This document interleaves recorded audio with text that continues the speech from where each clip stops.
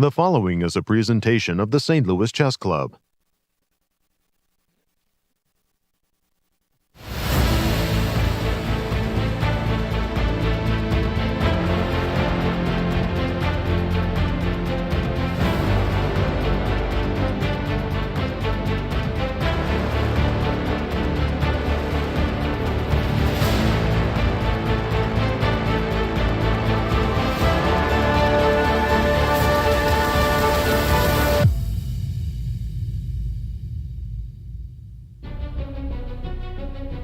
Welcome chess fans to day one of the Champions Showdown, The Kings, held here at the St. Louis Chess Club. We start the day in front of the world's tallest chess piece here in front of the World Chess Hall of Fame as we are waiting for the players to arrive. We have 6 of the best players in the United States competing in a triathlon of chess competition: rapid, blitz, and semi-classical. Who's going to win it all? Let's go to the studio and start day one. Get ready for a chess competition like never before. 6 of the top-rated US players, 3 games a day, 3 days of competitive chess, 1 champion. Welcome to Champions Showdown, The Kings. The action from the St. Louis Chess Club starts right now. Hello everybody, my name is Katerina Nemcova and I'm here with Grandmaster Yasser Seirawan and Grandmaster Cristian Chirila. Hello guys. Hey, wonderful to start off. Yasser, good to see you. Cristian, always a pleasure. Hello everyone, it has been a while. Welcome. The season is about to kick off and we've got the Champions Showdown to share. A very innovative format. You can always count on St. Louis Chess Club to come up with something special where the leaders are going to be determined by the prize money that they earn. What do you say? Well, stay tuned. We're going to tell you all about it. Kate, start us off. What a roster of players we have. Fantastic roster of players. Hikaru Nakamura is back in St. Louis and competing with a FIDE rating of 28-2. Then we have Fabiano Caruana, the reigning US champion, Levon Aronian, Wesley, Leinier Dominguez, and Robson. The whole US Olympic team is here. Absolutely. And I said the innovative format, and this is going to take some explaining. Tell us what we were looking forward to. So here we have a 6-player tournament pair over 3 rounds. We play 1 blitz, 1 rapid, and 1 semi-classical game per round per day. The time control for blitz is 3 minutes plus 2-second increment, for rapid 15 minutes plus 10-second increment, and for semi-classical chess 60 minutes plus 15-second increment. And importantly to note, pairings is based on prize money earned to date. So the same players are going to play against one another in these 3 formats. And tell us about the prize money. Yes, let's take a look. So each game, Blitz, Rapid, and Classical, has its own prize fund. When we look at Blitz, it's $4,500 per game, where the winner wins $3,375 and loser earns $1,125. If players make a draw, they split the prize of $2,250. And the total prize amount for the 9 games is $40,500. But let's take a look for rapids because the stakes are even higher there. It's $9,000 per game, where the winner earns $6,750 and the loser wins $2,250. And again, when there is a draw, it's $4,050 and the total amount $81,000. And classical, I mean, it's even bigger there. I get it. So the idea is you can lose your blitz game, but you want to make sure that you win the classical. There's a $2,500 best game prize and the total $250,000 for the whole tournament. Wow. Cristian, these players have achieved such great success. Share some of the highlights with each of them. Absolutely, and I do love the format already. I haven't seen it, but I already love it. Not only because they play in 3-time formats, but also they go head-to-head each and every day. So it's very cool to see. Now let's get to know the Kings in the Champions Showdown. We're going to start with Robson, as Kate just mentioned. He is a part of the Olympic team and he always produces great results. Only 30 years of age, FIDE rating 2689, coming in as a bottom seed. But I guarantee you, everybody's afraid of Ray because We know him, he's a speed demon. 2023 Prague Chess Masters champion, and he became a Grandmaster in 2010. He's also a 4-time US Olympian. Just an incredible player. Next king is Leinier Dominguez, Grandmaster Leinier Dominguez, who came from the Cuban Chess Federation. He was a 5-time Cuban chess champion, switched federations a few years back, and right now he's one of the top guys here in US chess. 41 years old, FIDE rating 2741, 2021 Chess 9LX champion, and he's also the 2008 World Blitz chess champion. He's definitely bringing an impressive pedigree to this competition. Wesley So, he is the next king that we're going to highlight. Take a look at this, 31 years of age. He's a 3-time US chess champion, FIDE rating 2748, 2021 Grand Chess Tour champion, as well as the 2019 World Fischer Random champion. This guy knows how to switch formats, and he loves Fischer Random as well. You were there in Oslo. Oh, he defeated Magnus terribly. What a match that was. This guy is very difficult to beat in a match setting as well. He's going to be a great contender. The next one is Levon Aronian. Also 2748, as you can see, the same exact rating as Wesley So, 42 years old, 2-time FIDE World Cup winner. Impressive. You know how you get to be a World Cup winner. You have to pass through so 7 many matches. 7 eliminations. This one is a match format, definitely one of the favorites. 2009 World Rapid Chess Champion and 2010 World Blitz Chess Champion. Incredible pedigree as well. And the final 2 bosses of this competition, one Fabiano Caruana. We know this guy quite well. 32 years of age, 2783. Had a difficult start to the year, but definitely will be looking to bounce back. 4-time US Chess Champion, the reigning US Chess Champion, 2022 Grand Chess Tour Champion, 2018 World Championship Challenger, and 2026 Candidates Qualifier.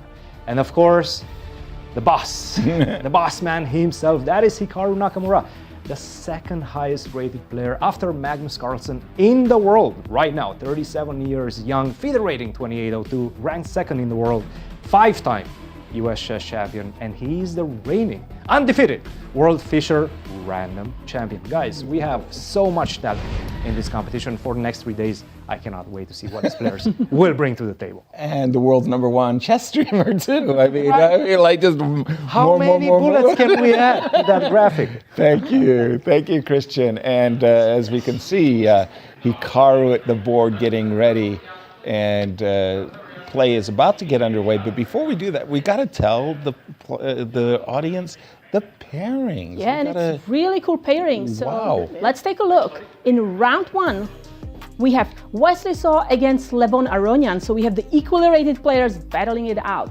Then we have Fabiano Caruana, the reigning US champion, against Hikaru Nakamura, the #2 in the world. And then Leinier Dominguez, former World Blitz champion, against Robson, who is also very strong in Blitz, many times Puzzle Rush champion. And it's important to know one more thing, that first player listed gets white for Blitz and Rapid, but then for classical chess, they switch colors. I got it. All right. And let's go to Tony Rich at the World Chess Hall of Fame as we get ready for round 1. Hello and welcome everyone to the Tournament Hall. I'm Tony Rich. I'm the technical director here for the Champions Showdown, the Kings. You'll notice behind me the players are getting settled in and ready.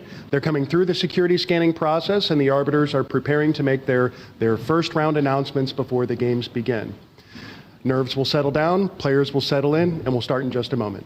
Thanks, guys. Thank you, Tony. And again, our first game of the round will be Blitz. And what we're going to do is, because it's so fast, we're going to concentrate on a single game.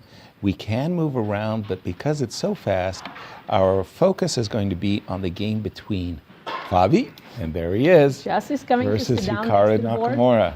Now, you know, on paper, you would say Hikaru is supposed to be the great Blitz champion, and he is a favorite. But that shirt, he's sporting his own name. That is his organization shirt. He's one of the signed players brand. for Team Falcons. And this one is a matchup between 2 players that are signed by organizations, because we're going to have the World Esports Cup. Gotcha, that's what's going on there too. Later in the year. But I wanted to say that pardon me, I wanted to say that Fabi, since 2018, when he became the world challenger, has really improved his blitz. Oh, yes. But I mean, it's staggering how good Leaps and he bounds, is now. for sure. Absolutely. With the white pieces, Kate, who do you reckon is the favorite in this game? I don't know. I don't know. But go. probably Hikaru because he's been streaming a lot and playing a lot of Blitz, whereas Fabiano is focusing on classical chess as well. Exactly. And let me just bring up, well, somehow my board is not, oh, there it is. Should be updated. No, it's not updating. Uh-oh. It's okay. It will come soon. It will come soon? enough. Do you promise? 97, the old, I want to say Steinitz. I trace that back to Steinitz, 97. And it has very recently become a popular opening. It's amazing how the fashion of the openings changes. At one moment, everybody plays the Sicilian. The next moment, everybody plays the Berlin. And I thought that maybe Fabiano is going to play Gioco Piano because that's what he's been playing a lot. Right, but nope. Bishop e2. So who has surprised whom? As again, the players start with 3 minutes. They get 2-second bonus. And it looks to me like Hikaru is the one who has I mean, he's 30 paused. seconds down right now. Queen b6. And again, Queen c3. That says to me, Fabi's done his prep. He's look at the his- clock. 2 minutes and 17 seconds for Hikaru, 2 minutes 49 for Fabi. So definitely Hikaru was the one surprising first with knight g7, but Fabi seems to have been very much prepared in this one. Now, Exactly. inviting, and this reminds me very much of Hikaru's game against Magnus Carlsen from the recently concluded Chessball Masters. And he lost that one. He lost with the black pieces. He played the same opening, the same similar type of structure with that backwards pawn on d7. So definitely something to watch out for. I'm seeing this, and apologies, my analysis board is still not caught up with the play, but Seems like Hikaru Hikaru is really just- wants to trade the queen. Hikaru has been chasing a queen trade, beginning with the move queen b6. Somehow he's played the move queen on d8 to d6 without losing a tempo. I don't know how he did it, but now queen b3. Is this inviting queen b4? Maybe queen e6 to try to follow up that I was trade just of queens. I was afraid of bishop c4 in case of queen e6. But yes, queen b4? No. He's E7. finally said, okay, I don't need to trade the queens immediately. bishop e3, knight f4. Finally, the knight lands on f4. We knew that that knight is going places. Right. It's not ideally posted on g6. The strange part is Bishop f3, yes. Do Bishop- not trade any of the bishops. bishop e3. I was even thinking of the move f2, f4, just to deny the knight on g6 any good squares. What's your take on this one? I mean, it feels Kate? like whenever white develops knight c3, and it's really fast with the development. Knight. I was about to say knight c3. The thing I have against knight c3 was that with the d5 square covered, I'm thinking that the knight might find a better square on c4. Okay, it feels like it's time for g3, And the bishop thing g2. is, the knight on d2 also protects the bishop on f3. For example, Yes. knight h3 with the queen on f6, the bishop on f3 doesn't have to worry about any sort of attacks. Agreed. That's why we see Hikaru backing down with knight to e6. Okay, we do have, now I'm thinking bishop g2. Just hiding the bishop, maybe Exactly. thinking I will play f4, e5 one day. Right, that's the dream. If we can do that, we've got, That's all we want, f4, e5, and that's why Hikaru is acting with urgency right now. exactly, you can't just sit back and let white build up the move f4 and e5. Knight c5. Now, attacking where the do you queen. play? Where do you place the queen? Queen Good c4. question. Queen Queen c4, queen takes b. Allowing queen takes capturing b2. on e2. Allowing capturing on c5. Nice move, but now Okay, b6. b6 immediately. Look at that. Ah, Bishop a6 is bishop coming. a6. Now Bishop that's a6. cute. Okay, I think I'm going to just have to play queen to d4 and just say, okay, you got me. You Let's got trade the queens. After all of the toing and froing, I couldn't avoid a queen trade. Queen d4 on the board. And again, the clock times. So Fabi has 1 minute 8 seconds and Hikaru 1 minute 16 seconds. So Hikaru has actually gained time on the clock because he was 30 seconds behind. And in this time control, 30 seconds is very meaningful. A2, A4. That's a surprise move for F5, me. wasting no time, but immediately attacking, trying to open the F file. A4 was the idea to play A5? No, I guess not. Okay, C2 is under attack. If Hikaru has the time to play D5 and knight E6 and bishop C. Fabiano has only 4 seconds now, and wow, What? the computer says a blunder. 4D seconds. 4T. 4-0. Yeah, I didn't like this move. Giving up the C2 pawn? What? No. The problem is you're also giving up the B2 pawn if you try to start attacking that queen with rook C1. So that might No, capturing on problem. capturing on F5 and allowing bishop F6. Suddenly, Hikaru is totally in the driver's seat. And on this Hikaru's one. knight is perfectly positioned because it can go to D3, it can just, it's great. Oh, definitely. Okay, I've got my board up to date. Queen C4 check.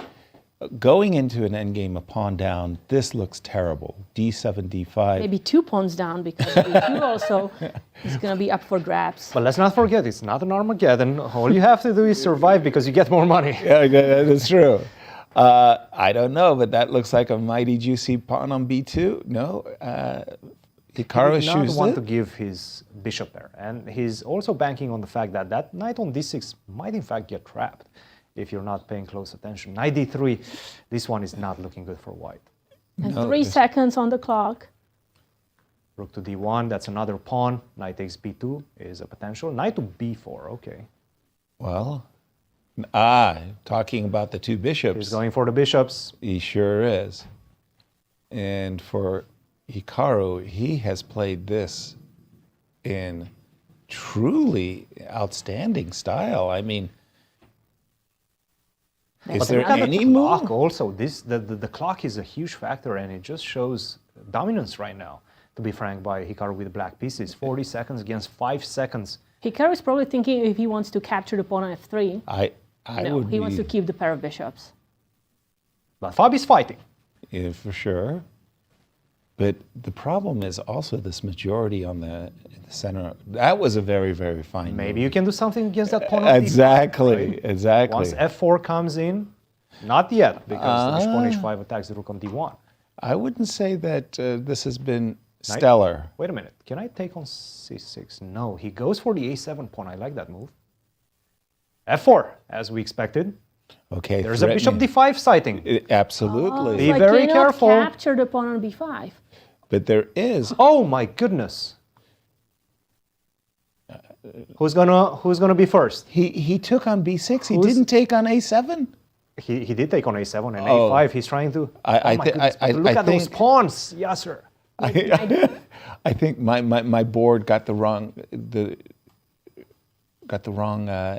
Input, yes. input. Okay, Wait a minute. Wow, because if you B7, go... B8. Be careful. Yeah, both are promoting to a queen. Oh my goodness. Who's going to be first? because Well, black is going to be first, but the question is who's checkmating? check. You promote with check. That's huge. But what the heck? 95, bishop takes C5. What's the idea? I think the idea is king H5. No, apologies. Queen takes F1 followed by C1. Get another queen. Right. Where's the queen? There you go. Give me my queen back, please. And after all of the action, we're a piece for how many pawns? For 2 pawns. For 2 pawns. 2 pawns. An King extra G1. bishop. And that extra bishop is fantastic in terms of stopping perpetual checks against my king. But the white queen is nicely positioned because it's guarding the pawn on B5. It's optimally positioned. Yeah, it's just an incredible queen. H7, H6, perhaps? Who's playing for a win, guys? Oh, I'm definitely playing for a win as black. You are, okay. Oh, definitely. But I'm just thinking H7, H6, just to stop Queen G5. Are you sure Queen E4 is good for you? That endgame is good for you? With the Yeah, bishop? my bishop, I'm not saying it's necessarily, G4, weakening the pawn shield. That king I'm is not going sure. towards H4. Be careful. Whoa. What? By the way, we do have a result that Wesley and Levon drew their Blitz game. Again, we're going to be playing 3 games. You can take on G7 if you want. Well, now you got to Wow, go this back. game got really complicated. And I think we're going to see a draw. But what He's about got Queen F5? E5. He Okay. considered it for the briefest of moments. Yeah. And a draw by shake of repetition. hands. We do have a result, Levon, and I'm going to go quickly to the game between Leinier and Ray Robson. Oop, I've got Leinier won. Leinier won. By the way, the final position, I'm seeing 4 pawns. Ray, where's the little guys? Well, that was a big, Wow, what a first round. I thought Hikaru was cruising. Yeah. Yeah, I mean, and we're not going to have much of a pause between the Blitz and the Rapids. We will get a pause between the Rapid and the Classical, but I think we're getting ready to go quickly into Yeah, the there's Rapids. no break. Players are going to immediately play the rapid game. Starting with a bang. Quick thoughts about that game that we just witnessed. I mean, to be honest, he was cruising. Hikaru. Hikaru was cruising. It felt like he just had it in the bag. Right. Pawn up, the 2 bishops, cutting the board in half. I mean, it just looked amazing for black. And then F3, suddenly, F4. not to mention, Fighting almost back a on the- minute up on the clock. That's true, Fabi too. played with 2-3 seconds. He played on increment for the last 30 moves or so, right? Wow. And Hikaru slowly dropped, allowed Fabiano back in the game. But this just goes to show, I mean, they're so tenacious. These They players. never give up. They never give up. Exactly. For a Blitz game between our number 1 and number 2 players, couldn't have asked for more. That was really nice, and I'm still a little bit stunned, frankly, that Hikaru Both didn't players win that game. promoting to a queen. I know. And actually Hikaru trying to promote to second queen. Well, he did. I mean, he gave up his queen for the rook on F1, got another queen. We saw 3 queens being promoted in that game. Not bad for a Blitz game. As we get ready for this Rapids in the Showdown, again, the players will keep the same colors that they had for the Blitz. It's only for the Classical that they'll switch colors. Wow. Maybe we can take a look at the money after the first game to see how much each they get for their respective results. The right? earnings. The earnings after day 1, It is, after game 1. It is the money will determine the pairings for round 2 tomorrow. There'll be 3 days of play. Today, of course, is the first. And here are the results. So we see there was a draw between Wesley and Levon Aronian. Each player pocketing $22.50 in their bank accounts. And for Hikaru and Fabi, I think we're going to see something very similar. That must be one of the most productive draws of their careers. Head to head. Here we have Difference Leinier. Here, Leinier Dominguez won against Ray Robson, and he pocketed $3,375. In first place at the moment. And the same story here because there was the draw between Fabiano Caruana and Hikaru Nakamura, who did have a great advantage playing with black pieces, trying to trade queens very early on. Right. Then Fabi offering it. Very, very cool game. And again, you'll see that the Blitz, Rapid, Semi-Classical is because they're going to be playing those 3 formats today. And we've got the Rapid coming up, and I believe that was a game 15? Game 15 and 10 seconds increment? Yeah. I believe so. Just testing you on that one there, Kate. And again, they'll keep the same colors. That whole E4, E5, if you don't mind, Cristian, what was the novelty in this game? Because it seemed like Fabi came very well prepared and had an edge on the clock, but then suddenly there was some pausing going on. And I think it was at this point, right, after queen to d6, Right. Hikaru was trying to figure out his opening choice and remember his opening preparation, because I guarantee you he's looked at this position before. And at this point, Fabiano started looking for ways to avoid the queen trade as well. He found it with queen to b3. Perhaps queen to c3 would have been better placed. And after queen to b4, maybe go all the way to g3. And he could have done that before as well.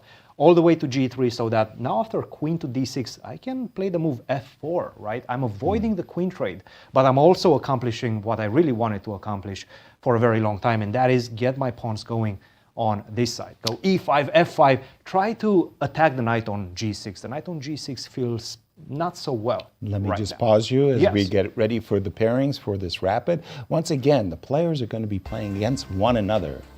We have Wesley playing Levon Aronian, Fabiano Caruana playing Hikaru Nakamura, and Leinier Dominguez against Ray Robson. Now in a rapid chess format as the players are taking their seats and getting ready for this round 2. We'll see if we don't, we might end up coming right back to you in case the players play the same line. And once again, by the money this time, our standings. The standings. So it's Leinier Dominguez who is leading the board with 3,375. Then there was the tie between Wesley Fabiano Caruana, Hikaru Nakamura, and Levon Aronian because they made a draw. And play is underway in the rapids as we do have e4, e5 between Fabi and Hikaru. As well, this time Hikaru deviates with the Russian defense. Petrov, No more knight knights, f6. Knight to c6, and now we kind of understand his strategy. He's going to switch things up. Right. He's not going to allow Fabiano, with his second, get those few minutes. You know, Right. his second, during the game, he was trying to find ways to combat this Exactly. for the next game, because he course. knows he's playing with the same color pieces. So Hikaru was like, you know what? We're not seeing knight to c6 anymore. Knight f6. One of the things, whoa, Oh. knight takes e5. This line was recently played by a Wonder Liang against Fabi. Yeah. It's a little dodgy.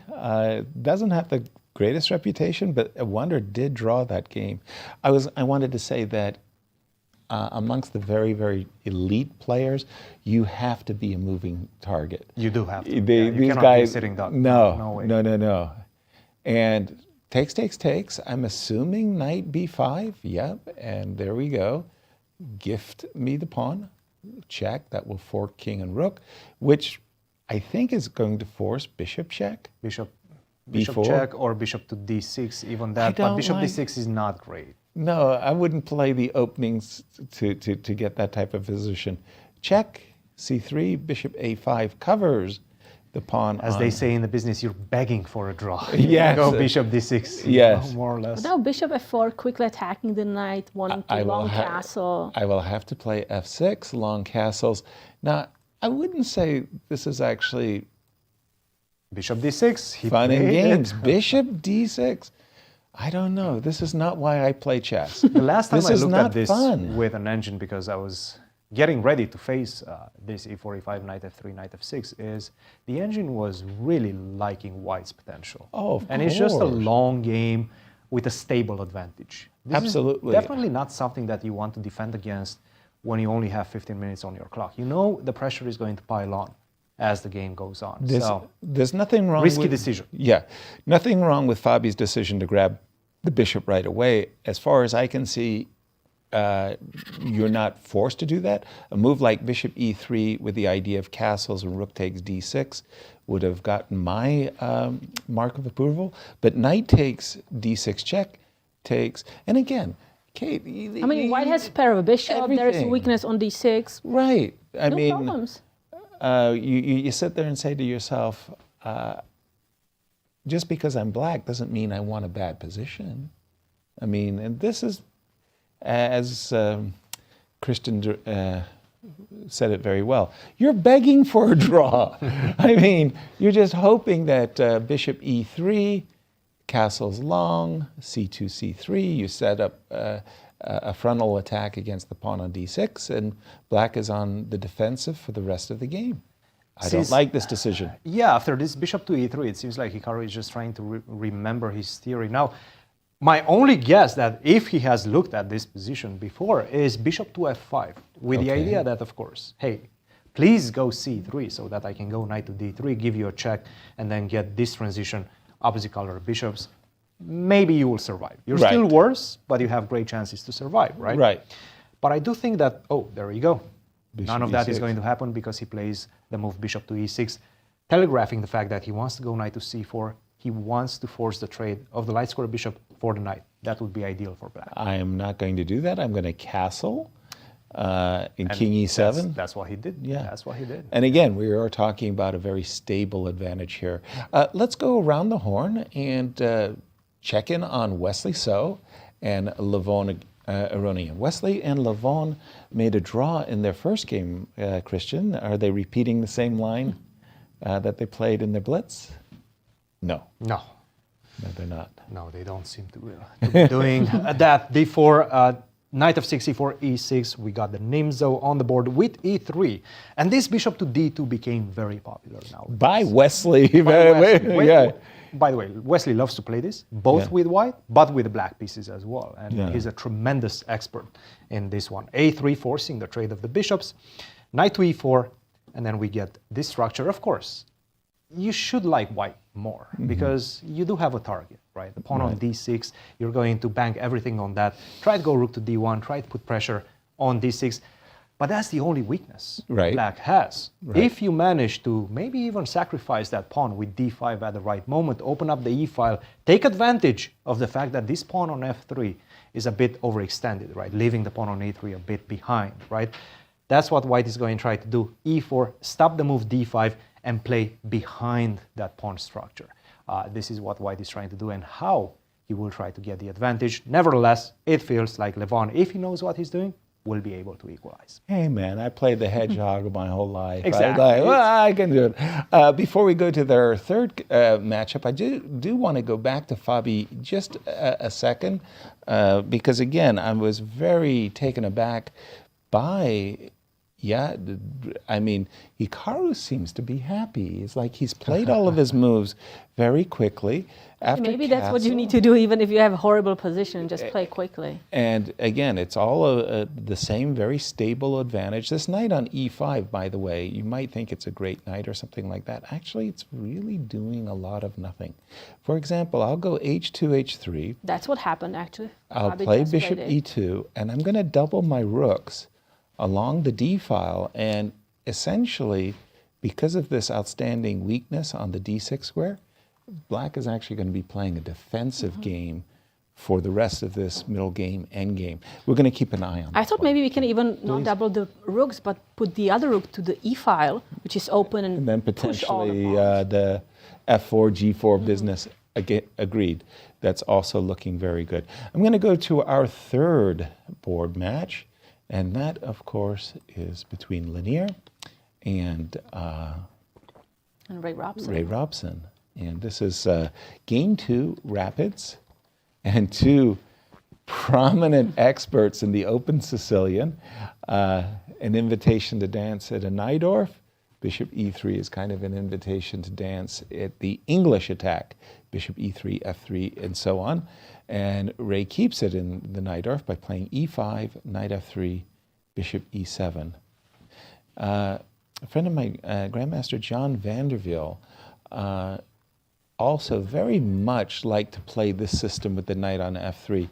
And I didn't really understand what the big deal was, because I was thinking that you wanted to play f2, f4.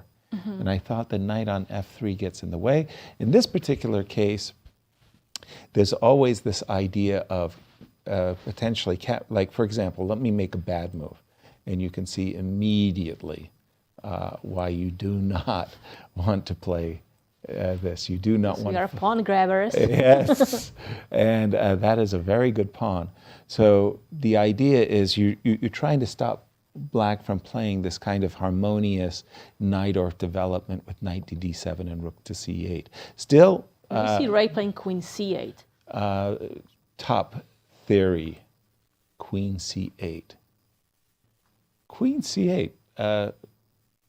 Still theory? That looks a little bit off the beaten track. Well, I thought this is the H6. first time that he deviates. They play the same position in game one as well. Okay. And in fact, in that one, he played the move b5. He really did not like that position after a4, bishop takes b3. We get these double pawns, but you do have some huge problems with the structure. If you try to go b4, knight to d5 is going to jump in the middle of the board, and you have strategical issues in this position. First of all, if you will be able to defend this pawn chain at the right moment, obviously not right now, you have to trade first. You will still have problems with the pawn on a5. This bishop will land on b6 in any endgame, and I'm going to start collecting your pawns. So strategically, you're in deep, deep danger. He did not like this, and of course, in the new game, we have the move queen to c8. Maybe you guys can take it from there. But exactly. Look at the clock, guys. What is the clock? Wow, Leinier has 15 minutes, and Ray Robson only a little bit less than 10 minutes. Exactly. He spent so much time. And let's not forget, they already played this position. He spent 5 minutes on this move queen to c8, trying to find the right deviation. So this is the problem, that the games are immediately after each other, so you do not have time to check it, to consult it with the computer to see what to do next.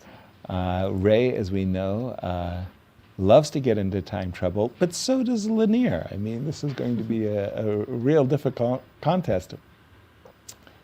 And once again, for those who are joining us late, shame on you.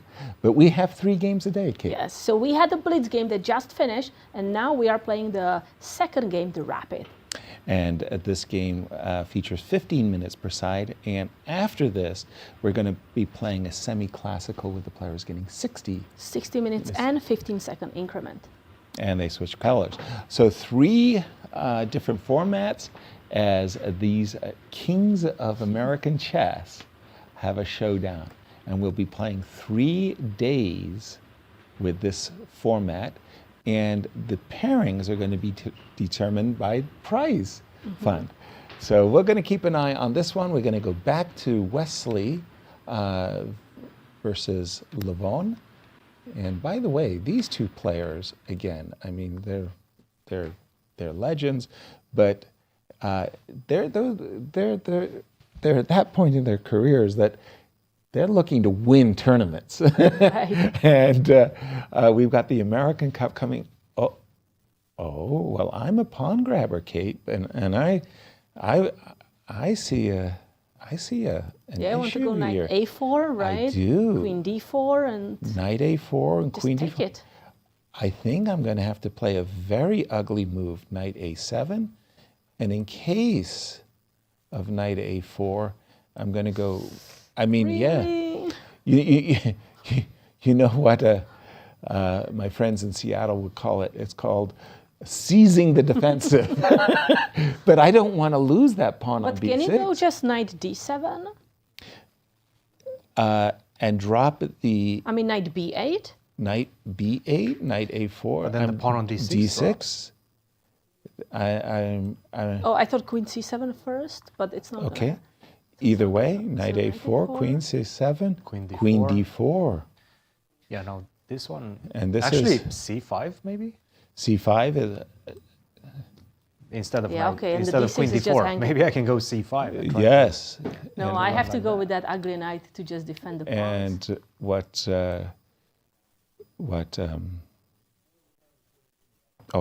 here, c5. Well, he's going towards the center. He goes knight e5. I think that's much more natural. Okay, either way, Is that also dropping a pawn? queen d4 or yeah, let's go queen d4. Queen g5. He's going for a kill on that side. Okay, he's basically Computer said jettisoning. Missed advantage or missed move. He's But yeah, guys, that's not a good move. what happens after e4? Isn't that just completely destroying White's whole concept? Black's whole concept. Black's whole concept. Yeah, excuse me. absolutely. E4. Okay, so first of all, the whole point is we're offering the pawn on b6 in order to capture this pawn on f3. So Setting up that pin on the g file. So with the move e3, e4, we stop Black's threat, we invite a trade of queens, And guess what? That pawn on b6 I mean, is going nowhere. The Kate, strategic that's position terrible. for white is amazing. This is losing. I think it's E3, just- E4. It's just losing after this one. The only way that I can try to defend is maybe take on d2.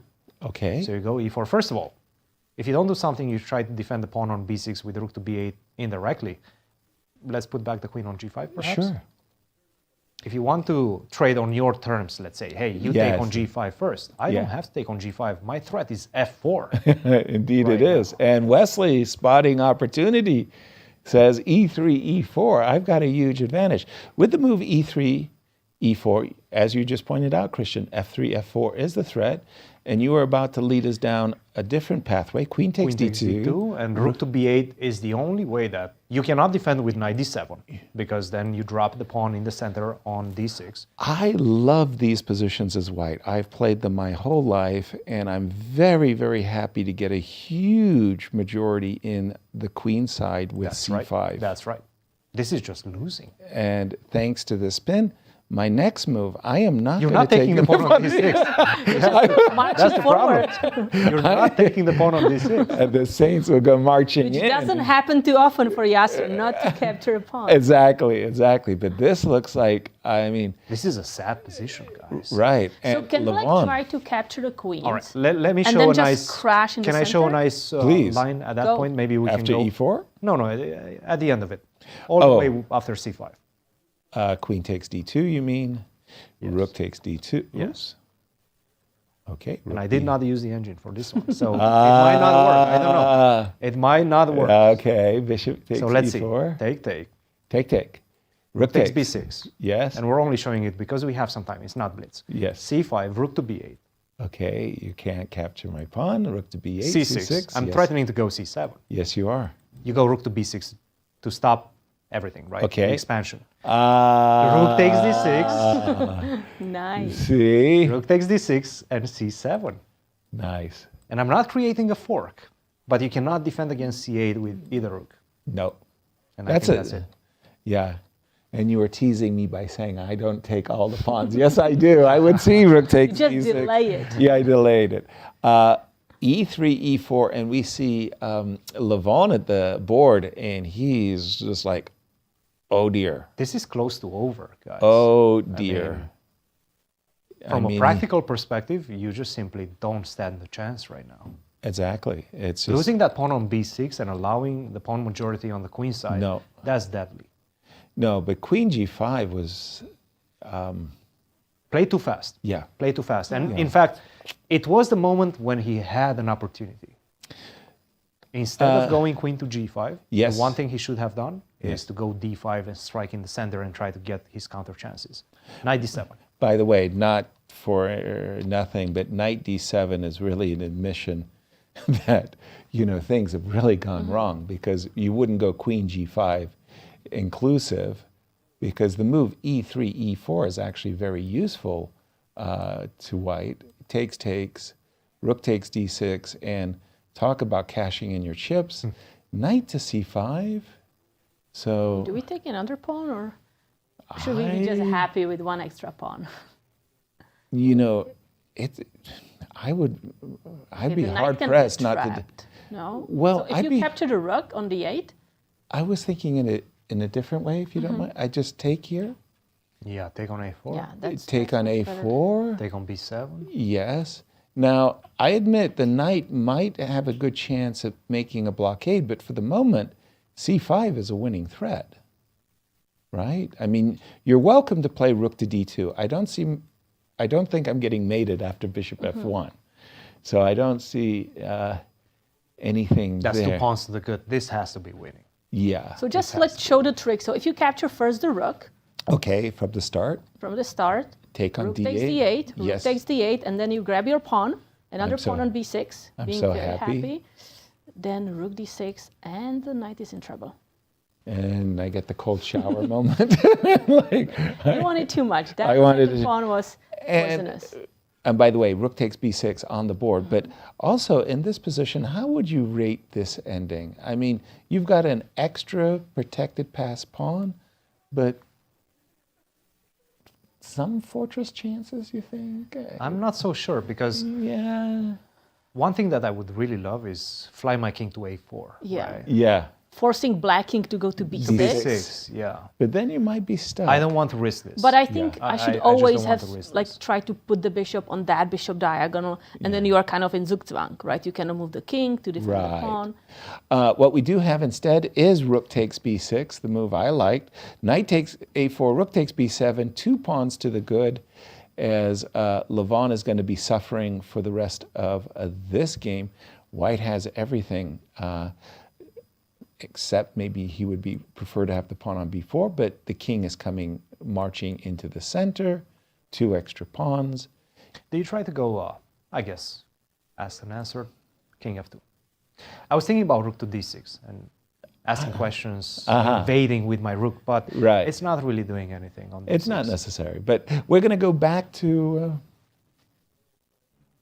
and by the way, just to remind everybody who's late, what about our Blitz? They, in their first round, they had a draw in the Blitz game. Wesley saw and Levon Aronian, they made a draw. Pocketing $2,250 each because it is the money that is going to determine the pairings and our standings. King e7, king e3, nothing wrong with that Activating the move. king in the endgame, that's what you want to do. One of the things that I would have been intrigued is to play the move e5. Normally speaking, I have a light square bishop. I'd like to put my pawns on dark squares so that my bishop would have more opportunities.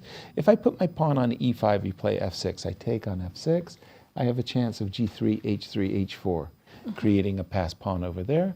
So I like g3, the idea of pushing maybe f4, As well as, yeah, h4 as well. I think that Wesley is going to play rook to h1 now, and h4 is Maybe on he's his debating agenda. even like king d4. Yep, that's also a very good possibility. So if I can get the king to center, Yeah, I'm going to have to play king d6 against, I have to defend the knight. We're going to keep an eye on this one. I wanted to go back to our number 1 and number 2 seeds coming into the tournament, Fabi and Hikaru. They had a very eventful draw. first round was, In that the was Blitz. a spectacle. Wow. Let's say 3 queens got promoted in that game. This is the same bad ending. They literally, these 2 players transited, and there we see the Blitz result. I mean, we see a draw, but it was not a peaceful game. No, that was not. I mean, that was not barely a friendly. survived. Yes. Somehow they've transitioned from the same opening to the same ending, middle game. The features are very clear. White has the 2 bishops and the superior pawn structure. That has not changed. And in fact, I would say Fabi has made progress. He has the open file. He is looking to play rook to h8 on a Just good to day. get more space. Exactly. Hikaru did miss an opportunity. Just one move back instead of g6. He could have went with knight to b4, attacking pawn on a2. But more importantly, it's something that we've been trying to do with the black pieces for a long time, trying to exchange one of Very White's good. bishops Yes, it's a with double bishop threat. d5. Exactly. That would have brought him closer to equalizing. Still not equalizing, but closer. After g6, king b2, now you don't have knight to b4 with the tempo. So it's back to white being much better. But it does beg the question, if I do play knight to b4, how are we stopping the threat? Well, it's white to move right now, right? Oh, sorry. After rook c7, bishop b6. Sorry. He also played rook c7. I was looking at knight b4 in that moment. Yep. But rook c7 on the board, bishop b6, rook c8. We've caught up with the players. So we just a3? Yeah, exactly. I'm sitting there thinking to myself, I want to stop the knight from coming to b4, c3 or a3. We're both wrong. But now knight b4 is possible. Because if I go knight b4, Yeah. you try to kick me, with a3, then there is knight d3. But I can go rook d1, right? b7 is hanging. I'm not going to take that yet. Because of rook b7 b8. is hanging. But b7, rook b8? Okay, so let's just say I go a3. You go knight here, check. Oops, sorry, excuse me. Knight check. I go king here. You take my pawn. I attack your knight with bishop e3, and my intention, of course, was to take Bishop d5? knight d5. Because now check. you Knight are... d5 or bishop d5, yeah. Both There's of them this work. pin on the c file. Okay, if I take then, Then I play rook b8. and now I attack you. Now Knight you have e2 knight check. e2 check. Yeah. Okay, It's I too don't. much. It's no, unnecessary, Not right? necessary. All right. We can just go rook d1 after knight b4. So c4 on the board. In case of knight b4, Cristian says, you know what? Stop. Stop all of the I don't want to see any fireworks. checks, you know. Stop the Absolutely fireworks. not necessary. Can I be my provocative self? King a3?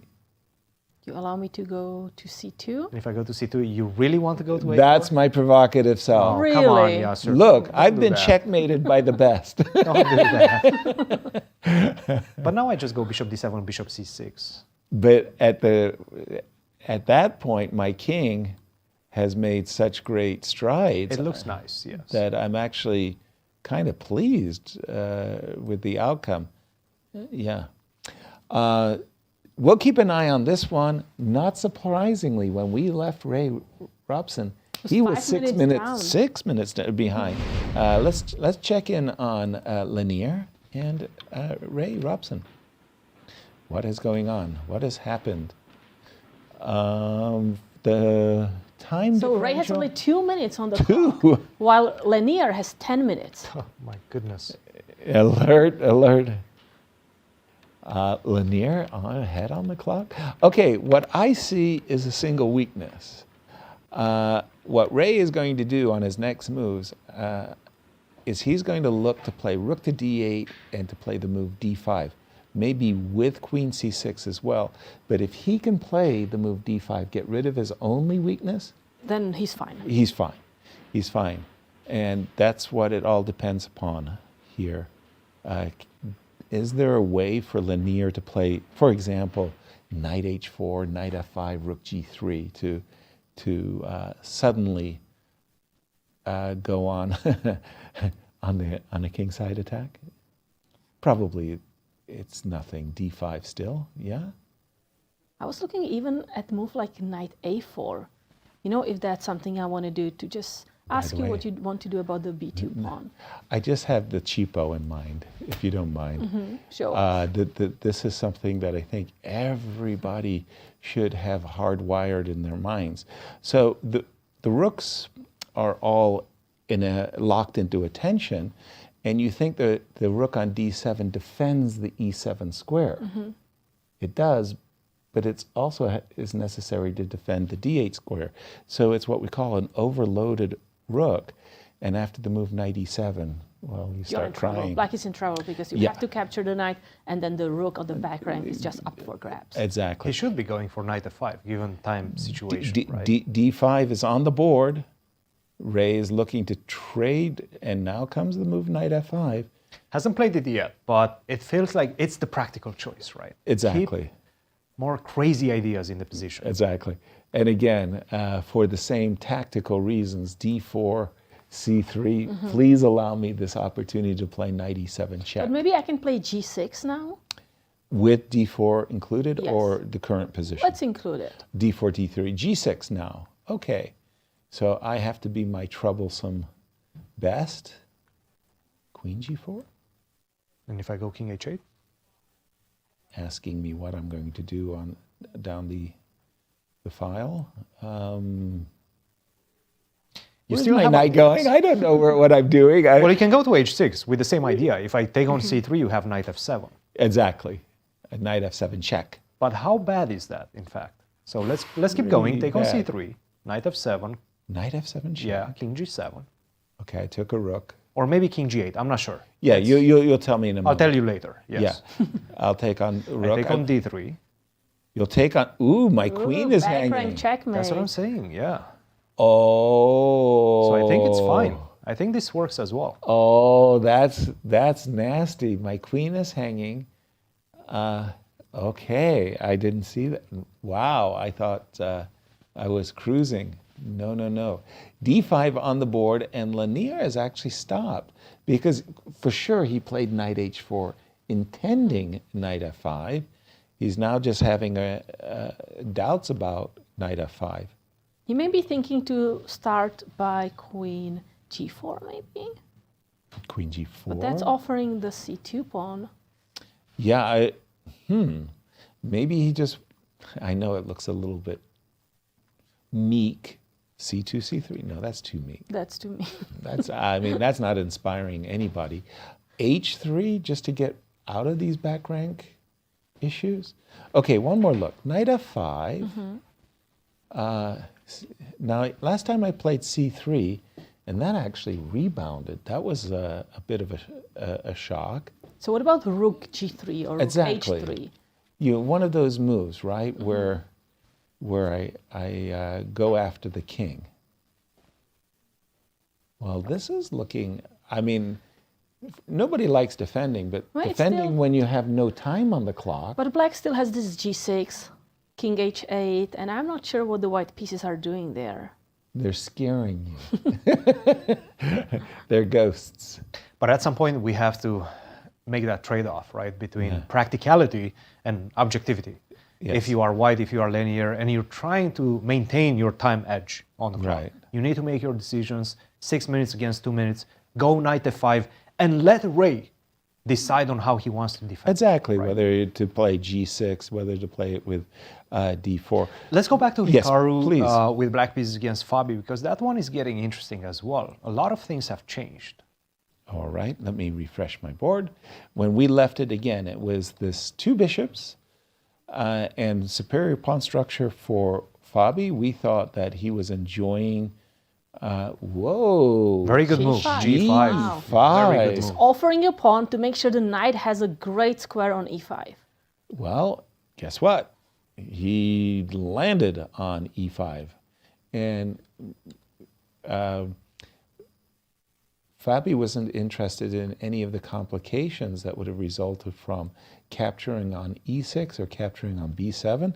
He just dropped back. By the way, quickly, the clock times of these two players? So Fabi has 2 minutes 50 seconds and Hikaru 5 minutes 6 minutes. 2 minutes, so a 2-to-1 3 time against edge. 6. Hikaru has essentially. been building up a time advantage in this one. Bishop d7, rook h5.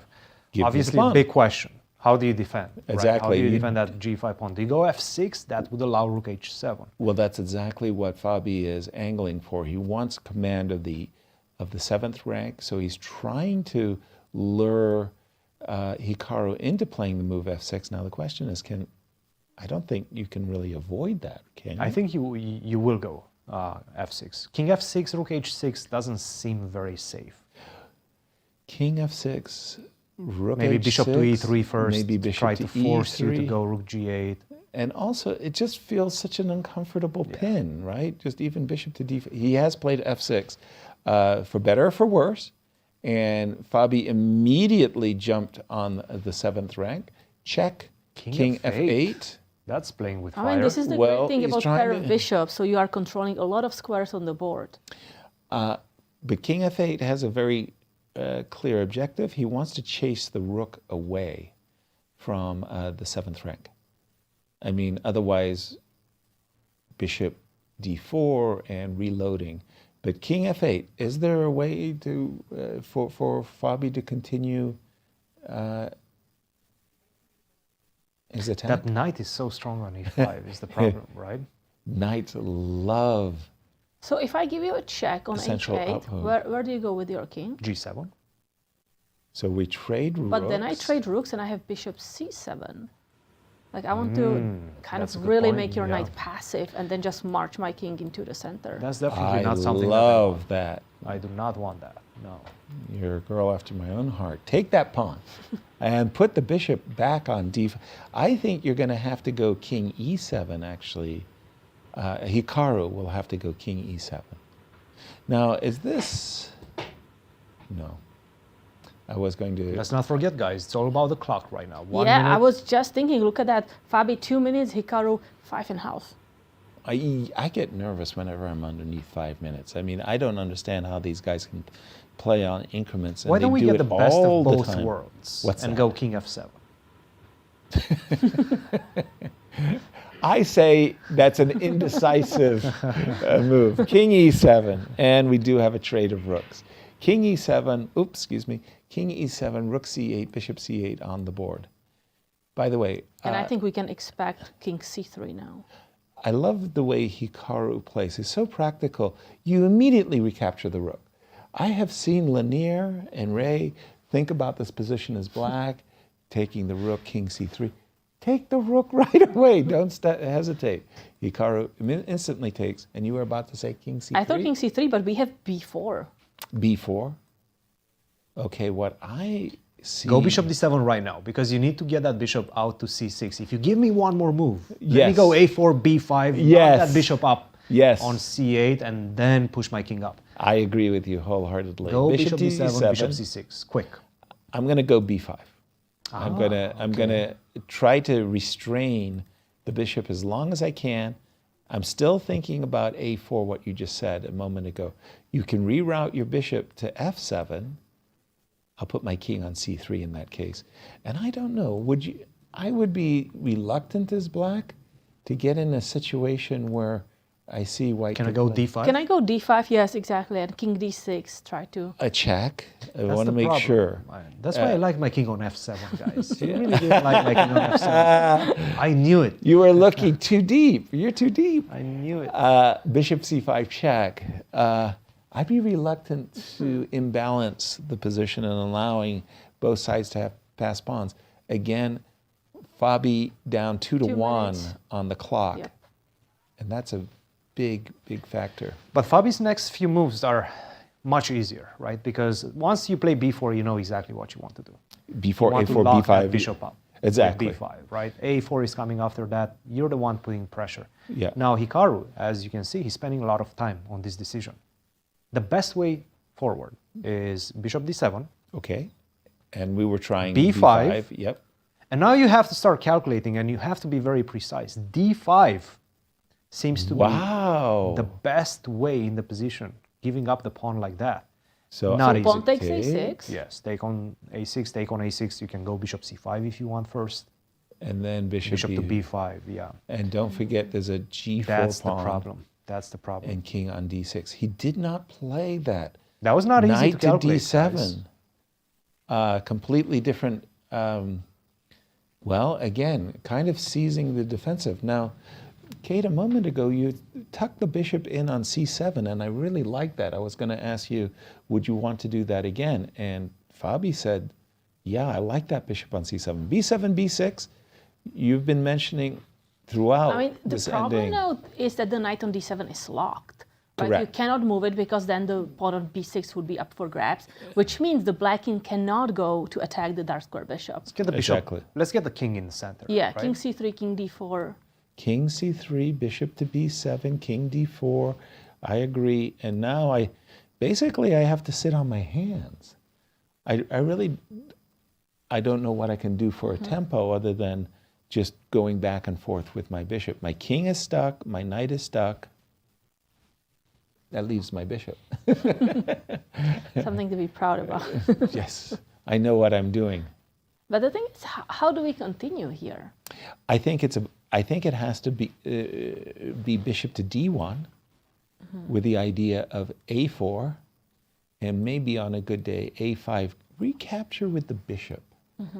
You want to create a passed pawn, and I think it's the b pawn that you want to play. You want to play after you've traded the a2 pawn for the b6 pawn, then you want to play for b5. But if you want to do that, why don't you go b5 first? By the way, we do have a4 on the board. He didn't play king d4. So just to accelerate Yes. our variation. Bishop c6, probably b5. Bishop c6, b5, followed by king to d4. Yeah. And then we still have to, in bridge, they claim the contract, and the rest plays itself. Here it is. And here you just want to say, like, I've done everything really good. I've got my pawns on a4, b4. I claim victory. To give you an update on the other ones, Yes. Wesley still up 2 pawns, still completely winning, and Ray Leinier speeding towards a draw. Speeding towards a draw. Yes. Okay. And again, we're just staying with this one as the number 1 and number 2 seeds in the tournament coming in on paper. And by the way, not for nothing, but it seems to me like in the last couple of years, Fabi and Hikaru have been trading places between number 2 and number 3 in the world. Yep, yep. I mean, Hikaru's picking his spots because he doesn't play in all the classical events. He's Bishops not to as C6. active, but whenever he is, he's very efficient. He impresses. Bishop C6. Inviting that B5 Inviting or B5. A5 move. Exactly. And now Fabi has 1 minute, 18 seconds to make a decision. You know, in these moments, I prefer to play bishop to D1. And the reason is, it's sort of like black doesn't have too much he can do. And I can always play A5 and I can always play B5, but I'm not 100% certain which is best. But if you play bishop D1, don't I have D5? Just push.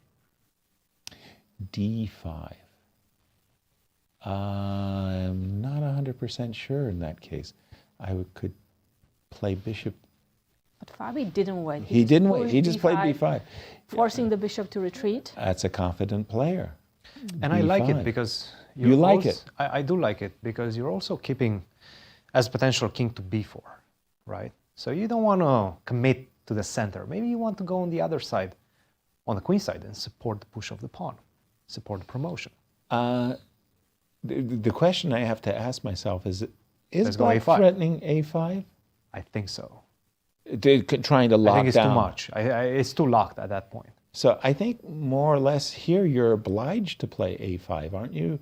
You're trying to create a pass pawn on the queen side. Capturing on A6, bishop takes A6, I don't see the benefit. Yeah, no, I think you're very much right about that. Do not allow A5, go A5 yourself. as well. Exactly.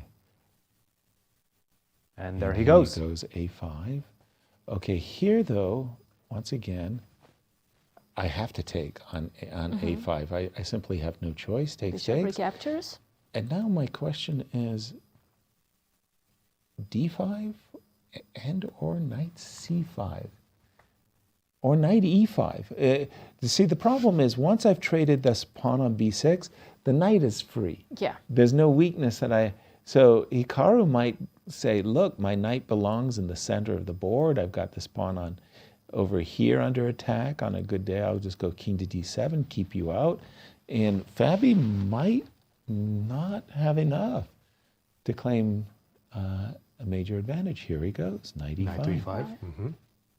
Sometimes it's being stubborn, obstinately, keeping the position. So at this point, you have to envision some sort of a trade of that knight on E5 for the bishop on A5, right?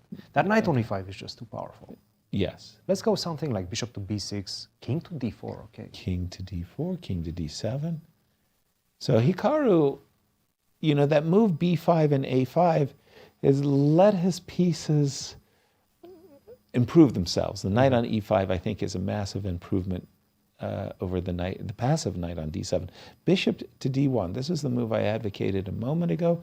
Now the question is, can we take on B5? And then? Bishop F3. Take on B5. Knight F3 check. Knight F3 Giving check. up a pawn. Yeah, but bishops of opposite colors, Yeah. no chance. No chance in those bishops. And in fact, of you can even... take on G4. G4, F5. Yeah.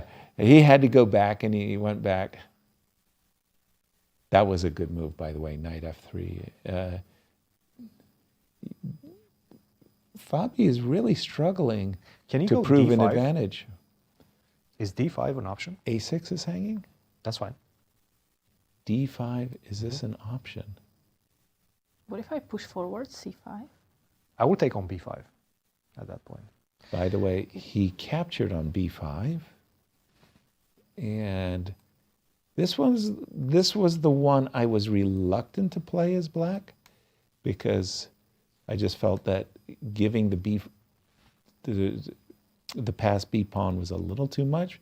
But I guess Hikaru is thinking that he's got his king. Bishop Also, C3, bishop king H3. C7. Just trying to capture the pawn on G4. Right. And that's why he played bishop C3 to be ready to take on E5. If you go bishop H3, king C7, and bishop to D4 is on the board. Okay.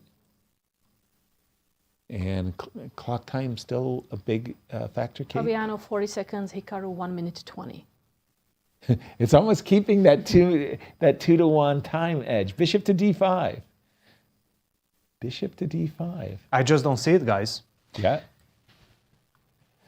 We're going to keep an eye on this one, but let's just jump to Wesley So versus Levon Aronian, because Wesley was 2 pawns up. Is he winning? Should have been. Guess what? He's no pawns up right now, but he's taking on g7 and promoting the h-pawn. That's enough. That's enough. Yes. Go h5, sacrifice King that takes bishop for the G7. a2 pawn. King to c3, okay. Trying to be sneaky. Go bishop to d5 now. Cap threatening. So the idea is he wants to go knight to b3 and a2, but b7 is the problem. Yes. So bishop to d5, the desirable knight to b3 just simply runs. I mean, we both make a queen, but the knight on b3 will be hanging in this variation, and that will be a very easy win for Wesley. And I don't think there's any other way to get out of this conundrum for black. Bishop d5, I think it's just over. Black can try knight takes e4, but then just b7 again. Still b7, yeah. What about this one? Okay, h5. Oh, bishop to g8, Wesley said. I mean, I don't want you attacking my bishop ever again. Look at that. I think he's just trying to be fancy.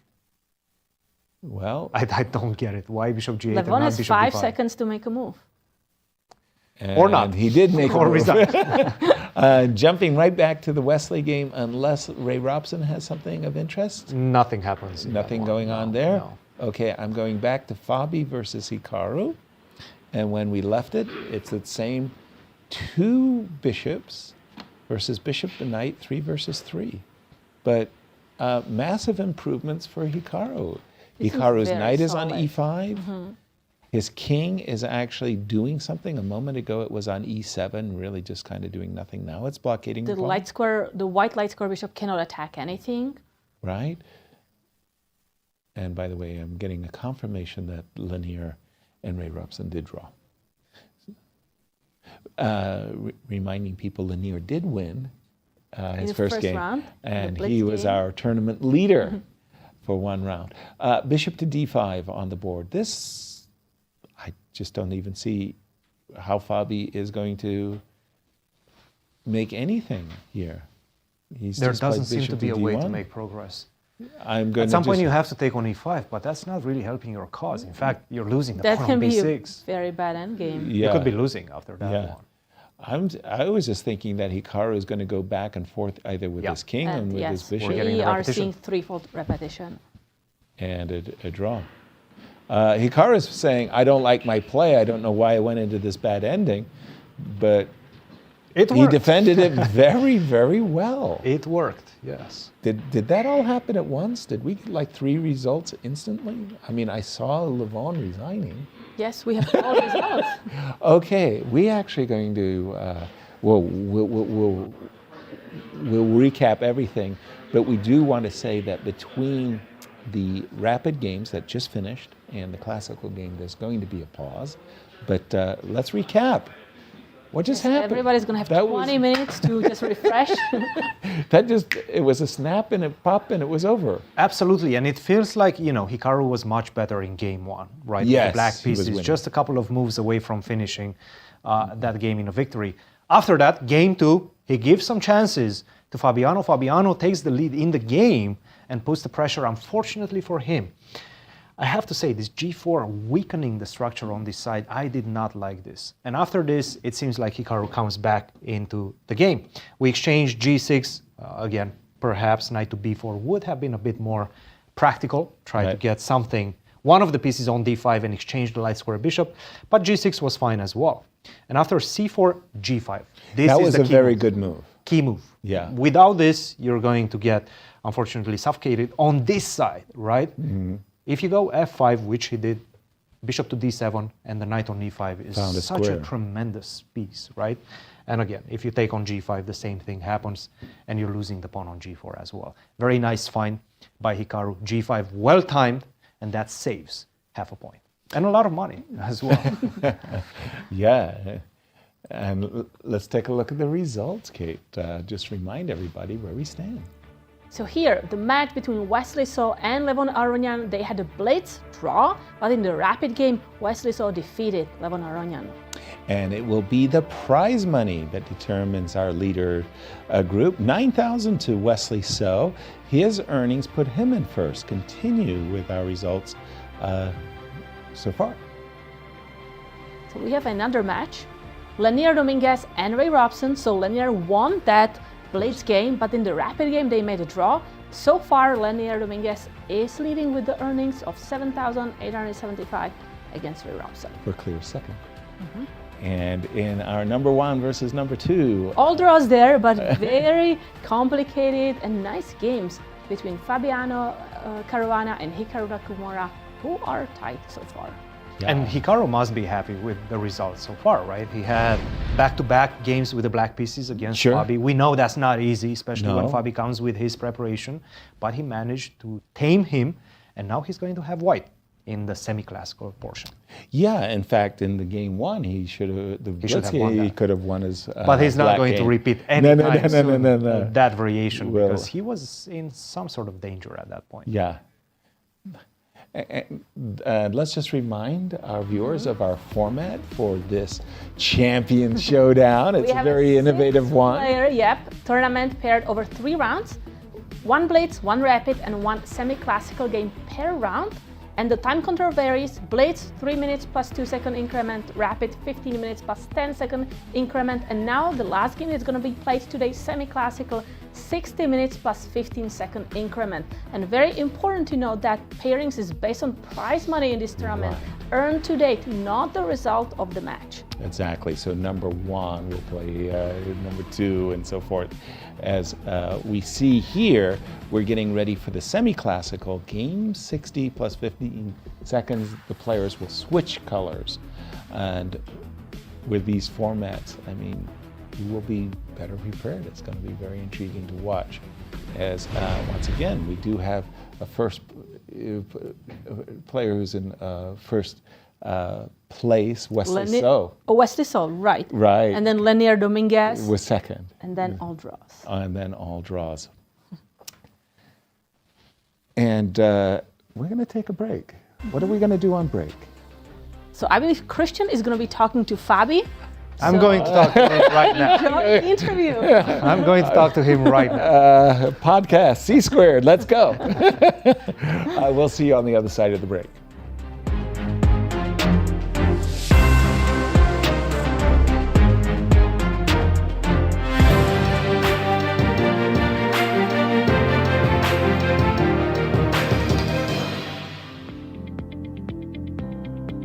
For the first time, we're having this new format, a triathlon of chess with semi-classical, rapid, and blitz. Which one do you feel you're going to be the most dominant in? I don't know if I'll be dominant in any of them.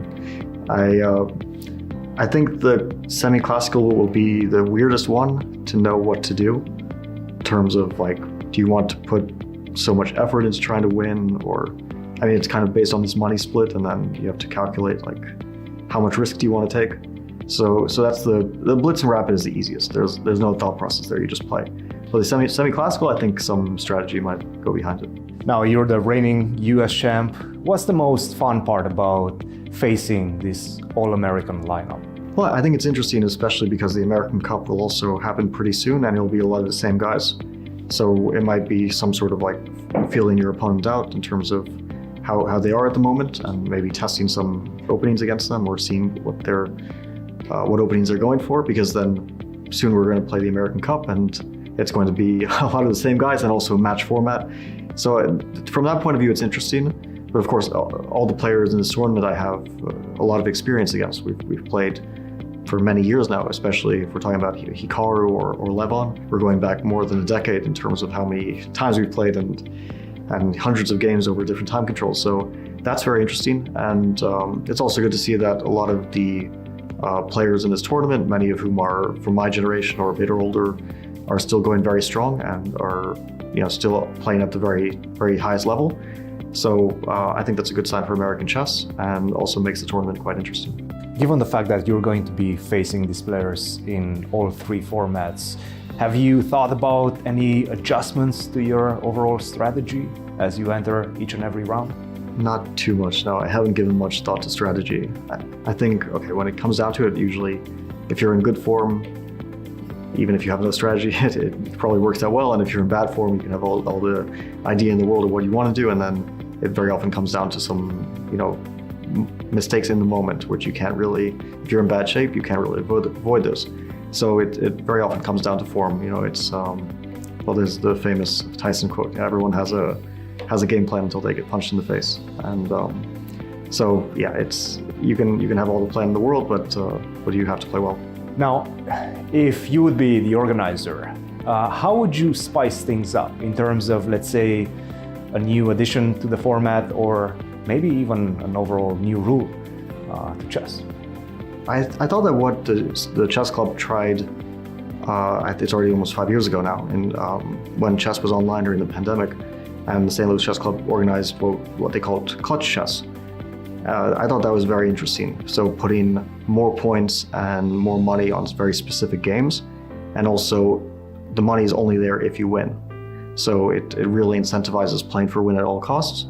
It also makes it interesting from a match strategy point of view, because you can take a lot of risk, maybe because you want the money, but then on the other hand, if you lose a game, then you lose 3 points. I think that was what we were playing for. 3 points in a match, basically, it's like the end of the match. So I thought that was a really interesting format. I don't know if there's ever going to be a plan to bring that back, but I had fun with that one. Now, obviously, everybody's super strong in this event, but who is your dark horse to watch out for in this one? I don't know who could be called a dark horse. I mean, everyone's really strong. You wouldn't call a dark horse like Leinier, for example, because obviously he's nearly a 2750 player, so it's kind of silly to call him a dark horse, right? It's no surprise if he plays really well. With that in mind, maybe Ray. Of course, he's also incredibly capable of playing really well. So, but he's not one of the by rating favorites. So if forced to pick a dark horse, maybe I'd say Ray. And what's his biggest strength? You faced him quite a few times. Yeah, with Ray, we've played 2 matches to start with. We're quite close in age. We've played in the American Cup a match. We played in the World Cup match. That was even higher stakes because the World Cup, of course, is qualification to the candidates. And we've also played in the US Championship for I don't even know how many years now. So, of course, we've played many, many times. I would say he's a player that, like when it comes to calculation and tactics, then those are his biggest strengths. But when it comes to practicality, like time usage and knowing when to take time over decisions and when to kind of trust your instincts a bit more, that's where, of course, he's still very strong, but he struggles a bit more compared to the very concrete kind of decisions, where he definitely excels. Fabi, thanks a lot for your time and good luck in the event. Have fun. Thanks.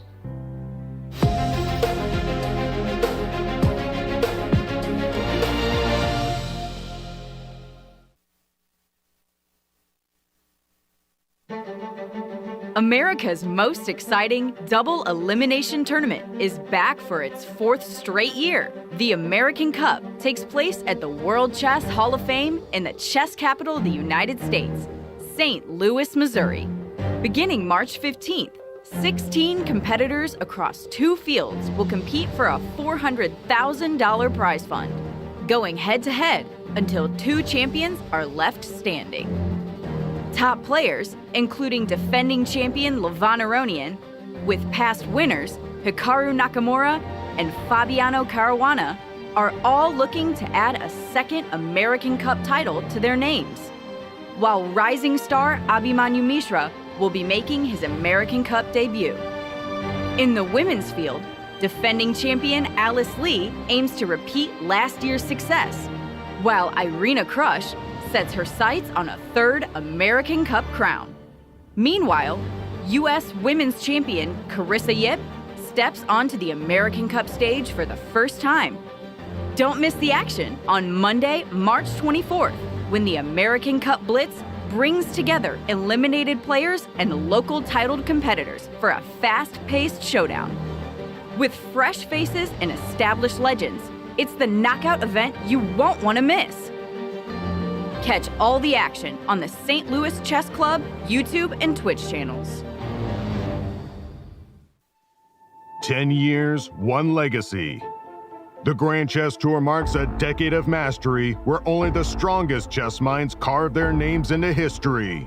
Each piece has its role, like soldiers in a grand army, with commanders to lead them into the tour's 10th year and a prize fund of $1.6 million. The Grand Chess Tour starts in Warsaw with the Superbet Rapid and Blitz Poland, immediately followed by the Superbet Chess Classic Romania in Bucharest, then off to Zagreb for the Super United Rapid and Blitz Croatia, followed by back-to-back events in St. Louis, Missouri with the St. Louis Rapid and Blitz and the Sinkfield Cup. And the culmination of the grand finale in the city of Sao Paulo, Brazil, will determine the 2025 Grand Chess Tour champion.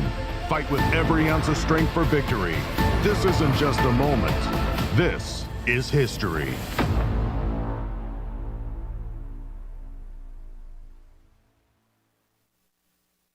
I'm Justin King. I'm a sculptor here in St. Louis, and I tend to make a lot of work with recycled materials, and especially cardboard. I make a lot of animals. It's one of my favorite things to make. So the World Chess Hall of Fame, they're doing an exhibit called Pawns and Paws, and it's showing off all the animals that are influenced within chess. And so we got this crazy idea to make a T-Rex. It's a wonderful opportunity to work with the World Chess Hall of Fame, and I've had the pleasure of working with the Chess Hall of Fame before. We got together during Chess the Musical at the Muni, and they were promoting that. And so we made a night chess piece out of other chess pieces. And as people stood in line, they were able to sign and draw all over these chess pieces. Then I was able to collect those and reconstruct it. And then when I got the email and phone call to come back and make something, we decided to go big, and we made this big T-Rex, and we're excited to put it where it's going to be and seen by so many people from all over, so I'm super pumped about it. At the World Chess Hall of Fame, we love highlighting the talent of the St. Louis art community. And when I was curating Paws and Pawns, Justin King was a natural fit with his fun and whimsical animal sculptures. We're looking forward to seeing how our visitors react to this oversized T-Rex that'll be popping out of the wall, enlivening the space. It was nice to get back together to create something new, and hopefully this relationship continues into the future. I hope you get a chance to come down to the World Chess Hall of Fame, check out the exhibit, see this monumental T-Rex we've installed, how we've used these materials and tied it all back together into the world of chess. We hope to see you there.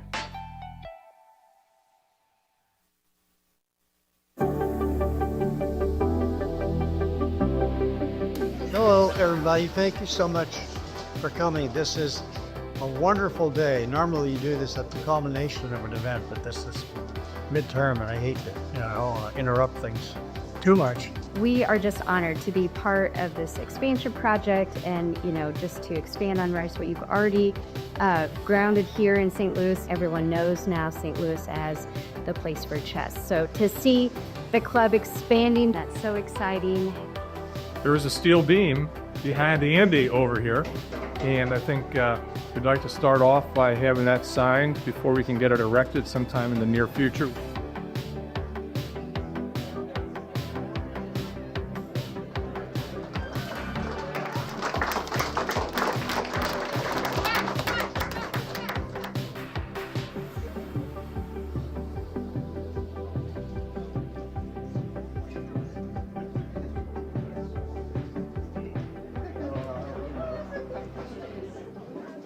Writing a book? Yep.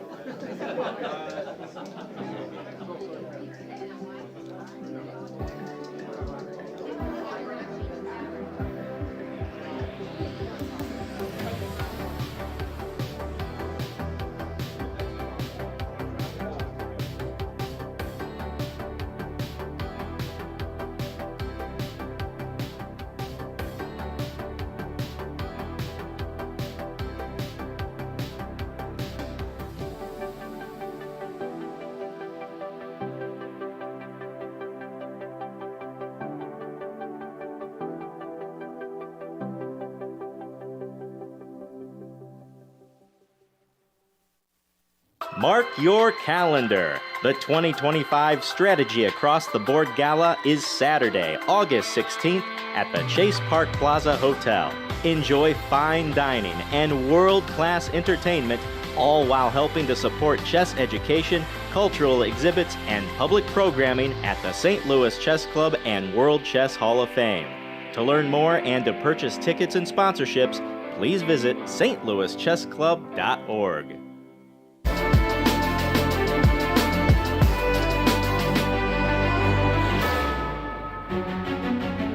Welcome back, everyone. We're gonna take a look at results of the first two games. We've had Blitz and we've had Rapids. Here we go. So the match between Wesley and Levon Aronian, the Blitz game, was a draw, but in the Rapid game, Wesley won. So far, he has $9,000 against Levon, who has $4,500. Not bad. Not bad. Not bad. The next match, Leinier, Dominguez, and Robson. Leinier won the first Blitz game and then made a draw in the Rapid game. And now he has $7,875 against Robson, $5,625. And in the matchup between the number 1 and number 2 seeds. I mean, incredible games, but so far both draws. So the players are tied at $6,750. Exactly.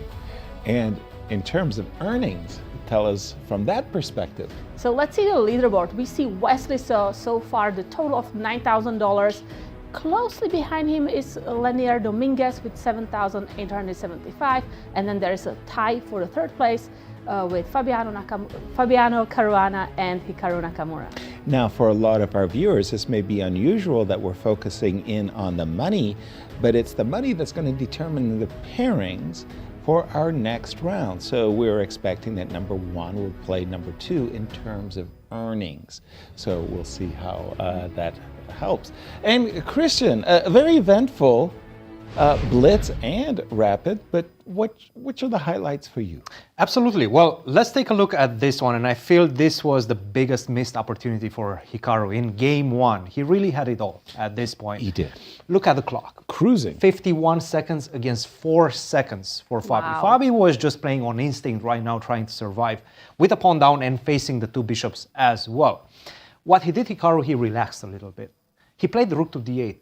Why not just simply take the pawn on b2? And this pawn on b2, in fact, inflicted a lot of damage against black's structure. So instead of rook to d8, just simply take the pawn, then do everything that you have done. Rook to d8, try to target the knight on d6. What I do feel his mindset was, let's try to get this bishop to g4 idea. And perhaps that's going to, maybe get a piece, maybe get an exchange on d1. Let's catch him with that. Probably forgetting about f3. And look, you can take on d6 and allow taking on d4, but now we have the opposite color bishops. I understand you have this beautiful majority on this side. There's a lot of work to be done because I go b5, I start weakening your pawn structure, you're in trouble, right? You're not going to win it as easily. So it's work. Big opportunity, just simply pick up that pawn on b2. After that, it was absolute mayhem. He's still winning, by the way. White is not back in this game by any stretch of the imagination. But after knight to c8... d4 is where it went wrong. Yeah, but knight to c8, already I have my threats. This is what I want. Whenever we're playing on increment, all I want to do is find the next threat. Right. Let me find the next move. I'll take it move by move, right? But there is bishop c2 in this moment. Yes, though, right? of course. That was really where it finally just going back to this d4. Wrong. Yes, instead of d4, bishop to c2 seems to be quite good. Rook to e8, also quite good. Really? Yes, the idea being that if you take on a7, now I go c5. Apparently you cannot take on d5 because that's of bishop hidden. to d4. Look at this. Wow, that's pretty. Look at this beauty. That's pretty. Look at this beauty. The king is checkmated, right? Yes. So Hikaru must have missed that f4 move, right? Underestimated it, probably. for sure. Or underestimated, Probably. yeah. Yes. f4, and it's not even the best move in the position. No. In fact, bishop to h3 seems to be better. But f4, again, the players are playing on instinct right now. It's just a race. Like, who's going to be first? We didn't know. We have the engine right now, sure, we know. But in the heat of the battle, we didn't know anything. Because we came up to a moment, if you don't mind, skipping ahead to the moment when Hikaru had these two connected pass pawns, and he queened both of them. Yes. And he still didn't win the game. Look how they're coming. Yeah, I mean, and we were kind of like... Rook to F1, by the way, the only move that stays in the game, that keeps white in the game. And he's been playing with just seconds, has Fabi. Still winning. So he's got his queen. Still winning, king g6, 95, still winning. Take. Yes. So he's queen both pawns. Let's see what the mechanism So we should have actually been. thought that white is maybe okay here.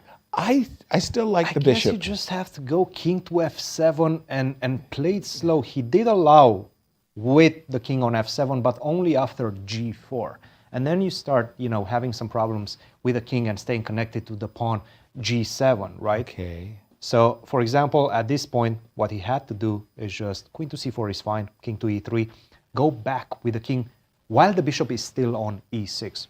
He didn't do that. He played g4, got the bishop on d3, but now the bishop does not protect the king anymore, right? So I have all these checks. He went for the pawn. Unfortunately, the king is too vulnerable, and that allows white to stay in the game. And in fact, right now, it's just a perpetual. And that's how it ended.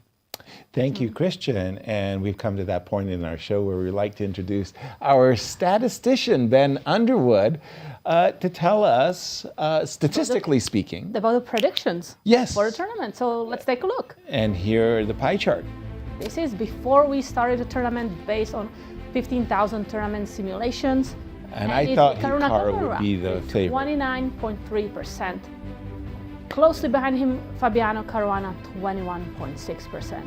Wow, Ray Robson, only 3.3%. Again, because Hikaru and Fabi, with their fabulous blitz and rapid chess skills, are grabbing the lion's share of the chances. What happens after we inch up a round or two? Or do we have that? I'm not sure. I don't think we have it. Yet. Just we're probably going to have it after day one. After day one. As we enter There day we two. go. Yes. Well, let me put you on the spot then. Kate, do the honors. Who's going to win? Well, I think I'm going to go with Hikaru Nakamura because I think he plays the Blitz and classical games Blitz and rapid games a lot, but he's also playing well in the classical chess. So. I can't come. Hikaru. And now I saw that even the predictions are going well. So. Yeah, you're going to go with the AI. Fabi he's been having such great results. You mentioned that he had his first setback, Tata Steel. Huge one. He lost, I believe, something along the lines of 20 plus rating points. Right. That's a big loss. At that level, they're so difficult to come by. I'm going to go with a little bit of an outlier, not that much. Wesley So, in different formats, he has proven to me time and time again, he's a hard man to beat, and once he gets in a rhythm, now that I've seen him start so well, he could have won game one too, by the way. I'm going to go with the outlier. Wesley, it's up to you to break the tie. Look, I'll take Fabi. What are partners for? You don't pick my guy, I'll pick you, no problem. If you would have picked Fabi, I would have picked somebody else. Okay. But I'll take Fabi on this one. Wonderful. I understand a bit of a shaky start with the white pieces, did not create as many chances. Even in game two, he was presented with a very favorable opening. Yes, he was. Such a nice position. Knight b5, knight takes d6. Two bishops, better pawn structure. You're fighting against that pawn on d6. You're pretty much massaging at that point, right? You're trying to get that victory. Unfortunately, he didn't get it. I'm very impressed with the way Hikaru is handling, especially worse positions in this one. Even in game one, with low time on the clock, he handled it very well, and after that got the winning position. It's going to be a tough third game. But after that, I think Fabi's going to maybe get away from this match against Hikaru, and then I think he's going to His tenacity is absolutely unbelievable. Again, for those of you joining us late, we have a very innovative format, Kate. Yes, we have 6-player tournament paired over 3 rounds. 1 Blitz, 1 Rapid, and 1 semi-classical game per round. Today we only have the semi-classical game ahead of us. And the time control for Blitz is 3 minutes plus 2-second increment, for Rapid 15 minutes plus 10-second increment, and the semi-classical 60 minutes, so that's a longer one, plus 15-second increment. And what's really cool about this tournament is that pairings are based on prize money earned to date, not the result of the games and of the match. Absolutely. And these players are dueling one another. They do not change opponents during each day. So there'll be 3 different opponents for and our leaderboard. Yeah, so far it's Wesley So, Yasser, it's your pick, Yep. who is leading the tournament with $9,000. Closely by him is Leinier Dominguez, and then Fabiano, Caruana, and Hikaru Nakamura are tied for the 3rd place. A little bit unfortunate there that I do pick Wesley the time that he happens to be in 1st place. I really like Good try. When Wesley is in form, you got to admit, Yes. he's a hard guy to Especially defeat. in match format. Yes. Especially in match format. He's Exactly. a very difficult player to beat, and I remember this American Cup, I believe it was maybe last year, a couple of years back, when he faced Hikaru. And he had the extra life he got from the winner's bracket. And I think Hikaru got that, didn't he? Yeah, I didn't think he so win that too. one? Still, it was a crazy match. Come from behind victory by Hikaru. Shows how strong Wesley in this type of match form has to make it into the finals from the champions bracket. So definitely a very, very difficult player to And to by beat. the way, of course, that you mentioned it, American Cup is coming up after this event. There'll be a week in between as we see Leinier getting in what I like to call the Zen zone, you know, getting into the game. I've always liked arriving early to the tournament hall. Every tournament hall, they're playing the World Chess Hall of Fame, by the way, every tournament hall has its own noises. You know, you walk on the floor, you get used to the noise that comes over there and the noise that comes from behind. Is he the only one that got the memo that they're starting at 30, not at 45? Everybody else skipped across the street to Bar Italia to make. And by the Those way, who are in town, yes, they can go to watch International Master Eric Rosen and Women Grandmaster Talia Cervantes live commentary at the St. Louis Chess Club. absolutely. If you're in the Central West End, go to the St. Louis Chess Club. They are having an open forum. They take all questions, and everybody is welcome.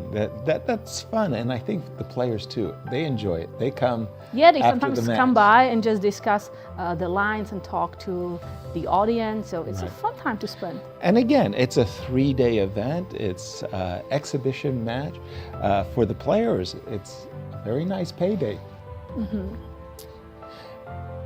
And after the games, Eric Rosen will be the one making Interviewing the interviews. players and Yes. asking their feelings about the games. Exactly. As we see the players are getting the memo. And now for the classical chess, they are changing the colors. So Fabiano is going to have black against Hikaru Nakamura. Levon Aronian is finally having white against Wesley So, and Robson is going to have white against Leinier Dominguez. Yeah, I was going to say that for Ray Robson there, he was under pressure with the black pieces. He's going to feel a lot better having the white.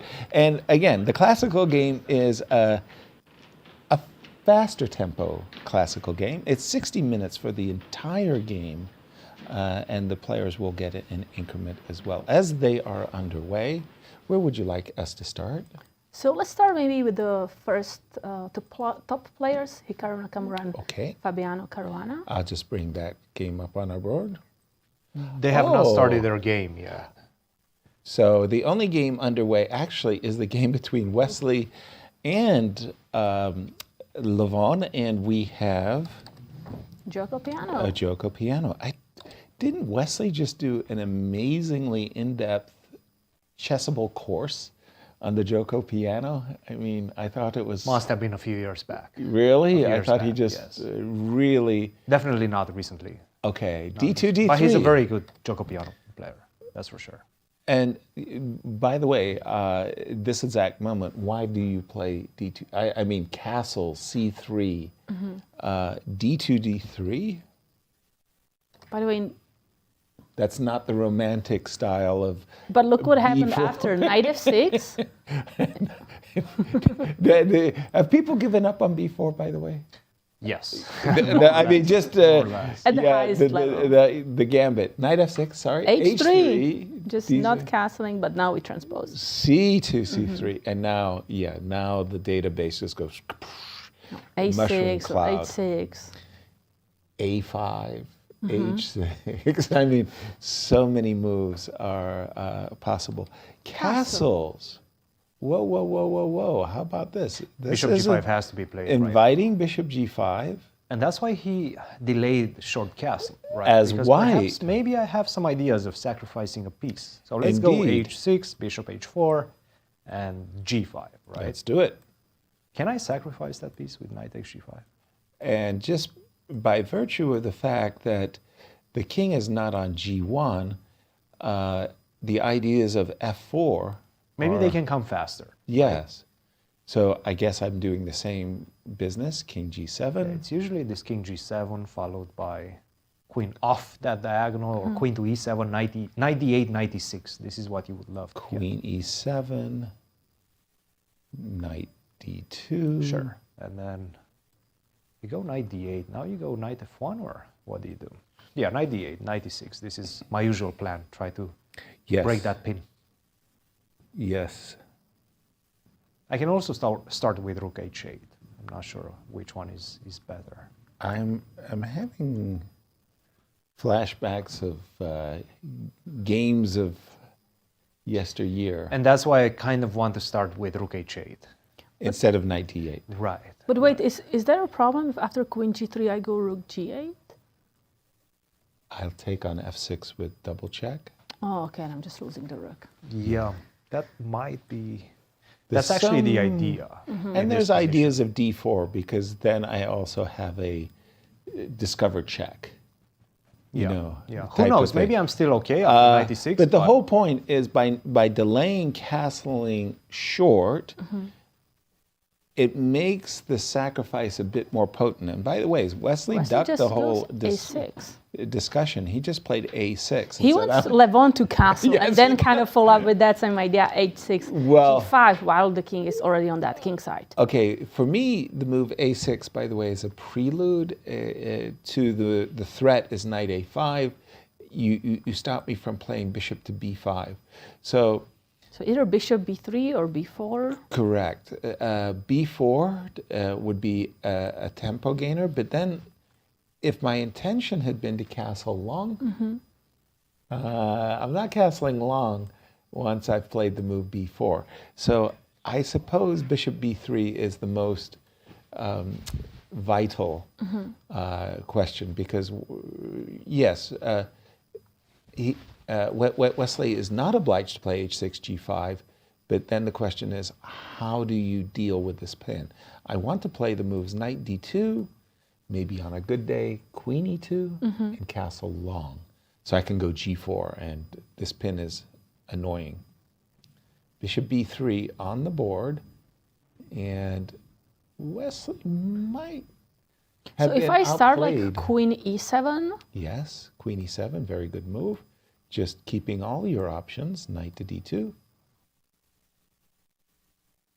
and I thought maybe immediately to go knight d8. Knight d8. Oh boy, Kate, you're... Are you going to go d4? Yeah, I can resist everything except temptation. d4, grabbing the center, why not? But also weakening that e4 pawn, so I I'm going to agree. capture on d4, Capture, capture, munch, munch. Yep, yep. make a pin, bishop b4. And now I'm out of dodge. Now I have to castle. Getting out of this pin.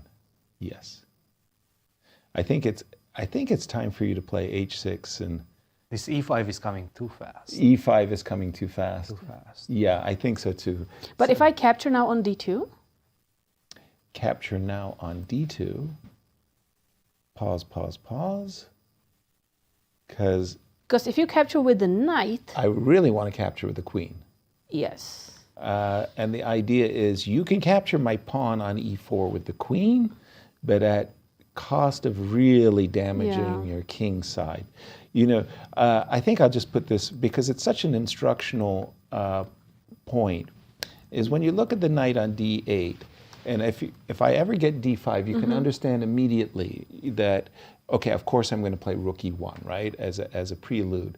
But this idea that positionally speaking, I'll always have an attack against your king. Right, and the light square bishop on that diagonal b1, h7, that's going to be disastrous. And I'll for play black. d5, and I'll kind of arrest the knight on e8. So probably not something, and by the way, we do have h6 and g5, and there's no sacrifice. So the inclusion of a6, bishop b3, Wesley said, Levon said, I'm not interested in taking on g5. No, the whole idea seems to be of delaying castle, which is what Levon is trying to do right now. He just simply does not want to castle, is to have the rook on h1 and try to break with h4. h4, and then if you do take on h4, obviously that would be really bad. Terrible. Because strategic disaster. The rook on the h file is going to deliver the checkmate very, very quickly, right? Isn't this the moments where black is playing like knight h5? Sure. And not necessarily to take the bishop, but almost using the knight as a defensive piece with knight g7. Okay. How would the game... Sorry, you were about and to tell me perhaps something. even after knight h5, maybe we can go knight to h2, maybe? Try to give away the dark square bishop. Wow. But once again, without the king on g1, there's no knight takes g3 disrupting me completely. Exactly. Right? So maybe I can take and then put some pressure on the f file. And That's by the my way, plan. Yeah. Guys, Yes, please. what if I capture on e5? Is it impossible? You can. You definitely can. I want knight takes e5. Knight takes e5. Yeah. Knight takes g3. Knight takes c6. Now pause here because I got a tricky. Maybe Yeah, I you can have go bishop queen takes f6, f2. but oh, you have. But bishop queen takes- f6 is also very No, but strong. queen f6, I have knight e7. Whoa. You just guys move. are way ahead of me here.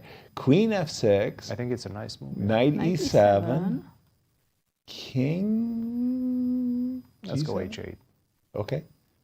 Just when I was about to, I almost pre-moved to g7, then I had to take it all back. And I don't thought I think have it knight makes too much f5 of a now, but difference. maybe it's just nothing. Actually, you can recapture with the bishop. I'll take that rook on h1. Yeah. Yeah, look. By the That's way, a rook. That's a full good rook. No knight takes e5. No knight takes e5. We are expecting knight h5, but by the way, there are two other games going on. Let us. No games are. Players No games? have not arrived yet. There was some They really didn't get the memo. We were joking about the memo, but they didn't get the memo. So 4 players are missing. They're AWOL. No, actually, Fabi is there. There's Fabi. He got the And- memo, but Hikaru did missing. not. So we were joking that they had jumped across the street to the Bar Italia restaurant for a quick lunch, and maybe So they Leinier did. and Fabi, they're just walking around and waiting. I mean, by the way, the meatballs are worth waiting for, but I mean, I gotta say, our viewers are. So is white worse here? What? No. Like after knight h5? No. But I It's don't like just this for white. Parquet. Why? First of all, So what is white doing with the king? Like you don't want to short castle, you are not ready for long castle. imagine I play d4 just to throw a spanner. Just to open the center when the king is there. Okay, I'm gonna take. Okay, take. Check. Check. Check. And knight c3. And I mean, it's this idea, for better or for worse, you've played the move g5. I'm playing for some kind of a long-term, I could lose a pawn in the center. You could play rook e8, I could castle, and you could take my pawn on e4. But it's something about this move g5 that's long-term. So if I go queen f6 now? Oh, you're not even threatening to win a pawn. No, just developing. Okay, development is good. I'm threatening knight d5. That's on my agenda. And potentially, not saying, but just potentially, e5 could be a useful tempo as well. And if I capture now the knight on c3, exactly for the reason I don't want to allow the knight to go to the center. Right. Yep, and now knight f5. Knight f4. Knight f4, yeah. Knight f4. Okay, I'm a happy camper. Yeah, but your position. I mean, my dark square bishop on c8. The only trick I have to capture maybe on h3 at some moment. Right. But your center is fantastic. And Exactly. pieces developed. And by the way, remind our viewers of the results in these two players head-to-head. So there was a Blitz, there was a draw in the Blitz game, in the first game between Wesley and Levon Aronian. But Wesley was the one who won the rapid game with white pieces against Levon, and now he's facing Levon with black. And by the way, in this classical game, Levon has, he's gained time on the clock, and Wesley is the one who's really spending some time. I think Wesley got and we have surprised. We have Hikaru Nakamura, who just joined the game, and they are ready to start. All right, this is our number 1 versus number 2 matchup. And of course, after 2 whites in a row, 2 draws in a row between these 2 players, Fabi switches colors, and he will have black for this third and final game and of the Hikaru day. started with B3 move. B to B3. He's been playing this a lot. Also Really? in that Chessball Masters competition, qualification for the World Esports Cup. He's been playing only B3. Only B3.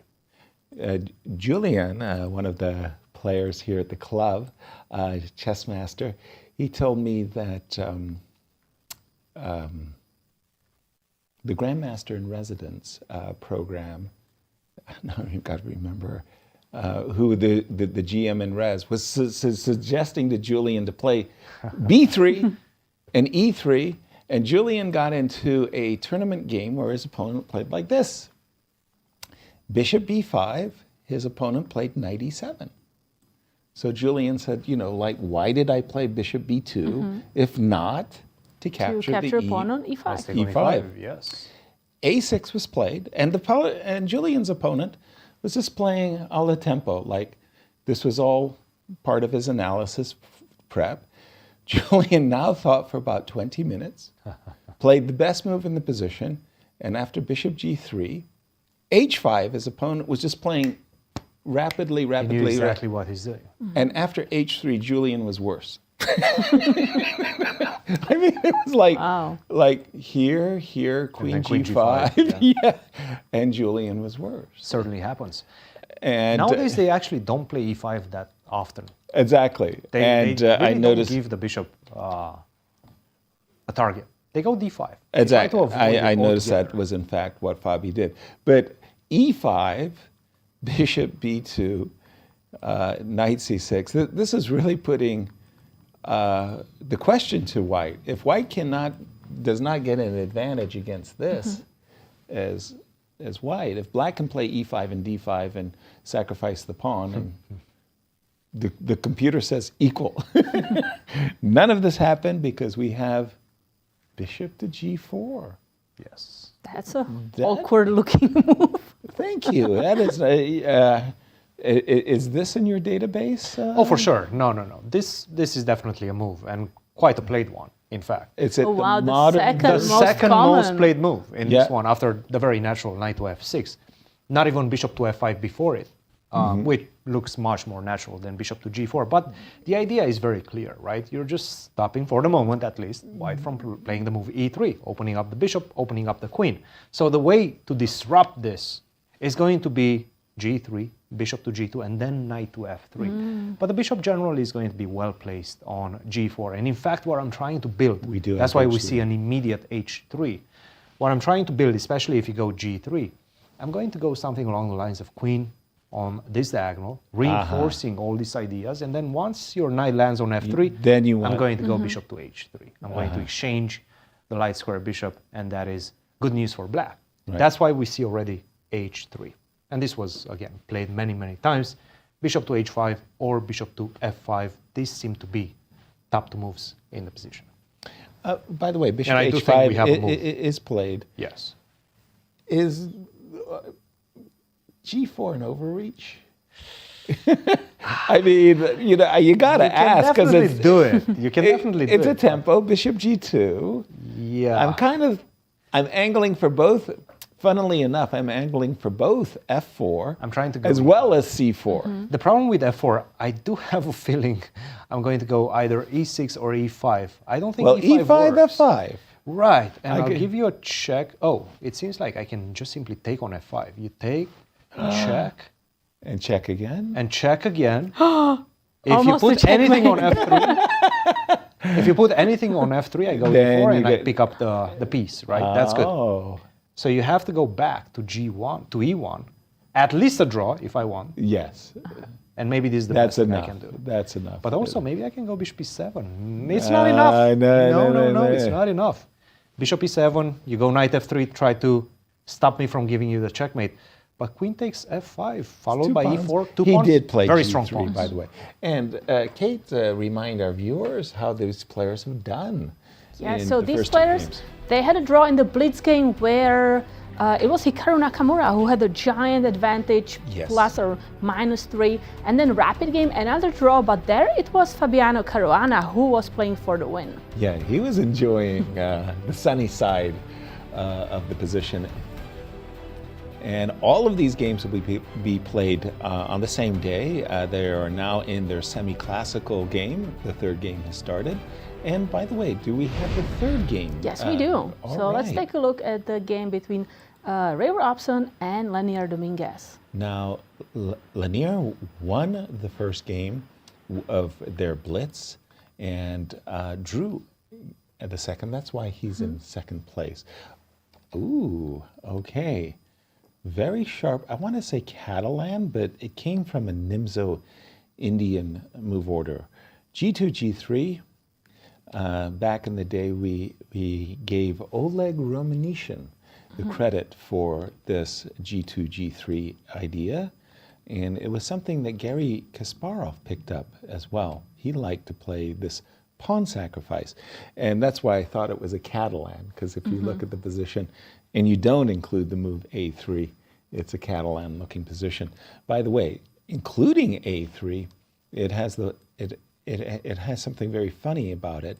It stops knight B4 and knight D3, but it invites knight A5 and knight B3. Because there's the hole in this position. And guess what? That's what we have. Knight A5, bishop E3. The players are playing so quickly, I have to guess that this is all part of their prep.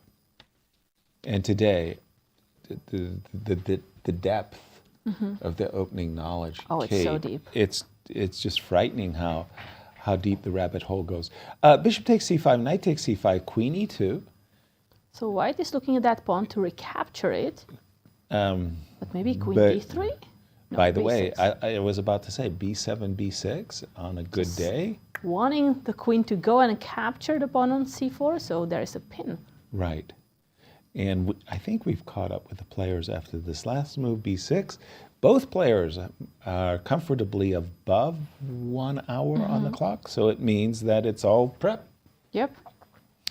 And how have they done to get so far? So Leinier Dominguez started with a win against Ray Robson in the Blitz game, but then it was a draw in the Rapid game. And again, each game has a purse, a prize, and we see that Leinier has already earned $7,875 to slide or glide into second place at the moment. Ray Robson with $5,625. Take it away, Cristian. Where's the action? Well, actually, I was trying to understand what's happening in this one, in the game that you guys were talking about. Queen to e2 seems to be the novelty. In this one, queen takes d8 was played many times. And I was trying to understand why queen to e2 and why black just simply doesn't go queen to d3, right? Follow it up. A pawn up. We've been looking at exchanging queens. Why not? Why not? Defend the pawn on c4 and exchange the queens. But it does seem like things get a bit murky after take, and maybe e5 in this position. Knight to d5 and rook f to c1. And now it gets wild, right? Because you really need to be very precise as C5 black. If you go b6, then I go b4, and I have this type of like pushback against your pieces, right? Then the bishop on g2 is going to be very, very powerful. So you have to go for this type of complications. Knight to b3, I can take on d5 perhaps, but rook to d1 seems to be the best. Take, knight to c5, knight to e1. Maybe this is what he wanted. He just wanted to take on d3, rook to d8 probably is going to be met by rook to b5. You're just simply not in time. I'm playing for my good bishop on g2 against your bad bishop on c8. And it does seem like this is something that Ray analyzed at home. I still played don't B6. know if that was a big advantage or not. It wasn't. At the It end wasn't. of the day. At least according to the engine, it wasn't. But right. black had to find some moves, right? So this is what he's banking on. Not the objective assessment of the position, but the practical assessment of the position. He wants to have Leinier, force Leinier to think and maybe make mistakes. B6 on the board? I don't think we have a move right now. B6 is not something that is liked by the engine very much. After rook f to d1, where do you put the queen? Say c7. I'll just pick a square. Just so everybody understands. Don't Yes. take on c4, right? Because then bishop to a6, that's the whole point of it. You're right. You can still defend with knight to b5, but you don't want that. No, that Knight wasn't takes the way, c4, yeah. You're in trouble. No. So first you get the rook off A tempo. that diagonal. So you don't get skewered. There's no skewer. You go to e7. I picked c7 just as a c7. as a Okay. square. c7, it's already bad. After Really? knight to b5, yes. Knight to b5 and then e5, opening up diagonal, jumping with the knight to d6. The other knight jumps to d4. It seems like everything is working in white's favor. It was funny. I literally thought I was luring the knight to a Exactly. bad square. Okay, Exactly. queen e7. The funny part is queen e8 seems to be the only move that keeps. Really? Yeah, and don't Queen ask me why. Okay, I won't. Queen e7 My guess seems is very that queen to logical. e8, you're just really not liking that knight jumping to b5 and c7 or d6. Queen to e7 is the most natural. Of course. I mean, anybody without any prior knowledge of this Would. position will play queen e7 Right. in this one. But after knight e5, already some dangers in Okay, the bishop position. e7. Yeah, bishop e7 is already really bad after knight takes e4. Yeah, this I wouldn't like because So you're rook gonna get- fd8? No, I'm going to play e5 and knight to d6. d6. Yeah. I was actually thinking instead of bishop b7, bishop a6. I was trying to put the knight on d3 as knight, queen c7. And that's why you want your queen on e8. That's why you want your queen on e8, right? Queen to c7 already, e5. You're really in danger right now, out of nowhere. And my guess is that it's because of this. Look at this knight. That's pretty. You cannot take on c6 because of knight to e7. That is very A pretty. lot of tactics, guys, in this position. Definitely seems to me that Ray knows what he's doing. Let's wait and see whether he plays this move rook to d1. Quickly, before we go, e5, knight d7, just show me. At what point? Go back a few moves. Not to play the move knight to d5. Okay, e5 I like, knight to d7 I like. Because I was thinking, if you take the exchange on a8, that's not something that I want. I'm not fearful. My knight is not coming out. Also, you have this beautiful diagonal to work with. Bingo. That's not what I want. Right, that's not what you want. Definitely not what I want. So instead of knight e7, right, I will go a4 with the idea of knight to b5. I will get to this pawn on c4. Knight to d3? Knight to d3, but you're not attacking anything there. I know. Right? That's the thing. I just go knight to b5. Why isn't e5 hanging? It's not, because of my knight on c6, right? What? I mean, you're going to lose you have to give up the light square bishop, and then you're going to lose the exchange. I take on e5. Which knight? It doesn't matter. Okay. My guess is that I'm going to do the same, yes. I But just now we can take the exchange. Exactly. Okay, I've got two pawns. But you don't have the light square bishop anymore. I don't have the light Now square I go bishop. b3.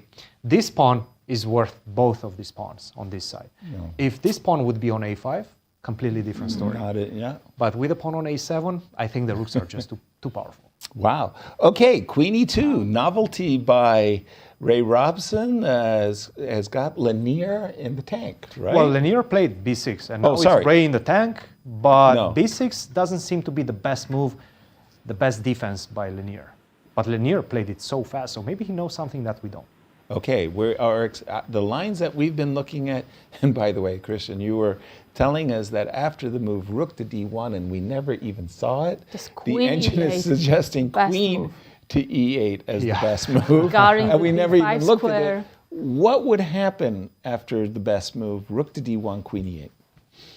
e5 still Okay. seems to be the best move All right. in this position, and now we After give the that. pawn with knight d5. Right? Give the pawn away. Knight d5, Well, give it take, back. take, bishop to b7, and this seems to be fine for black. Bishop to b7. Yes. We've simplified the position. We got all of our pieces out, not running any strategical risks anymore, and you're not getting to my c4 pawn. I will go b5. b5. The next move, you're not getting to my c4 pawn. Black should be fine here. It looks like a great solution. Rook fd1 was played, so I'm very curious right now to see whether Leinier knows exactly what he's doing and will be playing queen to e8, or perhaps he misremembered something. Because b6, by the engine, it says that white has a slight advantage right now. I mean, unless you are prepared, I think it's really difficult to play queen e8 here. Yes. Yeah, it's not the intuitively obvious move. If he at plays all. queen e8, then for sure he knows. Then it's then we understand it's he all knows prep. exactly what he's doing. Well, that's remarkable because, again, it's like this cattle land sacrifice that comes out of a Nimzo Indian. It's somehow transpositional, and you've got a unique position on the board after queen e2. And yet the players, again, if Leinier plays queen e8, it's clear that he's done his homework and anticipated the novelty by Ray. Remarkable. I want to go, where would you like to take us, in fact? So maybe let's take a look at the game between Fabiano, Caruana, or actually Hikaru Nakamura, who's having white against Fabiano. For this third game. Again, it started as, I want to say, a Nimzovich-Larsen, b2, b3, queenside fianchetto on move one, bishop to g4. I was very surprised by this bishop g4 move, And offering to be kicked with h3 move. And then we have a double fianchetto by white, as we see Fabi saying, you know what, if you allow me, I'll take the center. Knight f3, knight f6. That looks like a novelty to me. Knight to e5 immediately. Okay, we'll trade. e6, c2, c4. Bishop to e7. Takes on d5, takes on d5. And we've caught up with the players. What do you think, Kate?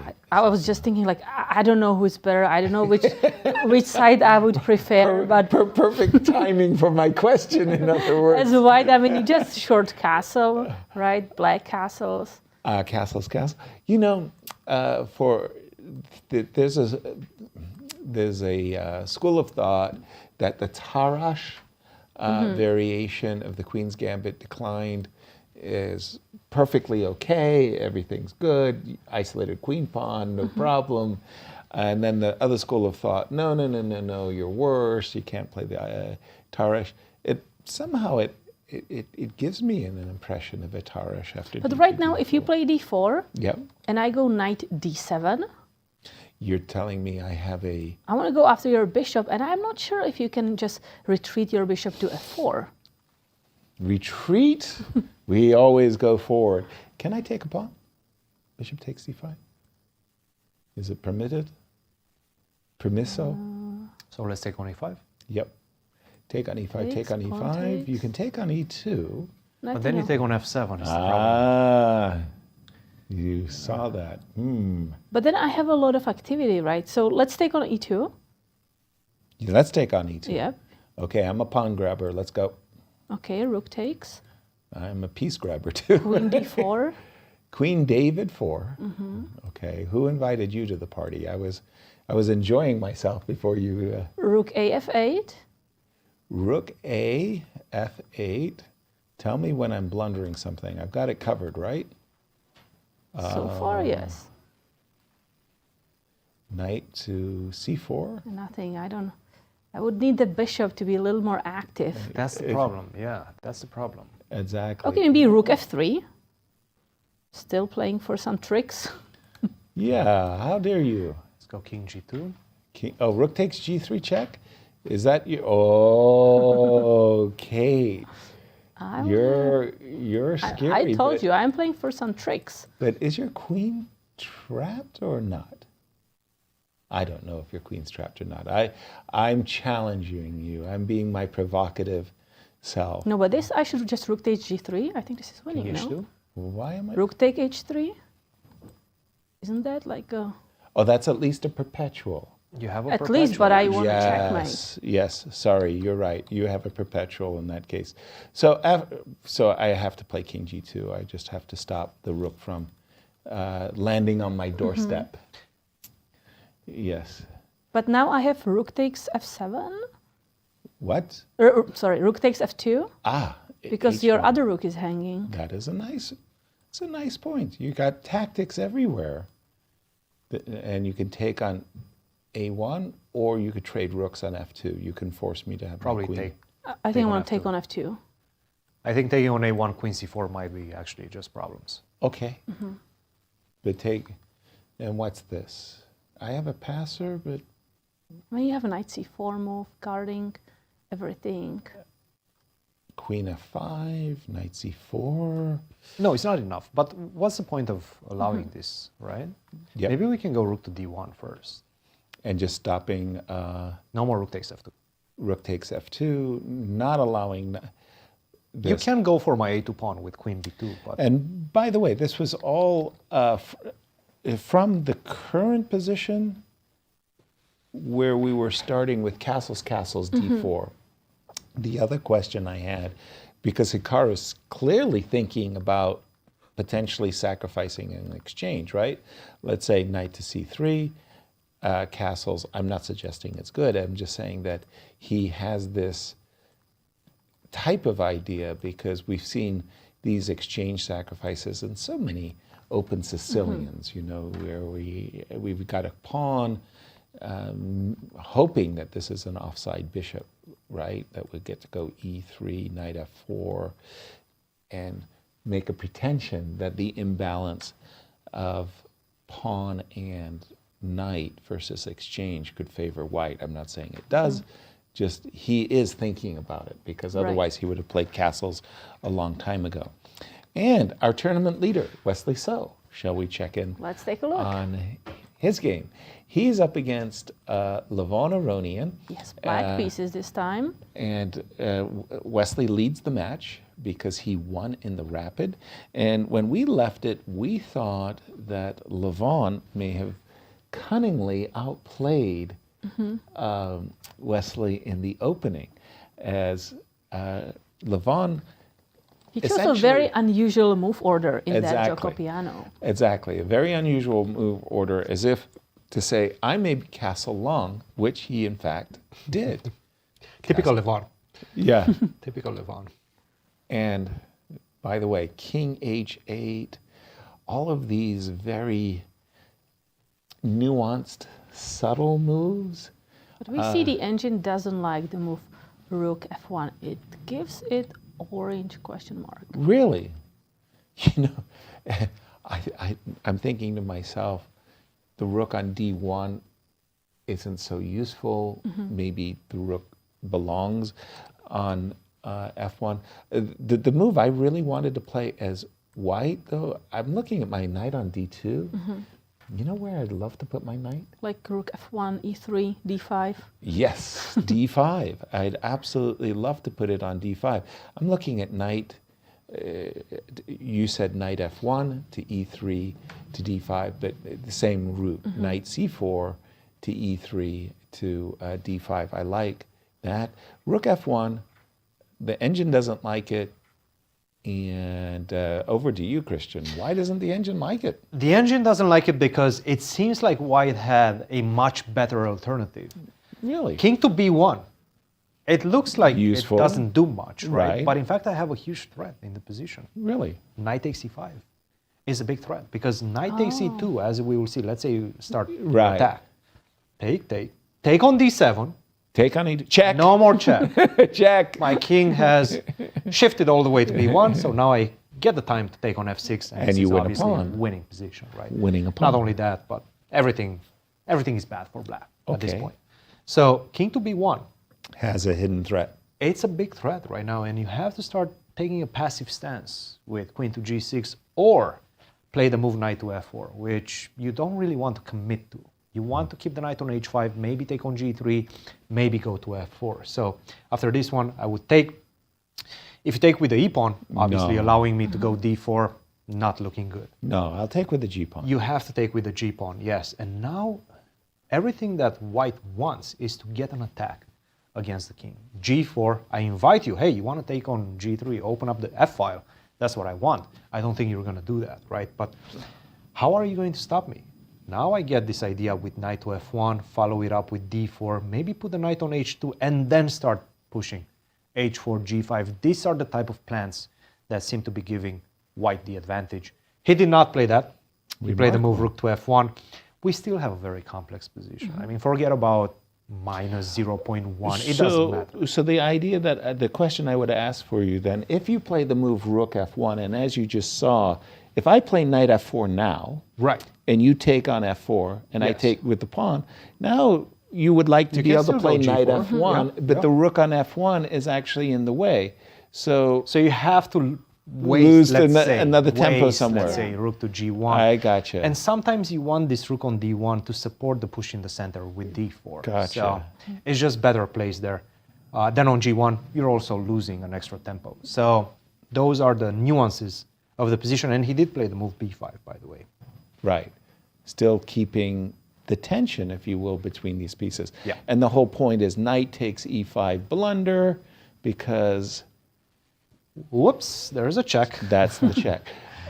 Sorry, I was thinking knight takes e5 blunder, you take on g3, I take on g3, you take on e5, I play d4. Hold on, I lost a pawn. Yeah, that's the problem. I'm sorry. Take. You just simply don't have enough.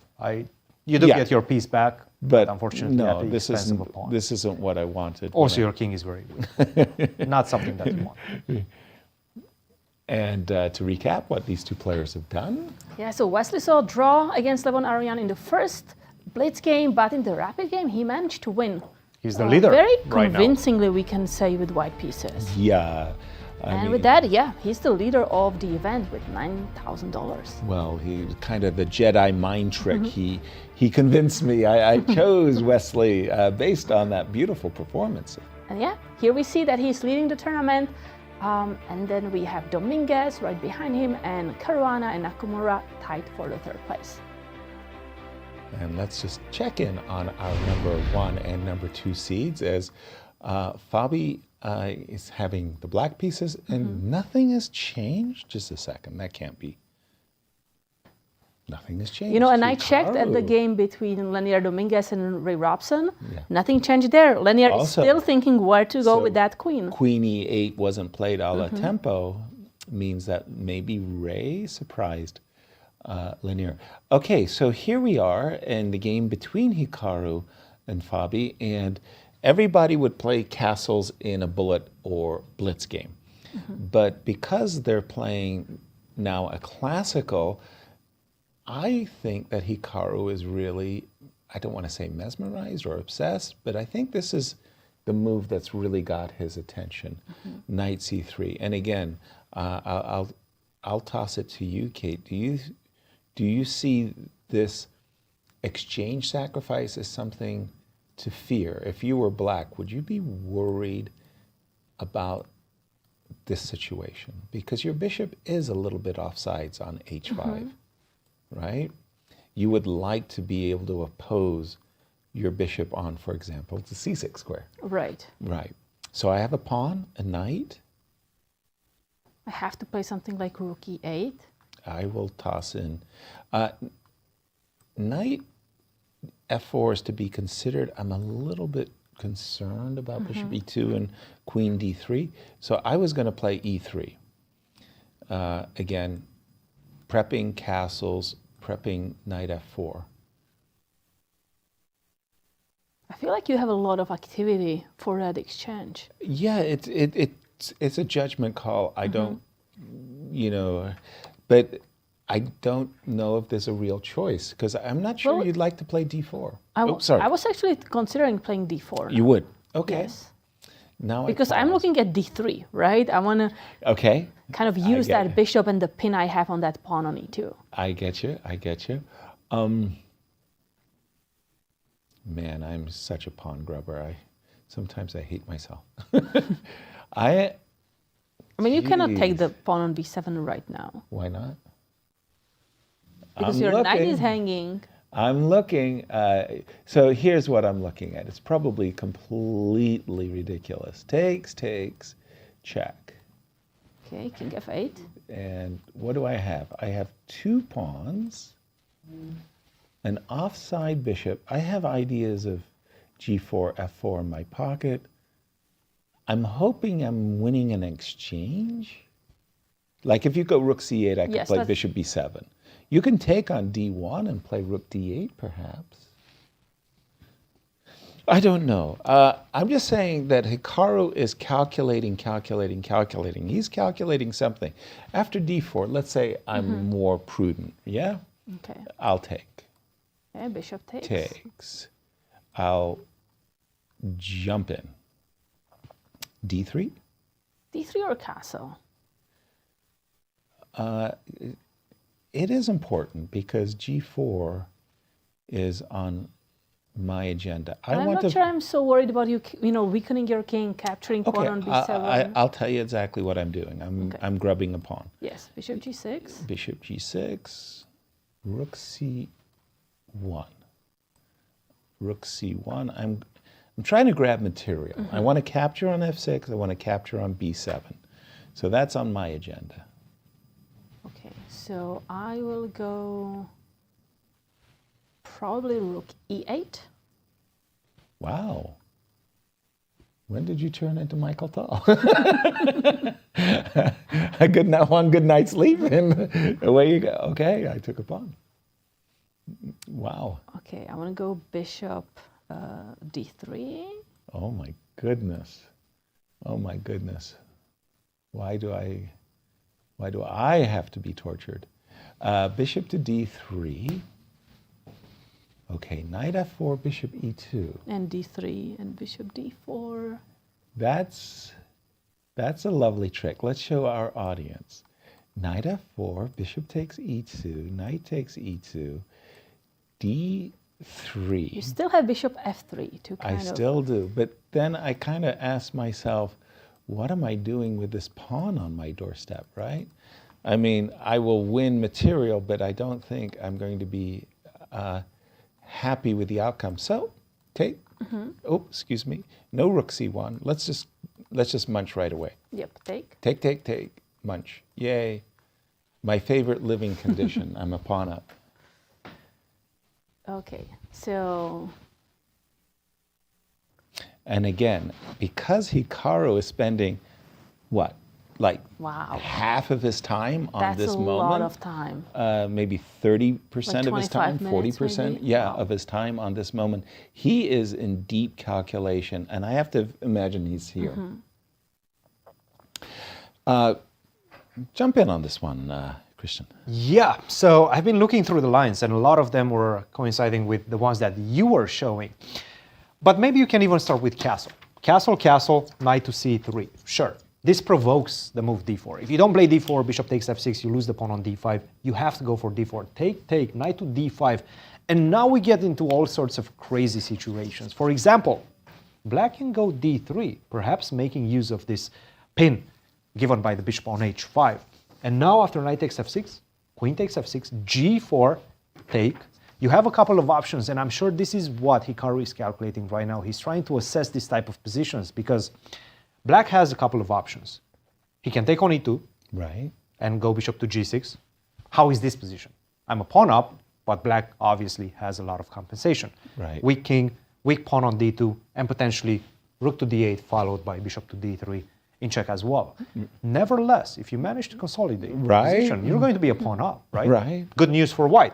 Right. Or maybe you can leave this pawn on d3 as is with bishop to g6. And now you have to calculate a completely different set of options after the move e3, right? Leave the pawn on d3. Is it an asset or a liability on d3, right? f4, f5 is coming as well. A lot of things to consider in this position, and I think this is what Hikaru is calculating right now. Wow, and it's an in-depth calculation. Not an easy one. We're going to take this opportunity as the players have kind of reached critical points to take a very, very quick bait. And, well, when we reach this moment, we go to our good friends at Q Boutique and see what their specials are. And here we have it, this wonderful gift bag, tote bag, with the World Chess Hall of Fame logo on its cover there. And let me just see, just a second, hold on. This bag features a separate zipper compartment for all your laptop and multiple smaller components for all of your work needs. Commute in style with this exclusive World Chess Hall of Fame laptop bag. And of course, it's available at QBoutiqueSTL.com for all your chess shopping needs. And as we go on break, Cristian talked to the number 2 in the world, Hikaru Nakamura. So enjoy the interview, and we will be right back.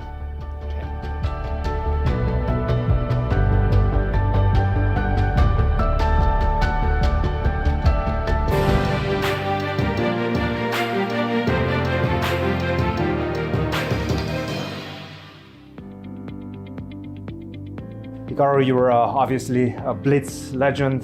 This format is going to challenge you in that regard as well. How do you plan on using this to your advantage? Yeah, so I think the format is very interesting with Blitz and Rapid and the semi-classical. I think certainly I'm hoping to get off to a fast start before we get to the classical portion. But that being said, I think mostly I'm going to look at this event as an opportunity to sort of prepare for the upcoming American Cup after this. So it should be a lot of fun. I'll probably experiment and try to play around with a lot of openings, see what works in the faster time controls. How do you adjust your strategy, going from format to format in the same day, on short notice? How do you adjust the strategy? Yeah, I think mostly it's trying to figure out what I feel gives me the best chances to create complications in the shorter formats. I think certainly it's no secret that when you play with more time on the clock, players have more time to calculate, and there's certain openings that don't work as well. So hopefully I can figure that out and use it to my advantage. But at any rate, I'm just excited to be back in St. Louis. Absolutely. And this new format has money on every single game. Do you feel that's going to play to your advantage? Do you feel more or less pressure? How are you going to use that? If anything, the only way that it really matters is that certainly I think you try to look to where you feel you have the biggest edge. And I think the biggest advantage that I should have, at least from my general view, is in Blitz. So I'll probably try quite a bit harder in that format. I think that certainly in the semi-classical, much like regular classical chess, it probably will trend towards draws. But that being said, I think the one time I did play something similar to this in I believe it was 2016 or 2017, I forgot which year it was, with a non-Topalov, and I think Fabiano as well. I think that was under 2016 actually, just to clarify. There were a lot of decisive games. So even though I expected to trend more towards draws, I think with money on the line, you could see a lot of decisive games. And I think for the fans, that should be a good thing. And whenever the time runs out, whenever you guys are going to the last few minutes, few seconds, the tensions usually run pretty high. What's your craziest chess moment, and maybe something that you would like to replicate in this tournament? I've had a lot of games that have come down the last few seconds. I think when I look at over the board, I'm sure there are many examples of players like just moving very quickly and just scrambling to push pawns and promote at the end of the game when I was younger. I can't remember a specific game like that. I think certainly as I've gotten older, that tends to happen less and less. Also because most events nowadays have increments. So I don't feel like you get quite the craziness that you used to have. Especially when I was younger, when we just played straight up like 3-0, 5-0 all the time. So I can't think of an exact moment per se. I'm sure there's probably an Armageddon somewhere that comes to mind, but I've played chess a long time. So, I think just in general, it's a lot of fun when you get to those moments. I also think from a spectator standpoint, certainly having these scrambles, it gives a glimpse into how players are. I think when players have less time, you sort of see the emotions much more than when they have a lot of time to think and compose themselves. So it should be fun if we get into those situations, and hopefully mostly the fans enjoy it. Who would you say your toughest opponent will be if you were to predict in this event? Yeah, so my general view is that Fabiano is the biggest competitor. I say that mostly just because the quality of his play is clearly, I think, between both him and myself, is at the highest. So if he plays well, I view him as the closest competition. That being said, I would point out that Wesley has had some good results at times, and I think Levon actually has performed much better when I feel like there's less pressure on him. I've been pretty impressed by Levon in the last year or so. It seems like kind of once he's gotten away from thinking about making the candidates, becoming world champion, any of that sort of stuff, I think he's played a lot looser, and he's also played very creatively. So I think Fabiano is the main one, but I could see Levon or Wesley potentially being very challenging as well. Hikaru, thanks a lot and good luck. Thank you.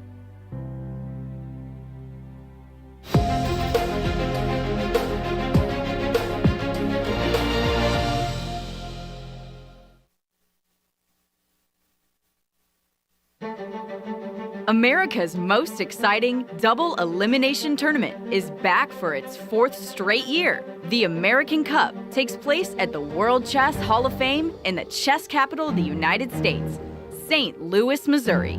Beginning March 15th, 16 competitors across 2 fields will compete for a $400,000 prize fund, going head-to-head until 2 champions are left standing.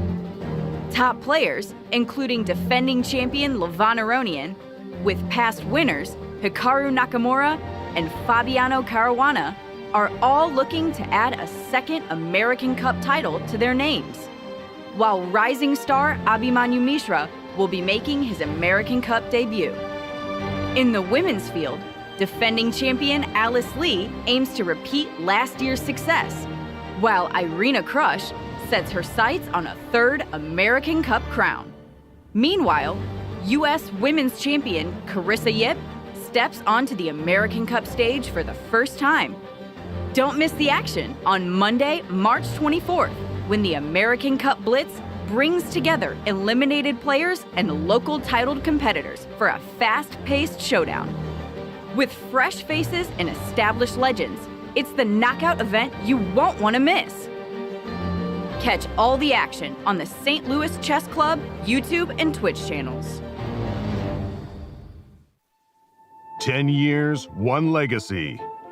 The Grand Chess Tour marks a decade of mastery where only the strongest chess minds carve their names into history. Each piece has its role, like soldiers in a grand army, with commanders to lead them into the tour's 10th year and a prize fund of $1.6 million. The Grand Chess Tour starts in Warsaw with the Superbet Rapid and Blitz Poland, immediately followed by the Superbet Chess Classic Romania in Bucharest, then off to Zagreb for the Super United Rapid and Blitz Croatia, followed by back-to-back events in St. Louis, Missouri with the St. Louis Rapid and Blitz and the Sinkfield Cup. And the culmination of the grand finale in the city of Sao Paulo, Brazil, will determine the 2025 Grand Chess Tour champion. Fight with every ounce of strength for victory. This isn't just a moment. This is history.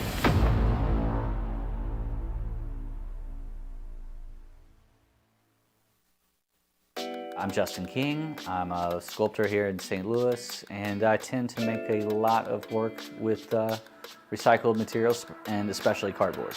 I make a lot of animals. It's one of my favorite things to make. So the World Chess Hall of Fame, they're doing an exhibit called Pawns and Paws, and it's showing off all the animals that are influenced within chess. And so we got this crazy idea to make a T-Rex. It's a wonderful opportunity to work with the World Chess Hall of Fame, and I've had the pleasure of working with the Chess Hall of Fame before. We got together during Chess the Musical at the Muni, and they were promoting that. And so we made a night chess piece out of other chess pieces. And as people stood in line, they were able to sign and draw all over these chess pieces. Then I was able to collect those and reconstruct it. And then when I got the email and phone call to come back and make something, we decided to go big.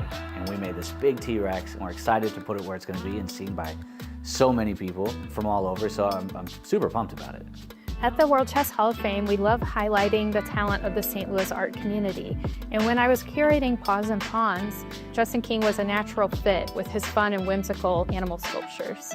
We're looking forward to seeing how our visitors react to this oversized T-Rex that'll be popping out of the wall, enlivening the space. It was nice to get back together to create something new, and hopefully this relationship continues into the future. I hope you get a chance to come down to the World Chess Hall of Fame, check out the exhibit, see this monumental T-Rex we've installed, how we've used these materials and tied it all back together into the world of chess. We hope to see you there.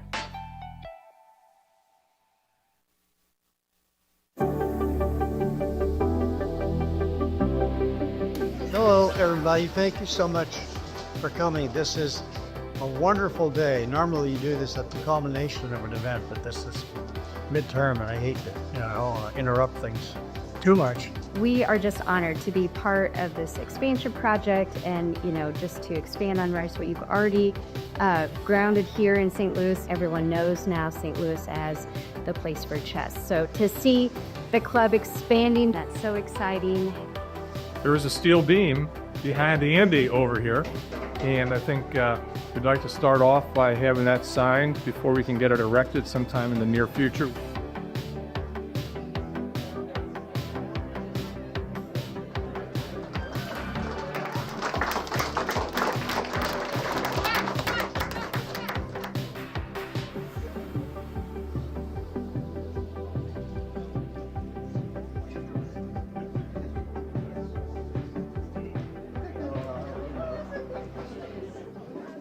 Writing a book? Yep.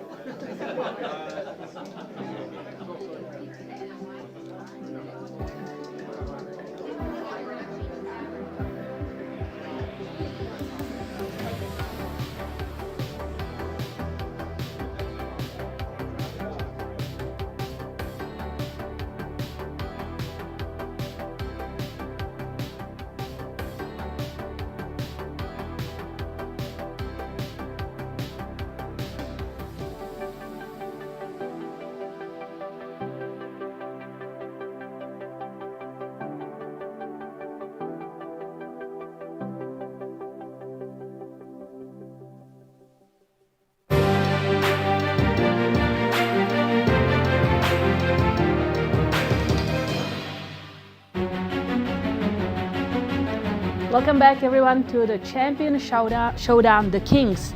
And we have the first day and the third game of the first round is underway. So our results so far, let's start with these two. yeah, Wesley against Levon Aronian. So he's leading this match. He made a draw in the Blitz game and he won the Rapid game, winning $9,000 in these two games. And in our next match, here we have Leinier Dominguez playing Robson. Leinier managed to win the first Blitz game and then they made a draw in the Rapid game. Leinier Dominguez here leading with $7,875. That puts him in second place. And in our third head-to-head matchup. Yes, here Fabiano Caruana against Hikaru Nakamura. So far, all draws, but very fighting games. Yes, especially that Blitz one. And so they have that amount of money, their earnings, and the leaderboard is determined by their earnings. And the one who's leading it with the most earnings is Wesley, so far $9,000. And then we have Leinier Dominguez because he did manage to also win a game, and he has $7,875. And then Caruana and Nakamura with the draws tied for the third place. Big money in this, big prize money for this game of classical as well. And Hikaru Nakamura, we literally went on break. He was in a tank. He must have felt that this was actually a very, very key moment. He spent more than 25 minutes. Yeah, I was about to say even more than half his time. 25 minutes to play the move d4. And clearly, if he was playing a bullet or a blitz game, castles would have come at once. Castles for black, and away you go. I'm sure that Hikaru was spending a great deal of time pondering, trying to make a judgment of an exchange sacrifice with knight c3. Eventually, he came to a very different conclusion, which was what I was speaking about from the very start, the Tarash. You get this isolated queen pawns, you go d2, d4, and there's a school of thought that says, yeah, it's fine, you have dynamic possibilities, and another school says, no, black has too many weaknesses. After 30 minutes, d2, d4, I've got to ask you, Cristian, was that 30-minute think worth it? I mean, was d4 all it's cracked up to be? I honestly don't know what you're thinking. Like, I've been trying to understand it. I've been trying to analyze everything that I can, but I really don't know what he was thinking about. Again, if you want to get d4 in, why don't you just play include the simple castle first? Right. Castle and then d4. Right. Sure, and you get this type of positions. My guess is that after the move d4 castle, so what we have in the position right now, castle, I think he wants to start with the move knight to c3. Play this game. Hey, take on d4.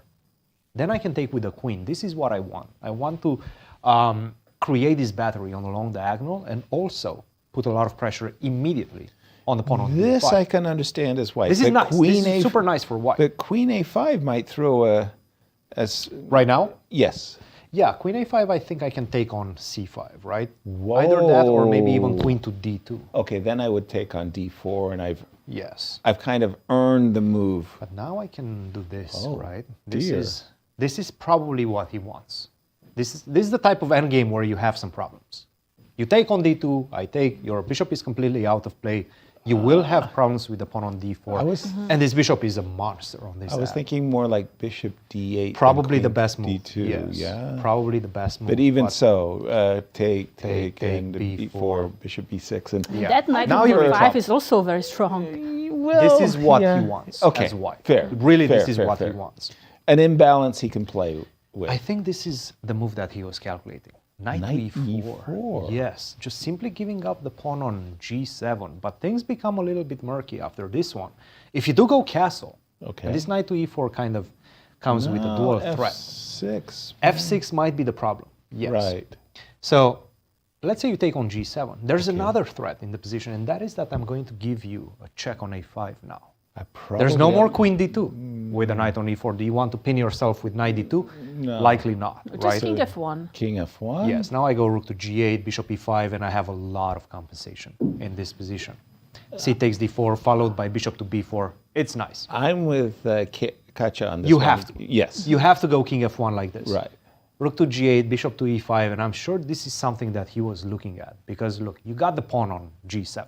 Right. This king is not castling. Right. But I have tremendous compensation.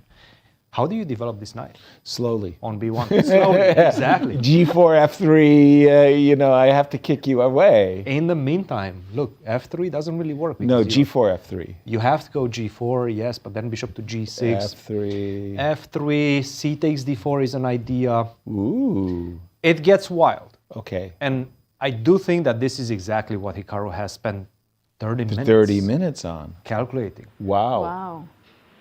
And Fabi, by the way, kind of caught the same virus. He kind of said, if you're going to go into the tank, I'm going to go into the tank That's as how well. it usually happens, right?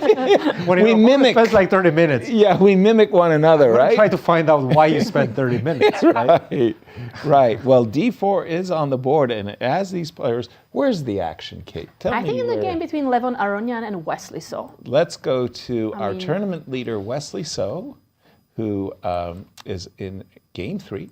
Because there is this Levon. open file on the king that castled queenside. Lot of, after the move, rook f1, a move, by the way, that the Silicon engines did not like, b5, bishop h2, now knight f4. You'd almost think that Black would invest a little bit more time into a5 and trying to grab a little bit more space, maybe going on the attack. Nope. Wesley said knight f4 takes, recaptured with the pawn on the g-pawn recapture we liked. g4, a move we considered a long time ago. Rook g8, bishop d5. I feel like Black kind of neutralized any attack on the king side, and now it's ready to attack on the queen side. I'm not sure if b4 is the right move. Anytime, I hate being under a pin. I really, really do. The instant knee-jerk reaction I would have is I want to kick the bishop away, so I would move my rook so that I could play knight e7. No, Wesley said, I want to attack b4. Please, I would love to provoke the move c4. That would take away the the c4 square for the knight and weaken the d4 square. So Levon said, I'm willing to have the b file open. Now, I mean, you've got to be a brave person to sit there and Black say, simply now wants to play knight a5. yes. And then maybe queen b6. Coming across with evil intentions of invading down the b file. That's Or also just trying to double the rooks on the b file. exactly. In these positions where the kings are on opposite flanks, I've always said it's who gets to the opposing king faster.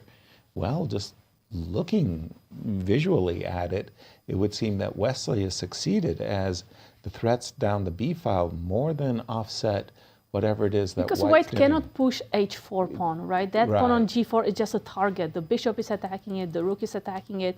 So white pawns are kind of ready to push forward, but cannot. I'm sitting here saying, if I were in Levon's shoes, I would immediately thinking about seizing some defensive ideas with knight d2. Queen c2 on the board. Okay, this one is a prelude, as far as I can tell, to allowing king to d2, followed by rook b1. I mean, you couldn't play king to d2 right away, of course, with the idea of rook b1. Rook b2, and in the words of Maurice Ashley, I hurt your feelings. Sorry, what? Knight a5 after queen c2. Queen c2 on the board, knight a5, that was the move that caught you once. Yep. I mean, I do want to play this c6 move.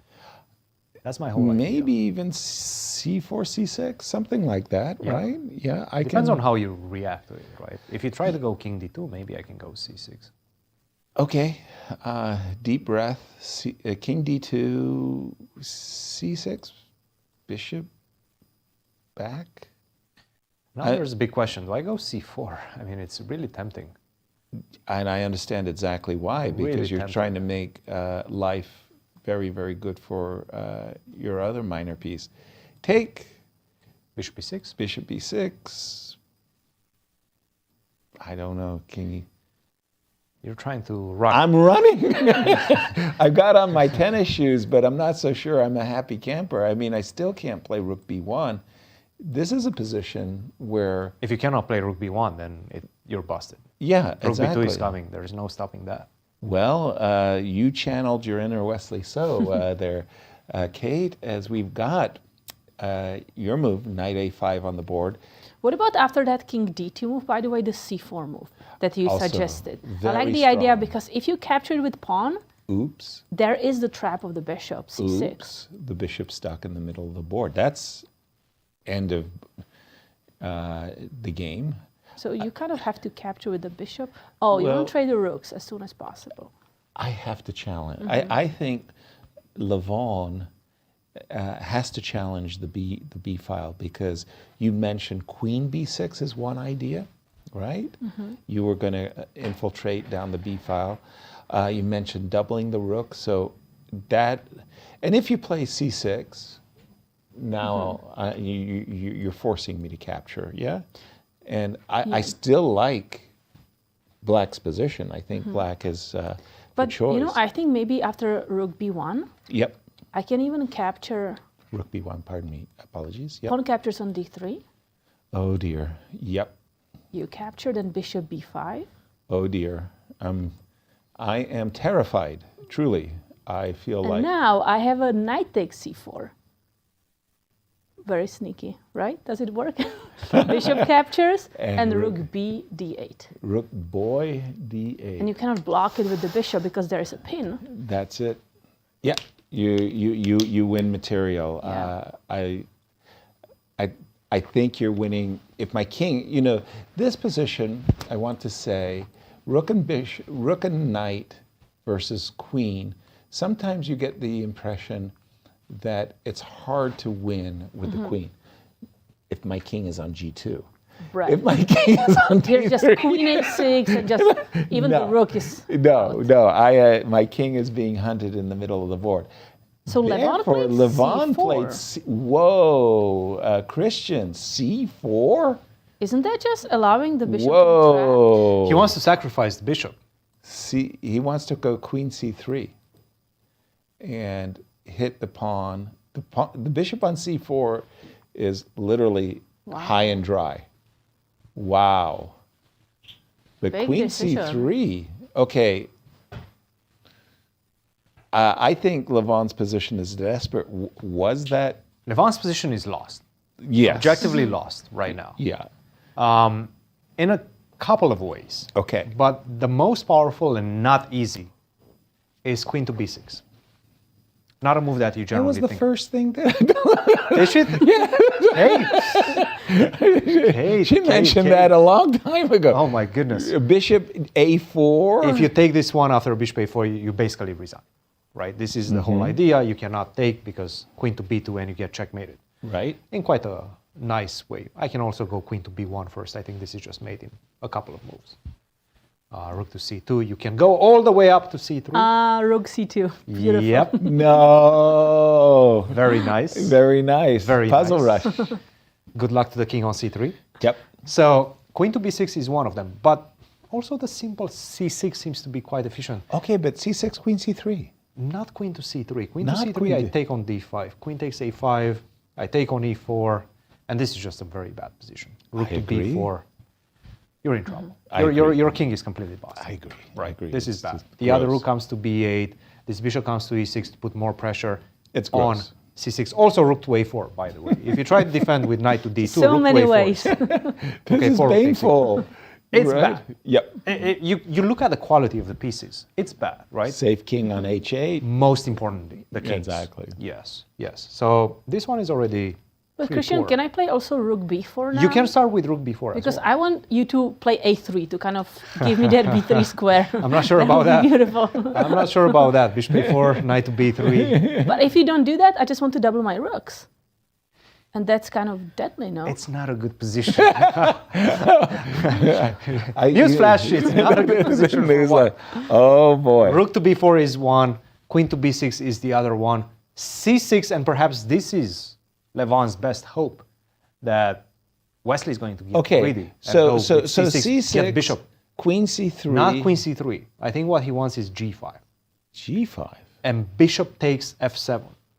Now queen to c3, and finally you get something, right? Some play. Okay. Queen takes c5, knight takes c5, h4, and that's why you played g5 first, because you want to open up the h file for the rook. So there's ideas in the position, and definitely Levon is thinking about those ideas, but we know how clinical generally Wesley is. In this Right. type of positions, he doesn't give an inch to his opponent. So c4 looks like a real desperado move. Is time a factor, Kate, between Well, this? Levon has 30 minutes, Wesley has 27 minutes. And again, Wesley comes into this round of play as the tournament leader by virtue of his winning the Rapids. And again, in their head-to-head, So in the Blitz game, they made a draw, but in the Rapid game, Wesley so defeated Levon Aronian and is leading the whole tournament so far with $9,000. nice. c3, c4 on the board. When we left the game between Hikaru and Fabi, we saw Hikaru literally spending half of his clock allotted time. And he did it exactly at this moment, and we had been looking at knight c3, castles, d4. We were trying to get into Hikaru's mindset. What was he calculating? d4 castles, knight e4, g4, bishop back f3. Wow. Now on a completely different note. So wow. when Fabiano played knight e4, he wanted to force all those pawns to go up. So Yes. He in Fabi's mind, he's ready to play f6, bishop f4 captures, then his pieces spring to life. He will have a bishop on c5, a knight on e4. So g3, g4. forcing in a way. And I think even more importantly, with that knight on e4, it's very difficult to get your own knight out, because knight d2 or knight 8, obviously knight a3 is really bad. Right. But knight d2 allows knight to c3. Exactly. And you have huge problems with the pawn on e2. Okay, normally speaking, the knight on f6 would be misplaced because the pawn on g4 kind of, so you almost want to play this move? But why don't we kick that bishop away from the center? Let's go f6 first. First. Why not? Okay. Bishop h2. Whoop. Then Hiding? I'll move my knight away somewhere. Knight to g5.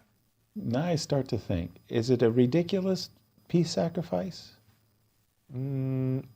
Is it? It's not ridiculous. No. It's not ridiculous. I get It's two definitely not ridiculous.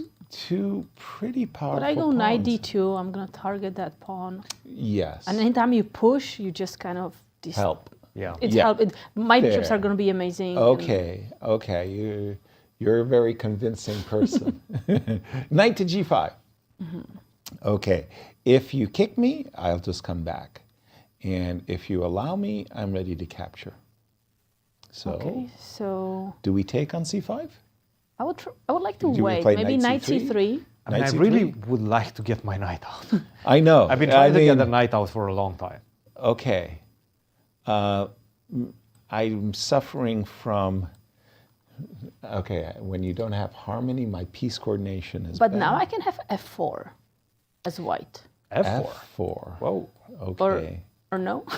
Oh, no, I don't know. I mean, it's something for sure.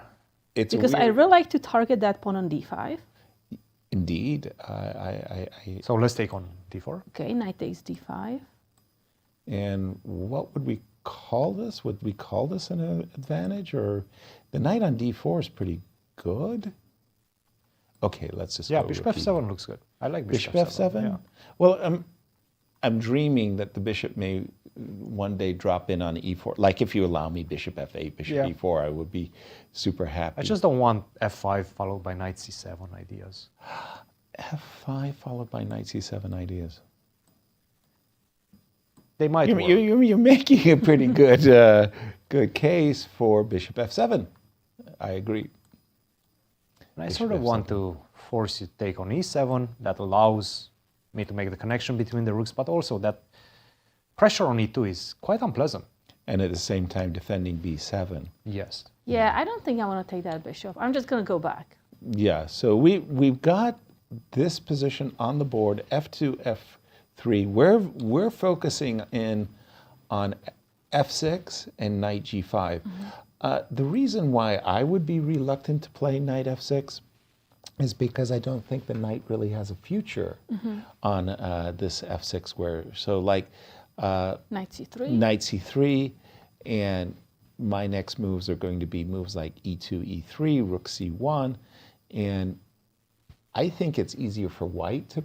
I even still play with that idea of f4 because Exactly. since your light square bishop is kind of out of the game, I can put a lot of pressure on that d5 pawn. Totally agree, 100% with you, and that's why I was retreating with the move knight g5. I want to check in on Leinier. But by the way, Fabiano is also burning a lot of time.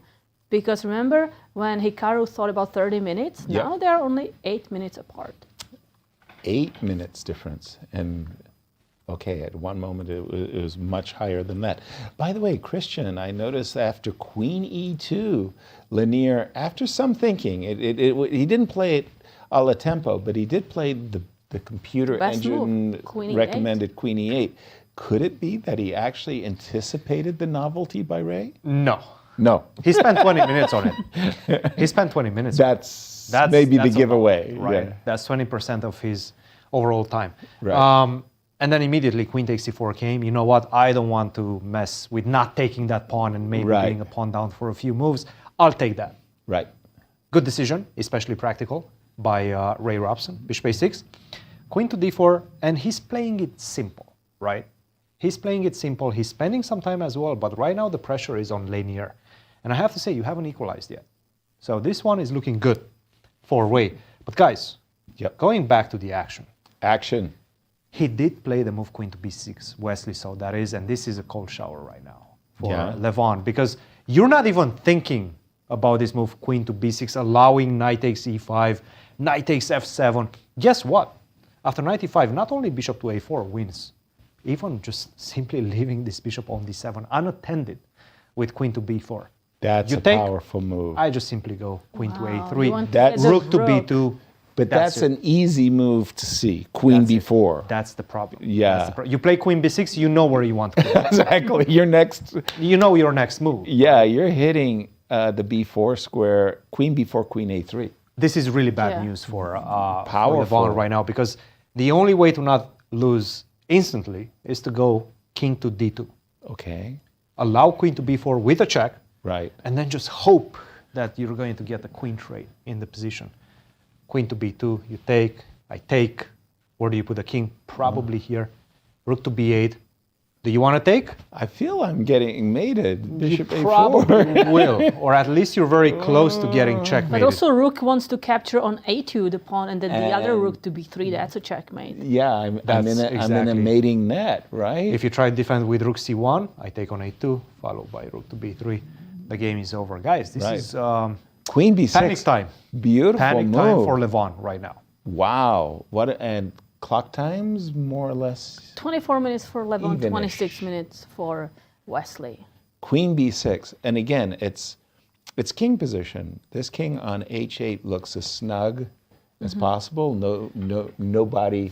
I mean, it takes 2 moves to even disrupt it.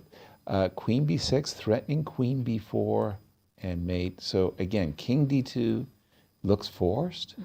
Queen B4 check. Queen C3 immediately kind of came Queen B2. I guess it's because Queen takes E5 as a check. Because I wanted to, Because then we have to be careful that also pawn on F4 is hanging, and then the king may have safety on E3. Exactly. This looks, wow. I mean, Wesley could have easily won the Blitz. He did win the Rapid. He's winning this one. Wow. We know, Yasser, he's your pick. I was going to say, who's the insightful person who came up with Wesley as a choice? But I really like here, you know, when rooks are on open files, you know you want to put them on the back rank to checkmate or on the 2nd or 7th rank. Absolutely. And this is just Queen B6, Queen B4, just following suit in that. Wow. And of course, let me just boldly point out the obvious Queen C3. As highly desirable, it just loses on the spot instantly to check and rook to B2. Why do we like open files? Because we can invade on the 1st and 2nd ranks, as you were just saying. Queen B6, this looks awful. In for a penny, in for a pound. One more look. Knight takes E5, Queen B4. How terrible is this? I know it's pretty bad, but shall we have a look-see? So Queen A3. King B2, Rook B2. Rook B2. Rook C1, hoping against hope. No, this is terrible. I'm not takes A2. Exactly. I'm not taking on C2. Followed by Knight B3. Yeah, I just somehow in my mind's eye, I thought, oh, you know, I have chances of defending, but you said it. Queen takes A2, followed by Knight B3. I'm looking to shake hands, run out of the tournament hall. I mean, Levon has to really dear. find that move, King D2, but even after that, he's in trouble. Exactly.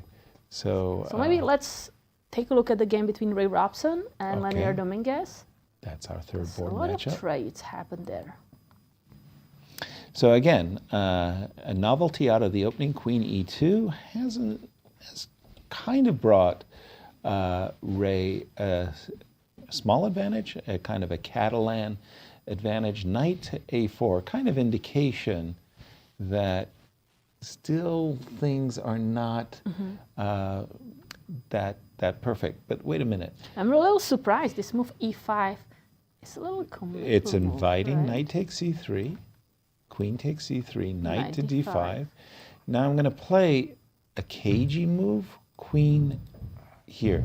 So what I'm really hoping to achieve is Knight G5 and to try to provoke the moves G6 and or F5. So if I start with Queen C8? Correct. A la Hikaru Nakamura trying to trade. Right. I guess you get to play H6. I think so, yep. Okay. Not allowing the knight to go there, to the king side. As a Catalan player, Rook C1 and Knight D4 is the dream. How do I do it? Maybe get the knight to C6 also? Yeah, that's the dream, right? To get the knight. I'm trying to plant the knight on the C6 square. Okay, so let's say I go not so Rook sure to D8, you go Rook C1, right? That's clear. So if I go Queen C4? Yeah, Queen C4, Rook B, pardon me, Bishop F1. But Queen C4. But I have Queen A4. Is that a problem to trade the pieces? Do I have?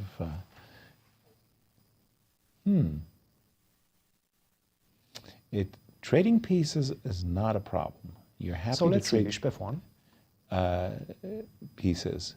Bishop to F1, Queen A4 is Kate's idea. Right, and do I have B3? You probably don't, right? Just you take on A3, Knight C2, and you still have that A5 square. Yeah, I haven't forced you. off the a5 square. Yeah. B4, queen a4. Somehow you're hanging there like the tactics are. Okay, so we're, pardon me, this is the current position. We've just seen the move e5. Knight takes. I took with the queen. That makes sense. Knight. And I played queen c2. No objections, right? Queen c2 looked good.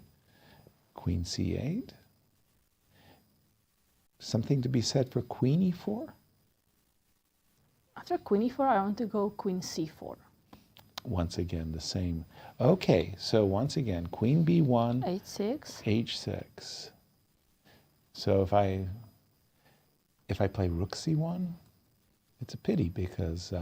then I go queen b8. Right, and now the desirable move knight to d4 to c6 cost me the e5 pawn. And I want to trade rooks, right? And rook you want to play rooks. c8 is my next move. I don't know. It doesn't feel like much of an advantage to my eyes. This looks all wrong, right? Knight to d4, queen takes e5, knight to c6. I'm assuming you just hang around?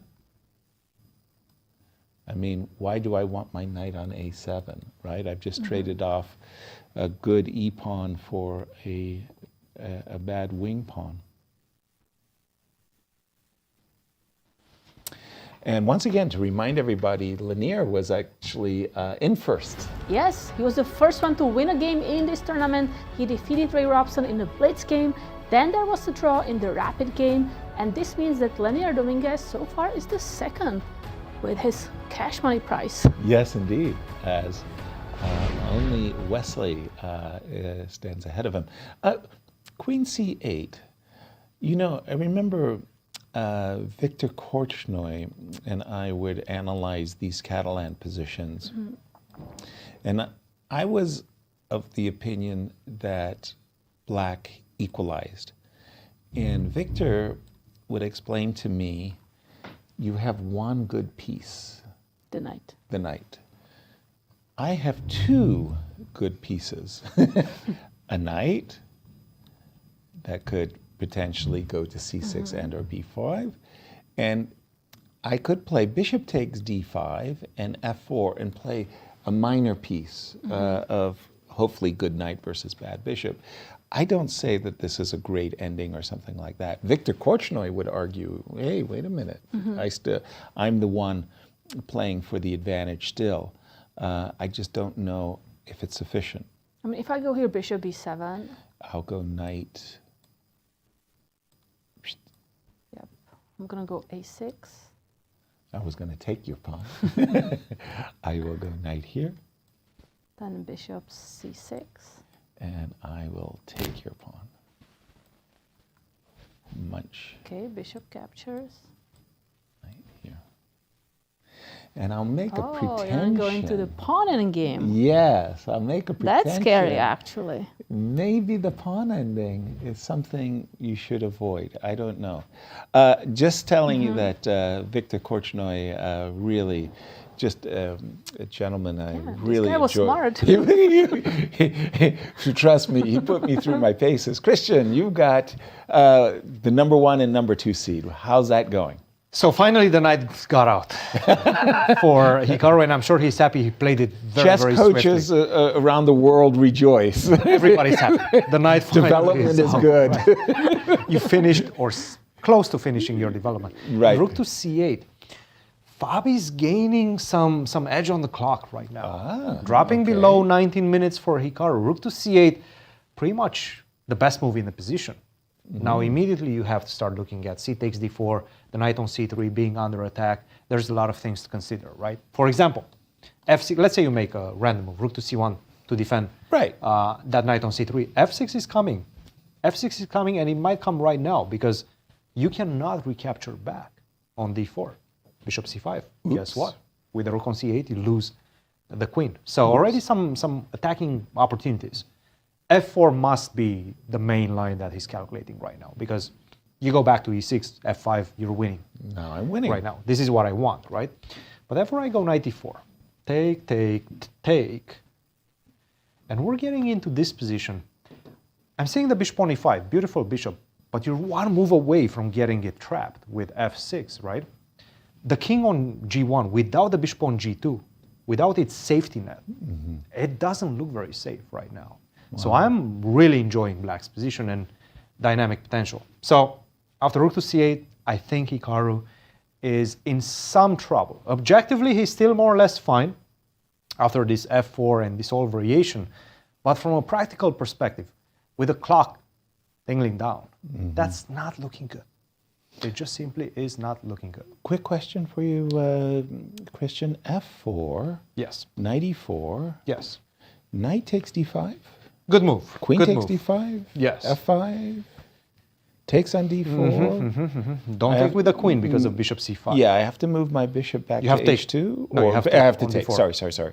No, if you go bishop h2, no. then even d3 is a move. I need right to now. win material. You need to get your... I need to feel good about myself. I need to win material. Yes, but even E3? bishop c5, I mean, e3 only move...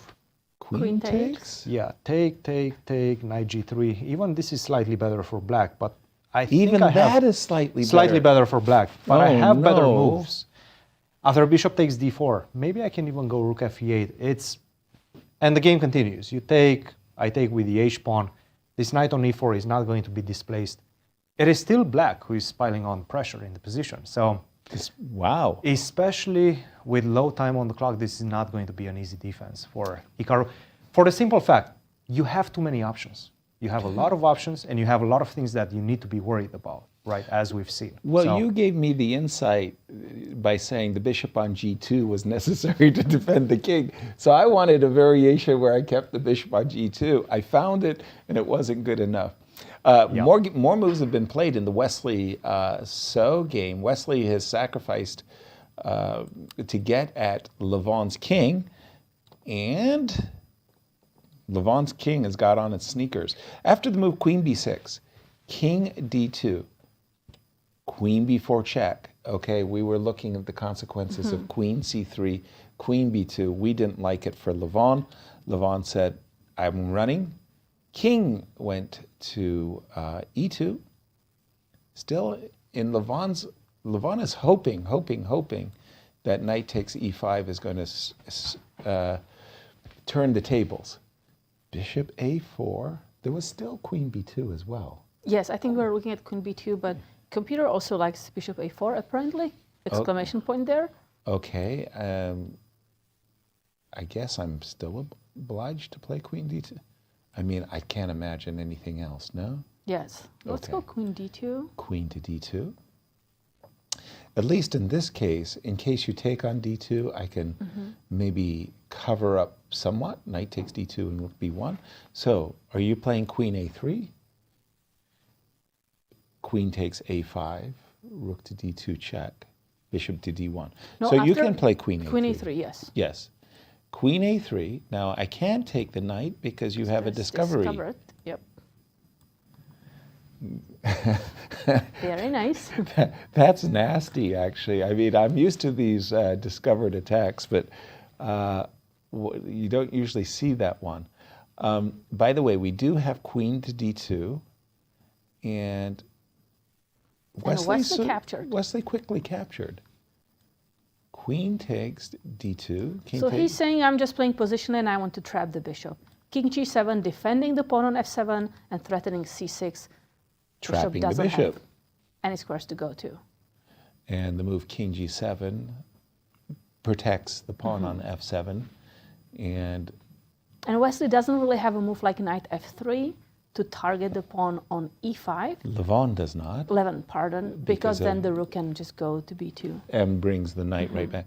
By the way, that's not complicated at all. I mean, that's a pretty straightforward plan. I want to trap your bishop, c7, c6. What are you going to do about it? I wonder if there can be any complications. Let's say if I go rook c1, I'm going to prepare for your threat. And yes, I'm going to lose the bishop. I have to say goodbye to that bishop. You had me at goodbye. So knight f3. Knight f3. Okay, so rook b2 check. King f1. is your idea. Okay, I have to agree with you just driving your... Now, the strangest thing is I'm not in a hurry to capture the bishop. The bishop is going nowhere. I am more or less... Because I think if you were in a hurry, you're going to give me some chances to maybe... Exactly. C capture takes the pawn. d5. C takes d5. You got a pawn. You're looking at a second. So I'll take a timeout if you don't mind it, to play rook e8. I'm assuming king g2? Yes, that was Okay. the idea, but you're going to get another of my pawns, and I don't like it. Well, again, it's just one of these things that... well, do I need to play f6? No, I I don't think you need can to. just take on a2, right? And, ooh, take on a2, rook a1 is actually... But once that happens, you can take the bishop and you're not attacking the pawn on c5. Okay, I'll just do it the ugly, ugly, ugly way. Yeah. Yeah, and I don't think there's much hope here. It's just one pawn. The bishop is going to be very sturdy, either on c2 or on b5. No, Wesley's just won. That's nothing to argue. He's getting a piece. He's getting that piece after king g7, c6. Look, I understand the engine somehow manages to defend for a few more moves. Right. But I mean, from a practical perspective, at this point, you're thinking about resignation. Like Exactly. if I'm in Levon's shoes, I see c6 coming, I don't see that I'm getting anything immediately. Well, so I'm already thinking about resigning. Yeah, Kate says rook c1 with the idea that, you know... He played rook b1. He did play Yes, rook yes. b1. He did play the move, the best move in the position, probably rook to b1, c6, and now rook h to c1. Getting ready, you take on d5, I take with the c pawn, try to put some pressure on c5. It's not going to be enough. No. It just simply, and I'm not in a hurry to take No, it. that's the other thing. I can wait for a long time. Maybe I can even transfer my king to e7 to be ready to go king to d6, after I take on d5. This one is looking good. This is looking fabulous. Good for Wesley. For Wesley.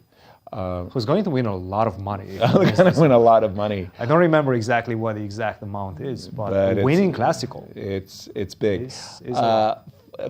Fabi and Hikaru have, well, Hikaru's just played a move that frankly was not on my radar. You had been mentioning a couple of times that the threat is to play f6, drive the bishop away, capture on d4, and then after queen takes d4, pin the bishop to the king. So we can understand why Hikaru played the move king h1. On the other hand, it's not the most inspirational move you've ever seen on the board. Didn't develop your bishop, your rook. The bishop in the center is going to be kicked. The knight on c3 is not really protected, and there can be issues. It's the best move in the position. Wow. But it's the best move in the position. Yeah. Just getting off this diagonal is crucial, because we've seen this bishop c5 come in so many lines, right? Exactly. Right now I'm ready. If you take on d4, I might consider taking with the queen. Even, once again, I was playing bishop takes d4 kind of automatic, but queen takes Now with d4. the king on h1, there is this option. Yes. I'm not saying it's a good one. Right, I'm not saying right. I'm going to go for it, but I have this option. Indeed. And you didn't have that. So king h1 is giving you this recapture. By the way, I mean, we saw Hikaru going into a 25-minute, 30-minute tank. We're going to have to drill down and make sure which, because that's half the time.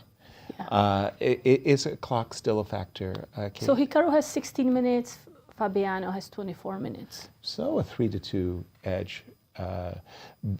Trust me, when you're sitting at the board and you have a lot of time on the clock, I consider it my ally. Yes, and when I have less time, I consider it my enemy, because you get nervous, you start doubting a decision or two. Yeah, time is an important factor Absolutely. of a chess game. It's not just about playing good moves, but it's about playing them fast. And, when you lose a game that you're winning on time, it's like the worst feeling. Like you've worked so hard to make this winning position, but hey, you lose because of the clock. It's a part of the tournament. And so far, they have... draw in the Blitz game, draw in the rapid game, but very fighting games, both of them, really something to go over even later to analyze. And right now, playing the classical chess. It's amazing that Fabi survived the Blitz because the opportunities that Hikaru had in that first game were all on his side of the table.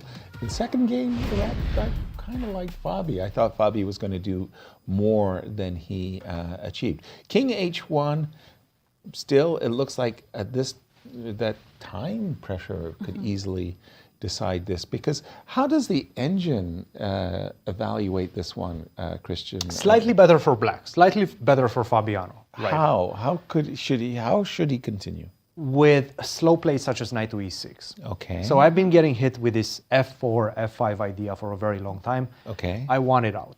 And I want to put some pressure on d4. Knight to e6 seems to be the best move. Still f4. Okay. And we do have a move. Rook to e8. Okay, none of this is going to happen. Rook to e8 still. Black is for choice. You are more or less forced at this point to go f4. It's time. You have to go for f4. You have to force some trades. Take. Take with the bishop. Don't take with the pawn, f5. Yeah, you get right? Right. Take. But now with the king on h1, it's even worse, right? It feels like you're getting, all I need is get my queen h4 is a scare. Yeah. Fly over the bishop if I can, and you're in trouble. I just need to trap the bishop with f6, right?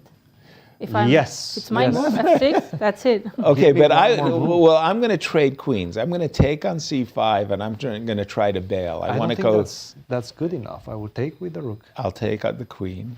You want to make a draw, yeah? Yes. You want to keep exchanging. Yes. Maybe that's what he has to do. Yeah, we would call this pulling the parachute, saying, okay. Yeah, I mean, as fast as possible. Yeah, right now. Right. The outcome of the opening hasn't been favorable. Rook e8. You were about to say that knight e6 was the most testing move. Yes. Testing. Yes. Just because you're not allowing any of these trades that we've seen. Right. After f4, you're forced to trade with knight e4. Gotcha. After this knight to e6, f4, I go f6, and it becomes a mess. You take on e6, take on e5, you take on e5 back, d4, complete mess. Absolutely complete mess, right? Knight to d5. Knight to d5 is the only move. Only move, yes, even. Not knight to e4, because of the move that we all expected, b5. Say what? Yes. So I'm just trying to connect my pawns, go b5, and apparently this gives black great initiative. I would not call b5 an obvious move. Obviously. It's being sarcastic. Yes. A move that nobody expected. Rook e8 on the board. Again, almost a 2-to-1 time advantage. And this move, by the way, Hikaru was not ready for. I think Hikaru right now is contemplating going f4 and trying to go into all those trades after knight to e4, or trying to find something that keeps the dynamic alive in the position, that keeps pieces in the position. I think ultimately he's going to go for f4. Okay. He has to. Well, let's take a look. f4, knight to e4, knight takes e4. Makes sense, right? We could take on c5.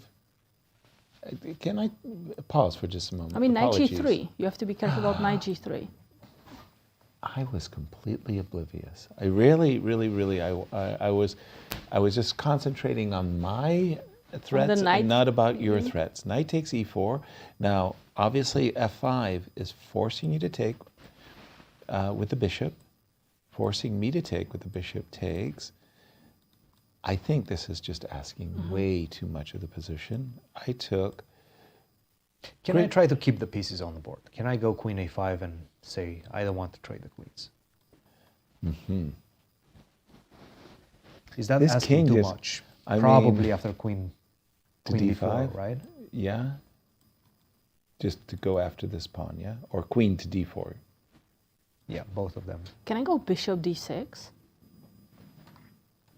As white? Yes. Yeah. I mean, if you are not capturing the pawn, I want to keep it.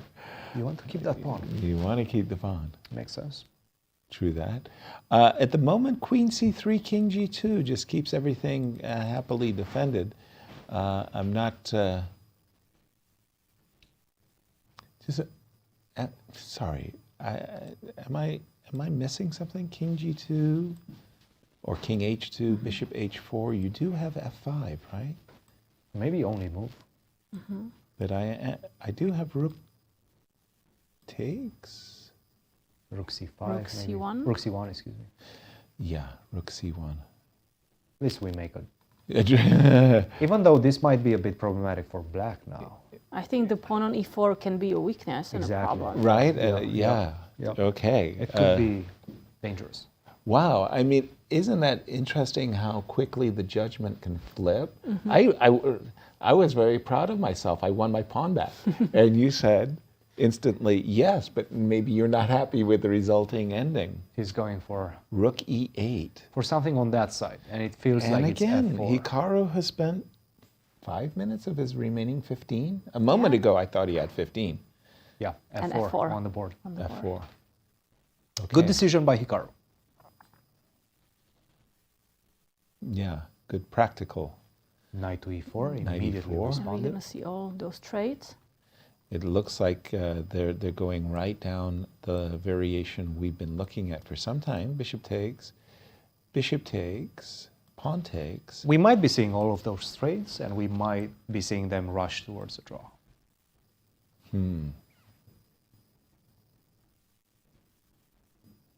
Well. Yeah, bishop takes C4. D takes C4. Take on. Wow. No D5. No D5s. Okay. Now you played Rook takes C5. That was your initial. Queen A5, Bishop D6 is a little bit tricky. Queen A5, Queen D5. I'm thinking Rook takes C5. Bishop takes C5. Bishop takes C5. From the body language, it truly feels like Queen H4. They're ready to exchange everything. Yeah, I would not want to see Queen H4 crashing into my position. That was why I was going for all of these trades. But now I'm not going to trade queens since you You're didn't. not? I mean, As as black. Hikaru played Rook C1. What? Really? Yeah, Rook to C1. But So- how do you avoid the trade? What's Queen H4? Queen H4 or Queen A4 or Queen E7. Those are my options. So Queen H4, I go King G2. I think I have to. Okay, whoa. But now I make. I mean, some tactics. just a moment here. Are we happy? Like the queen on H4 looks a little bit scary. Bishop. Where's the tactics? I don't know. Bishop E3 is a nice move. Okay, I'll take on C8. C8. I still don't have any break. Queen to D7. Do you have any threats in the position? Okay, I probably don't. shouldn't ask that. I Because don't. I'm sure you do. H5. Yeah, I want to start with H5. I just wanted to suggest it. No issues on the back rank. I don't want to get checkmated. White probably has to play G5. I have Queen E1 always. That sort of kills your attack. Queen E1. That's nasty. That's nasty. We were getting ourselves all excited. We were thinking, okay, But still, what were okay, we thinking? Wait. I think I'm still excited after Rook, Queen E1. Okay. Queen captures. Right, Rook takes. Bishop E3. Rook takes. Bishop E3, Rook takes. I thought. Rook takes. Okay, takes. Humana. What do I got here? Who's better? And why? I like black now. Yeah, the bishop on A3 is annoying. And I'm going to just go Rook C2 and then improve my king. But I think I can fight off against that. I think I can go Rook D1. Rook to D1. And I feel I have enough compensation. Okay, after Rook C2. Yeah, Rook King C2. F1. King F1. I'm assuming King F1, sorry. You can, well, F6, Bishop E3, I feel I should be. I like King F1. Okay, Yeah. so Bishop D2. Oh, look at you. Now that is cruel. You've blocked me from having.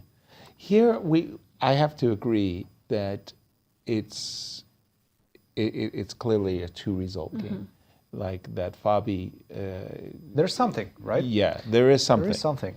Okay, so let's go back to the current position, and all of that came from Queen H4. And I think we were also considering F6 as somewhat of a primitive threat, right? Is f6 a good move? We may be also considering just bishop e3 right away. Bishop e3 right away. The problem, as I see it with bishop e3, is I've got this queen d5 move, right? Munch, and queen d5. Queen d5, queen c2. Queen c2, yeah. Let's see Queen who's first. c2. Uh-oh. I have my threats as well.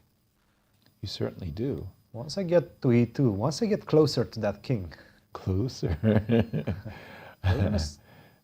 You're gonna have some difficulties. I still remember from the movie Silence of the Lambs. Closer. Let me see your ID. Bishop e3. That sounds very ominous. I know. Yes, sir. I don't want to hear that again from exactly, you. exactly. Bishop to e3. Can we go rook c4? Rook c4, that's a temporizing move, right? We have a move. We do. Let me just refresh my board, everybody. What did he do? Or he just pretended that he's my Oh, he like lifted his... Tricking us into thinking there's a move. Exactly. Rook c1, and again, 11 minutes, and Fabi has 18 minutes. 18. So we're looking at bishop e3. I'm not exactly sure if we've rejected f6 or not. Have we rejected f6? Sorry, what? F6 is a possibility. I see some cool things happening in the game between Ray Robson and Leinier Dominguez. Jump over there. And if you can just go there and then come back to Hikaru's game because it's super exciting. But when we left it, we saw the move e5, and a move we didn't consider. After knight takes c3, Ray said, I can take the knight, because now black cannot take the rook. You take the rook, I've got a checkmate. Then queen g5, yep, g6. Give me the checkmate, g6 is forced. Queen h6. And this is hardwired into our arsenal of weapons. So after knight takes c3 takes on f6, Leinier had to play queen a4, threatening the rook. Ray moved the rook, and now your knight is hanging, and you cannot go back to d5. That would be a really nice centralized knight. But here I'm just going to sacrifice. I can take rook takes the knight. Okay. I hope so. Oh, I'm going to get checkmated now. I want to go queen g5. No, it's not working. g6. No. Queen a. That would be nice, but you have this queen d1. Oh. Got you first. So you can play knight d5? Yeah, knight d5 is a move, right? Maybe even knight d4. Knight d4, maybe rook d4 is a problem. Yes. Yeah, rook d4 is a problem. Yes. So knight d5 perhaps is forced. But can I, hold on. No, if I take on g7, you take on e3, and that's, okay, just a second. So after knight d5, threatening knight takes f6 and knight takes e3, what is Ray's idea? Perhaps a sacrifice. Let's have a look-see, shall we? So you take and then Rook just takes, simply pawn play takes. something like h3 or h4. Just a way to make a luft. What would be lovely is for you to play along with me, right? Okay. But the problem is I was considering this, but now black can play queen d1. Okay, let's continue. So again, I have a double threat. My threat is to play bishop takes and queen g5. This is tricky. Totally. Well, what would you expect from a Puzzle Rush champion like Ray Robson? White is probably better now here. Whoa. Did I do this? Did we do this right, Cristian? That after knight d5, we're looking at rook Queen takes. d1, maybe we shouldn't. Yeah, queen d1 I think is a mistake. So after bishop f1, maybe I need to capture the pawn on f6. Exactly. The bishop on e6 is protected. Yes. So I don't have to worry too much about it. Exactly. Let's destroy this whole idea of queen g5, queen h6. I really don't want to get you. He's a party pooper. That ends the fun. You might still have some ideas, though. Yeah, but that was not what I was sacrificing the exchange all about. So knight d5, help me. What is Ray thinking about? I mean, Leinier is not playing knight d5, so he must be worried about something. So can I do some intermediate move? Like, b3 is not helping me, right? Queen to g5, knight takes f6, knight to e5. I'm sacrificing a pawn for gosh knows what. Okay, knight d5 after on the board. Consideration, and instantly queen to d4 by Ray. That was a very peculiar series of... but that's going to be an endgame without a pawn, right? That's the way I think.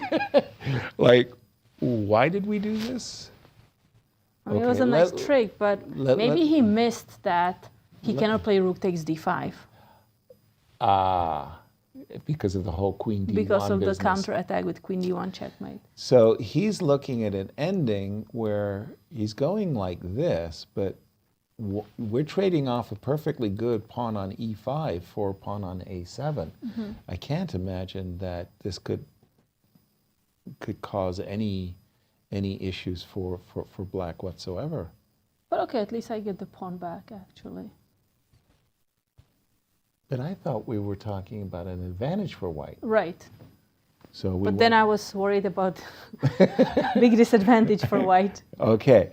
We're going to go back over to you, in fact, Cristian. Do we have action in the We top certainly seeds? do. We certainly do in this game between Hikaru and Fabi. And in fact, it feels like rook to c1 really underestimated the potential in black's position. Queen to h4 was played.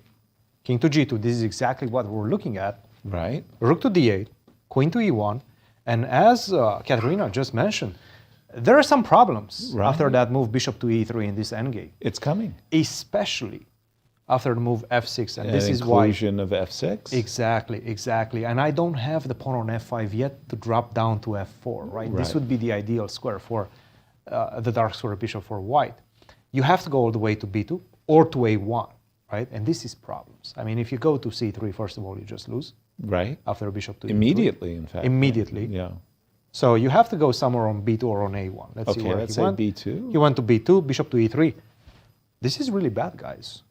Like, this is not fun. You take on c8, I take. How do you stop me from going rook to c2? f4 is hanging, rook c2. f4 is hanging, rook c2 is coming. You're I mean, that bishop on e3 is just amazing. Yeah. This is in fact game over. This seems to be very close to game over. Wow. So after bishop to e3, maybe you have to go to c4. But Hikaru, he must not be happy. No, because one moment of not paying attention, playing that move rook to c1 quickly, allowing queen h4, rook to d8 fast, this right now is giving Fabi a great potential for a win. Wow. Yeah, no, rook c1 was a little lackadaisical. He's getting punished for it. By the way... And Hikaru is also down to his last 6 minutes and 50 seconds, dropping quickly. Not a well-played game. A game we actually thought was going to be over some while ago. Levon by the way, you can see Hikaru just shaking his head. Yeah, he's very unhappy. Levon was going to be a piece down. We had more or less kind of expected a handshake by this point in time. Wesley has not yet won the game. Let's take a look at what has happened. When we left it, we saw the move king g7, rook b1, c6. Wow, giving up the bishop for just the f7 pawn? Because maybe you can be thinking about the light square bishop, the black light square bishop on a4, being a little locked. You don't have a way back. Good point. Rook to b4, rook to c3, and he is going after that kind of locked bishop, if you will. But then again, it is a piece. And Wesley is saying, I should be winning. I'm a piece up. Like, here we go. Wesley's trying to transfer the knight to that central d4 square. And from Levon's point of view, he's trying to make sure that this bishop remains a passive spectator, if you will, for the rest of the game. Still, it's only a pawn for a piece, right? I mean, Kate, I keep reminding myself. Rook to g1? What else? No, rook to g1, rook to b2, sorry. Apologies. I was trying to play knight to h4 check, you know, and push my g pawn. I think No white is chances. in trouble now. Yeah, it looks. Because it looks I'm winning. just threatening rook b2, capture the pawn, and then the bishop is kind of free. Yeah, not to mention that the bishop might even drop in on c2 one day. This one looks like Wesley is ready to clinch. We're going to go back to the game of Fabi and Hikaru, because Hikaru, with the white pieces, is now finding himself in desperate situation after the move bishop e3. Even though the position looks very innocent, black's pieces have all the active squares. By the way, that pawn on e4 is really doing a great job, because it's defending against king f3. It's a really bad position. And It's you a can really see bad it. position. I mean, Hikaru is not happy, shaking his head. Fabi looking very comfortable in his chair right now. And the clock times also is a giveaway. Rook C4. c4. Rook to c4. So what do we do now? We capture the rook and go rook d2? Or? Then I have bishop c1. Oh, okay, no, that would be horrible. That's the one thing we don't want to do right now. But you can just simply take the pawn on f4. You had me That's at an extra simply pawn. take the pawn. Just give me that pawn. Look, I like my bishop on e3. but yeah. But yeah, that's a gorgeous extra pawn. And by the way, Hikaru now feeling the clock, as well as the desperation of the position, has just played. He snapped out the move bishop to c1. He's trying to get his own bishop on e3. If you go bishop e5, then I put my bishop on e3. Yeah. e3 seems to be the optimal square for the bishops. So I can get another pawn, right? So bishop takes c1, rook takes c1, rook to d2, king f2. The most forcing, as we're looking at capturing a pawn. Now, from White's point of view, he's desperately hoping to force the 4 versus 3. So White would love to trade off everything on the queen side. Yeah. Maybe I have to play c5 first. I think you have to go rook d1. c5, I go. Oh, rook to d1. Apologies. Yeah, c5, rook a5. I don't think I should have any problems. I'm already a pawn up, right? Yeah. No, but this, I think that this is... Rook d4. Is this enough? I think so. I mean, this is... a5, let's go. Yeah, rook takes c4. Just chill. We don't really have to encourage you to play rook over and over. And by the way, if this does end decisively in Fabi's favor, it'll break the tie. It'll break tie, yes, because there was a draw in the Blitz game, then there was a draw in the Rapid game, and now it seems like Fabiano Caruana is going for the win in this game. And remind me again what the purse is, the prize fund for the semi-classics. It's like $14,000. $14,000 Split between the two, but I think the winner gets $10,000. Oh, 10,000. and we do have finally a result. Wesley wow, impressed. So he is winning this match 2.5. Yeah. In fact, I'll just ask our production team if we can see the money graphic for just a moment. The classical had 4,000 per game, 14,000 per game. Now we see that Wesley won 10,500. That's a big difference. Wow. Big difference between winner and loser. Yep. Okay. Yeah. Wesley made a lot of money. Nice. It was a good day at the office. It was a good day. Good day at the office. Yes. Very, very good day. And that will catapult him into first place in the tournament, because again, our leading scoreboard will be determined by the money earned for each game of and play. he would most likely be playing against Fabi. Tell wins. us about Wesley's day. Yeah, so with the draw, he made 2,250, then a win, 6,750, then 10,000 $19,500, and that's almost $20,000 today. $19,500, looking good. For a man who's had a very, very bad day at the office. A very bad day. $8,000 today is also not the worst thing that ever happened to somebody.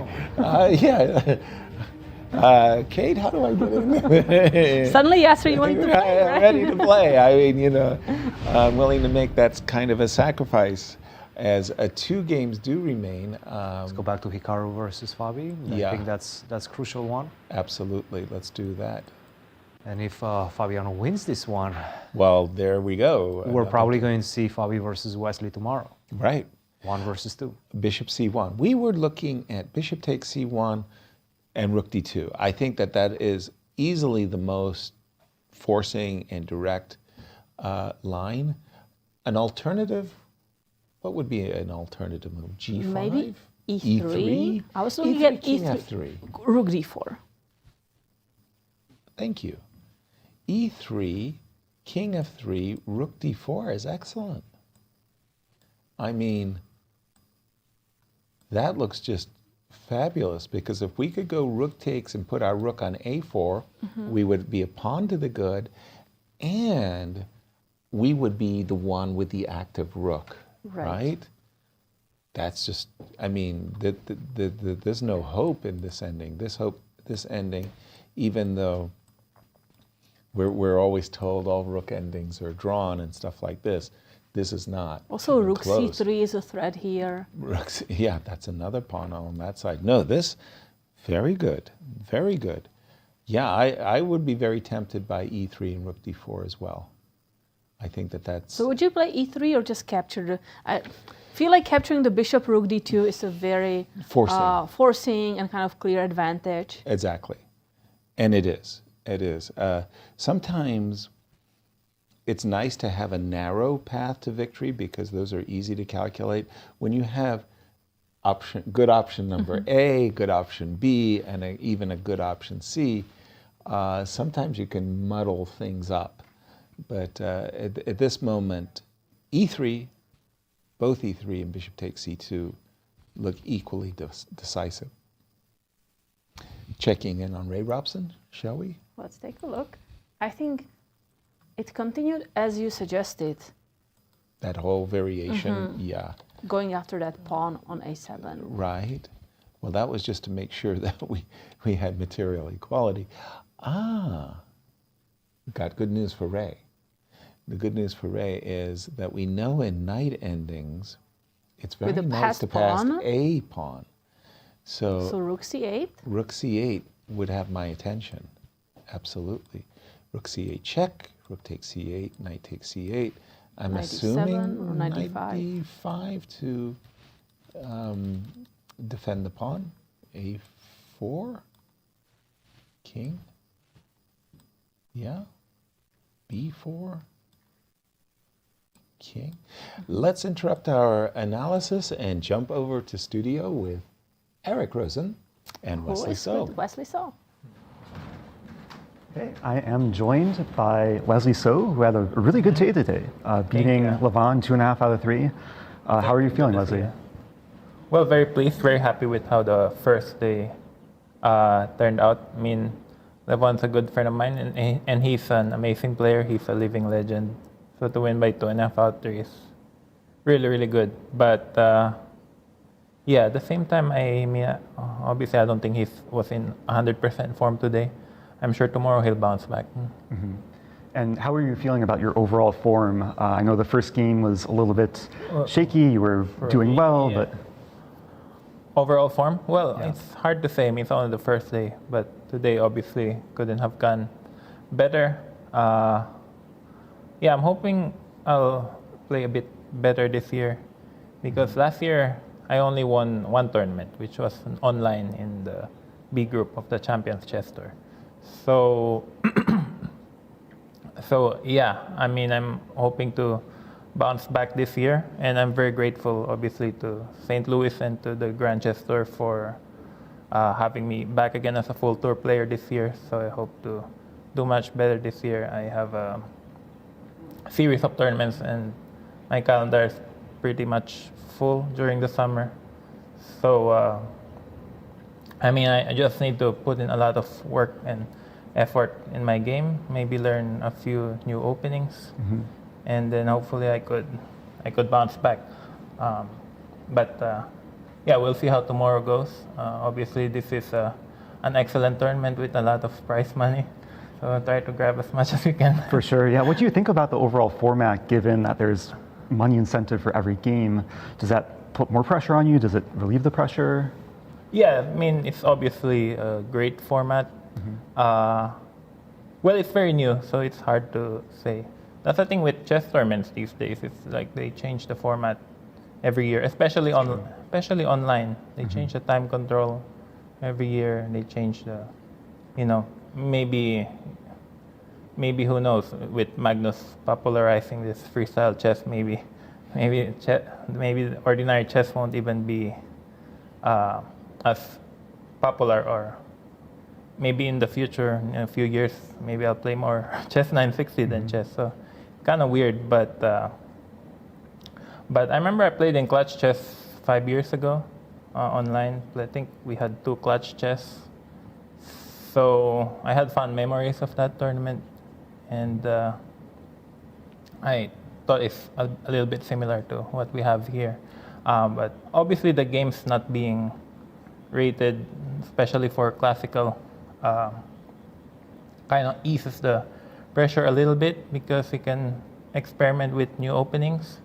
I mean, I was very close to coming back to the top 10 in classical rating. Like if I won my white game in Bundesliga 1 week ago, which I had a pretty winning position, then I would be back to number 9 in the world. But Levon and I, we have the same rating right now, so we're trying to get back there, and hopefully this year will be there.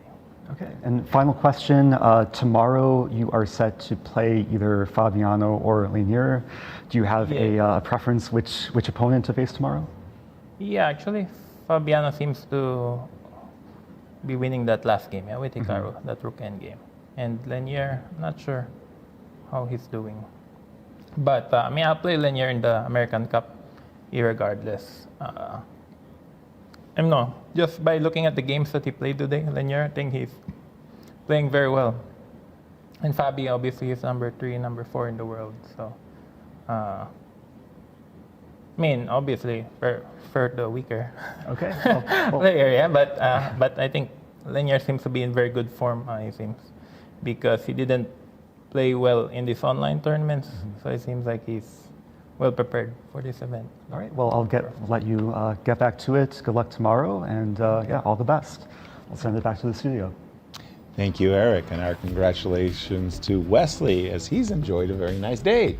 Very nice day, leading the tournament so far with $19,500 per this first round. And if you're going to win 2 of the 3 games, choose well. Choose rapid and classical. As you can see, the prize fund for those 2 games are the highest, win the classical and win the rapid. What's happening in Cristian, over to you. What's happening in Hikaru's game? Lots of things. Lots of things are actually happening. We were looking at bishop takes c1 bishop or takes e3. C1, bishop to e5, e3 was an option as well. The problem with e3 is king to f3, and you do lose. We were looking at rook to d4, but go on. There's some ideas. Yeah, yes, bishop. There's definitely some ideas. There was a third curtain. You see, bishop d2. We were thinking there was bishop c1 or e3, but there was a third option. Maybe a good option.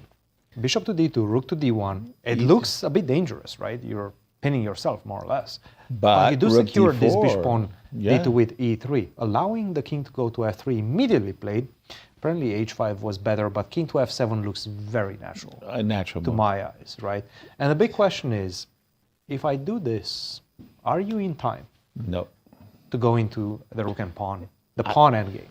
No. I don't think you are. The king and pawn endgame is just terrible. f5 is a very important move. In this one, you take, and then I will have the opportunity to potentially create a pass pawn on this side. Exactly. I'll use this as a decoy. I'm just going to pick up all of your pawns in the meantime. Right. So this one is losing. That's why he played the move bishop to a3, Hikaru that is, and he started speeding up his moves, right? You remember he had 4 minutes 5 moves ago. Right. He still has 4 minutes, Exactly. right? Catching up on the clock. Bishop c5 is the idea, so you probably want to stop that. Bishop c5, bishop takes c3. Don't allow that. How do we do it after c5? How is this position? It seems like white is somewhat hanging on by a thread with king to e4. Really? Not easy. Yeah, not easy. I have my doubts. King e6. Me too. Then I can go Bishop king to d7, b2. king c6. Yeah. Let's go king d7, no? King d7, maybe I can go g5. This is my idea. Try to get some sort of a counter chance on this side. Still, it just feels like black has such control. King Of course, c6. of course, yeah. King c6, bishop d4. Already not that easy. Okay. Not that easy. At least he's You're trying to fighting. make a game. Yeah, You're I fighting. mean, I didn't think there was much fight left, but he has. To be honest, again, objectively, maybe there's some fight left. From a practical perspective, these moves are so difficult, right? To go bishop a3, then lock your bishop on that side with c5, which was played. He is right now finding the best moves. But after b5, sure, you have the c5 pawn, but my majority on the queen side, a5, b4, a4, b3, if that really arrives good. on the board, it's game over, all she wrote. Yeah. Plus, you cannot put the white rook on the c file to support the pawn. Exactly. The bishop on d2 playing such a key It just looks practically very difficult. How did we do that? Because So rook b1, Rook a6, b1, a6. a6, and what did we do? king e4. King e4.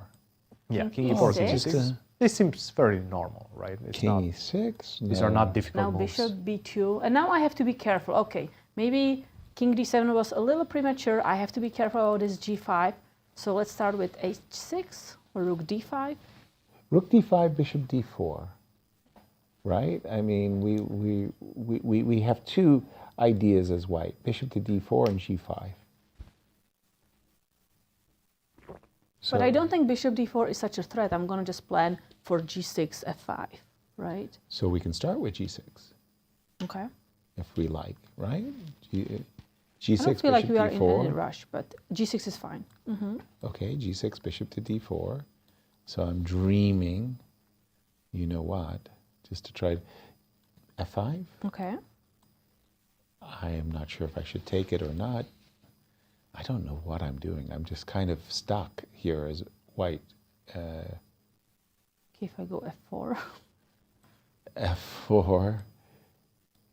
Yeah. Now I'm gonna, F3?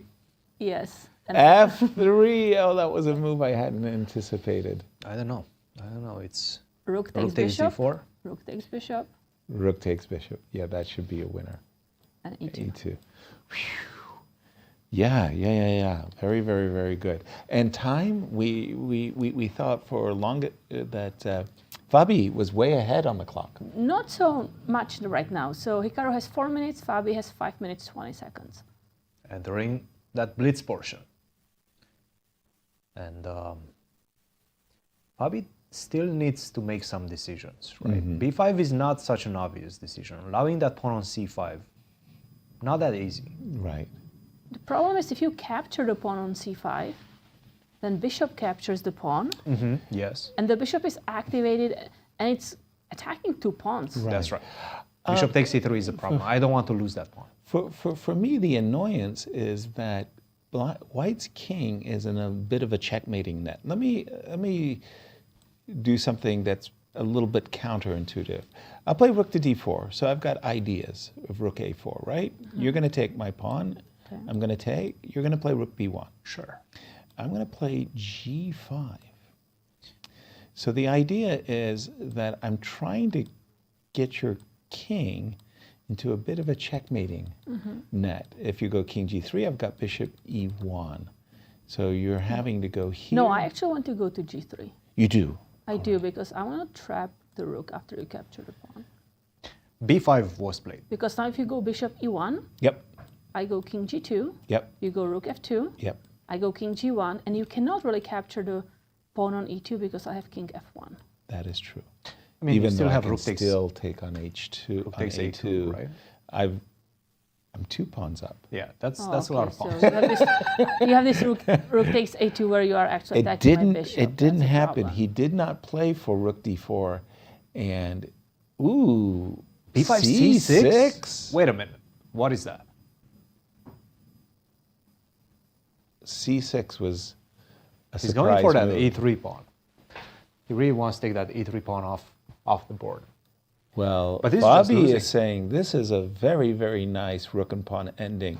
You take on e3, we'll trade, and I'm going to go rook c3 to a3, and I'll have the active rook, the extra This pawn. is just losing. It's easy. It's losing, yeah. It's losing. I think Fabi has this. c6 was a surprise. Well, not a good decision. Let's try to keep it going. Okay, bishop takes e3, you probably have to go for it, right? Yep. We exchange, and then at least I get my rook d7 check. Yay. Is the only thing I'm happy about. Yay. Rook a7. Check. But then rook c3 check. That's a problem. And rook a3 and goodbye to another pawn. That's the worst. That's the worst. That is the worst. Perhaps he missed that rook to c3. You just don't get the setup. It's hard to imagine what he missed there because this is straightforward. I'm pretty sure he missed it. He's got. He just shook his head. Yeah, he's got the Hikaru head shake. Yeah, rook d7, that's fine. King g6. Rook takes c6, everything is... And now he has to go back to d3. Hold on, let me just refresh my board. And the whole point was check, and rook a3 was on black's agenda. So if we go rook here, you have to play rook a3, I do, correct? yes. Okay. And if I go rook a4? No, but then I take. And I stay on the king side. I'm not going for your pawns. I just go king f4. I think this should be fine for me. Yeah, I wouldn't want to. No, I like just like king g5, just to improve the king. No rook c4. King g5 looks like Instead a of great rook move. c4. Oh, excuse me. Instead of rook c4, immediately king g5. But wouldn't you like to go b4 and rook c3? I would love that. If I'm going to engineer a rook trade, I would love to not double my So my wasn't pawns. just b4 just winning? b4 looks great. He played h5. By the way, a very good move, because if we can create a weakness that is easily snackable, let's It's a new chess term. Must be a word. Must be a Yes. word. King f2. Yeah. Tasty. King No. f3 on the board, hg, hg, And now you're b4. and now b4 looks like, yeah, I mean, nothing to discuss. Rook c3 is on the agenda, and Rook c3, rook a3. There's no way to stop it. exactly, it's too strong. And if you take with the king on g4, then I can go rook c4, rook a4. If you take with the king on g4, yes. Rook c4 and rook a4. And once again, you've got the active rook, the extra pawn, easily technically. Fabi right now is very close to a technical win on the board. All of these guys play technically incredibly well. I mean, Magnus, a league of his own. But also I have to say that Fabi and Hikaru both play, their endings are excellent. Ooh, Wow, look at this one. H4, very unexpected. Fabi is saying, look, I'm playing for b4, rook c3, and even on a good day, rook to g3. Oh my. And Hikaru didn't seem to like this one either. I mean, yeah, I'm just running out of ideas for Hikaru here as b4, rook c3.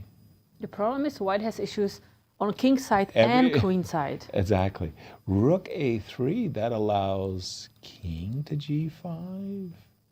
Just making slow inroads over on the king side.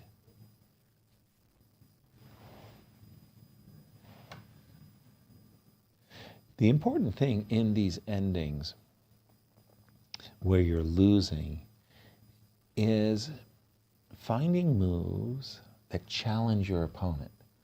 If you play moves that obviously lead to trades and easy conversions, you want to avoid them. So even though rook a3 is just one of those moves to take away b4 and rook c3, to try to find a way of making your opponent's life difficult. So rook a3, I got to give that credit. I still like king g5. Then we can go even g6, f5. Exactly. Because we Keep do want to making create those. that weakness, and then we are again ready to play before rook c3. And Exactly. Personally, I would have played h takes g4. I do understand the idea behind h4, but I liked hg4, king g4, and just... Because then we have a direct target. Precisely. Is time a factor? It usually is, but... By the way, the game between Ray Robson and Leinier Dominguez, I believe, just ended in a draw. Are you sure? Just a second. That might be, you might be looking... No, I think you're looking They're at still playing. game 2.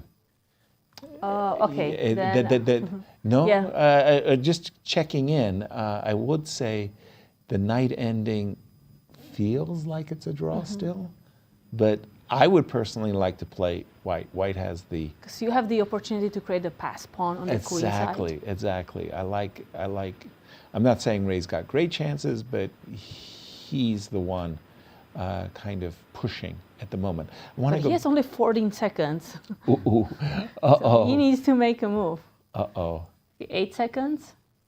King to c4. The good thing is that in this classical game, you are gaining 15 seconds per move. And that's a lot. That's a lot of time. That is a lot of time. So you look at these night endings and you say, well, what would be the ideal setup if you were white? And to my way of thinking, I would love to have my king on b5 and maybe my knight on e4. My knight on e4 would attack the pawn on f6. My king on b5 would obviously attack the pawn on b6. I feel we should stay with the other one. I do too. Just because it feels like it's closer to a draw. It's a bit easier, right? When the two top seeds are whoa. Wait, what? Check. Black is losing a pawn now, right? What? Unless you go to rook a3, which we didn't like. Rook a3. No, rook a3 I probably take on a3 and that should be equal. Right, but now you're losing a pawn as black. I can go rook c2. Rook c2, rook h2. I will get my h3 pawn. Oh, you go after that pawn. He has to. I think he has to. Well, that was his intention behind h4, was he wanted to go after the h3 pawn. Rook c2. Rook c2, rook... But how easy is that? I don't know. Should I take? Okay, so you take on a6, rook h2. I go king f4, right? Yeah, something like this, no? I mean, if you go now I king can f4, capture g5. on a2 first, and then come back for that pawn. Okay. You can also do that, yeah. So you can go rook a4, just to be accurate. Yep. But why rook a4? I was trying to capture the pawn on b4. I thought you wanted to go g5. So that's why I wanted to go king f4 first, and then g5. To exchange on f6, and then go king g4, try to go for the h pawn. Fair. I'm not 100% sure what's going on here. Here, takes. So I take. Say I go e4. E4. I'm trying to exchange as many. Makes sense. As many as I can. You have rook a3. You didn't calculate that. You didn't want to calculate that. I didn't see it. But you're right anyway. I didn't want to calculate it and I didn't see it. But I did want to play I'm not sure if it works or not. Yeah, I did want to play rook h5 and h3. Still looks like, it still looks, He took on b4. We've got different moves. He took on b4. Rook takes a2. Rook takes a2. Well, I almost feel like you got to play g5, something desperate, no? Rook to b6. That's not Hikaru very is shaking desperate. his head like he thinks this position is a draw right now. But now you can go king g5. Black can he's go happy. king g5. He was really surprised by this rook takes a2. Hikaru's bopping his head as if to say he's got chances. I think he's just lost, isn't he? He What? doesn't think so. Really? He is lost, yes. Because of rook h2. No, king g5. Go first king g5 to not allow king seems to be the f4. best, yes. To not A5 allow- is also a good move. Okay. A5. Both of them are winning. Well then, everything is winning here. Then it's great, right? Yeah. But I'm not sure it's that easy. I'm really not sure it's that I thought easy. it was super easy. If the pawn were on f2, I would say it was probably even closer to a draw. But because the pawn is on e3, making rook h2 accessible. Rook a6, okay. Rook a6. Now you like king g5. Well, I liked it before because that kind of put us I to still like one. king g5. It's okay. Nothing wrong with king g5. So king e4 and g6. That's the idea. e4, g6. Good idea. Rook b6. Rook to b6. Yeah, and in fact, I'm not sure why I want to go king e4. Like, why do I want to do that? Well, what else do you want to do after king g5? Like rook a7? Rook I'm actually a7. trying to force him to go g6 and then go rook b7. I want to And give that check from the side. You want to do this. Yeah.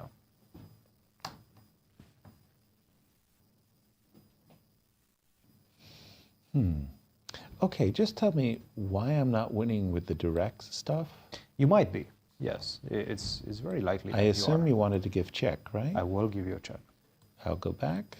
I assume you want to take. Yes. I'll give you a check. Now I'm not sure where I'm going. Now we stop.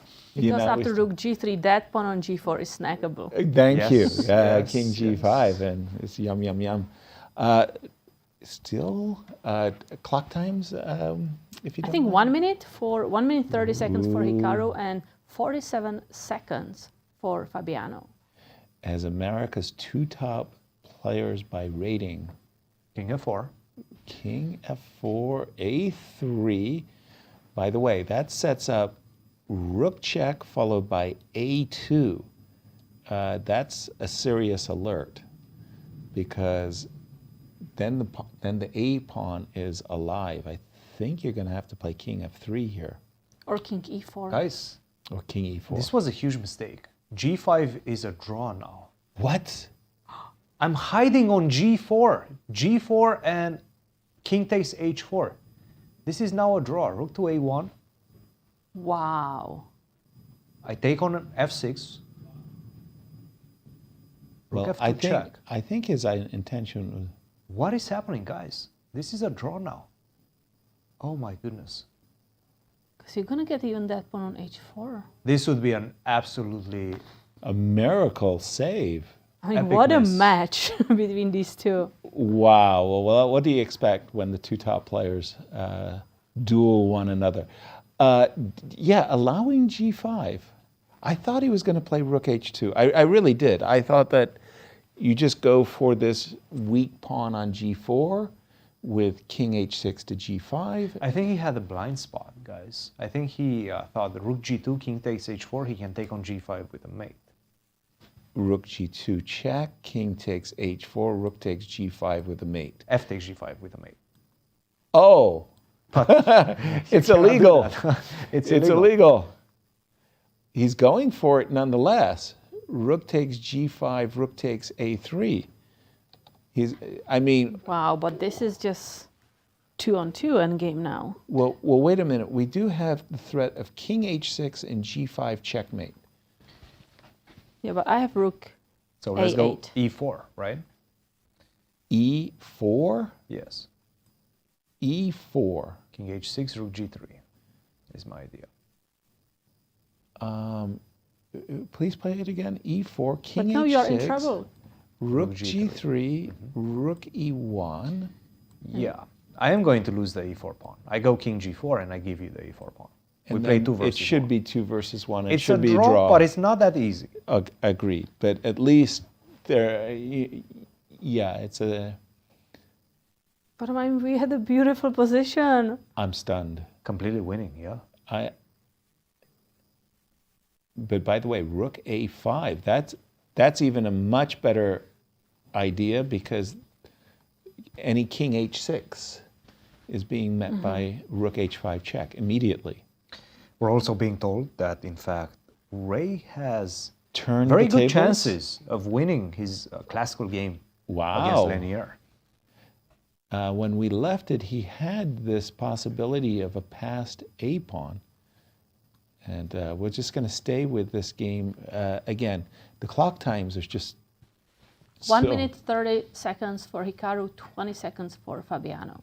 And king f7. Well, that gives up the mating patterns that we've been seeing, because we've got h5 now.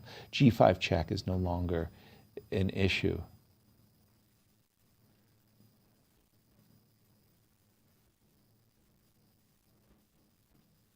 Now, by the way, should Ray win, this game ends in a draw. Our two top seeds, our two top leaders will actually be Wesley and Ray, and they would play one another in tomorrow's duel. King e6.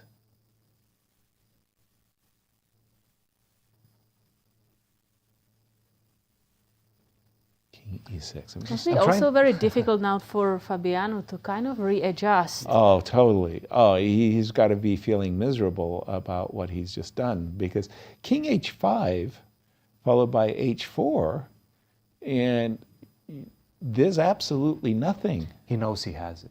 He's got the draw clinched, practically. He had it. He had it. Okay, I'm seeing some options potentially for a misstep. Rook g5, is that a misstep? For who? I mean, black is losing, I guess. That would be bad. Yeah, I would go king g6 takes g7.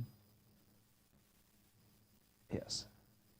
But Rook I takes take g5. Okay. F takes g5, king g6. King e5. No, but you can take on g5.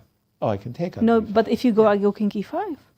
But I don't want to make a draw with. But that's black draw? is trying to win. Black is trying to win here. Black is trying to win. Yeah, but Yes. By the way, what just happened? Because he put his king on h5 a moment ago, and then I thought the king was safe on h5, but then he dropped his king back. Why did he do that? I'm confused. He played king back to h4, rook to g2, and we've caught up with the players. King g6, he's trying to construct that checkmating threat, but with the rook on the 5th rank, king h6 always met by rook h5 check. Is rook f5 easy? Rook f5. Why? Just so that I can play rook f4 and... But I'm not sure you want that. He's just waiting. Rook a5. Like rook f5, rook e2, for example. I think this is how you lose the a-pawn. Rook f4, rook e3, your king is not coming out, and then I have ideas of king h6. Yeah, exactly. It feels like I've really entrapped myself. Like what Hikaru is really trying to avoid is 2 versus 1, because he knows that he still needs to play the best moves and work a little bit. Exactly. He wants to hold on to the e4 pawn as much he does. as possible.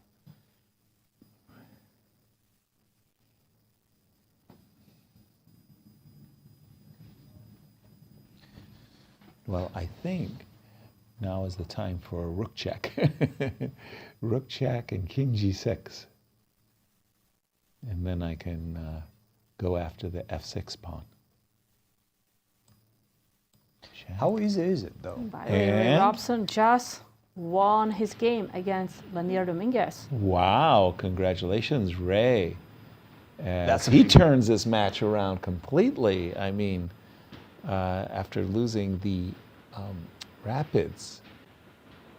He wins the match. He wins the match. Based on money. On money. Yes. On the money factor. Hikaru is not super happy about what just happened.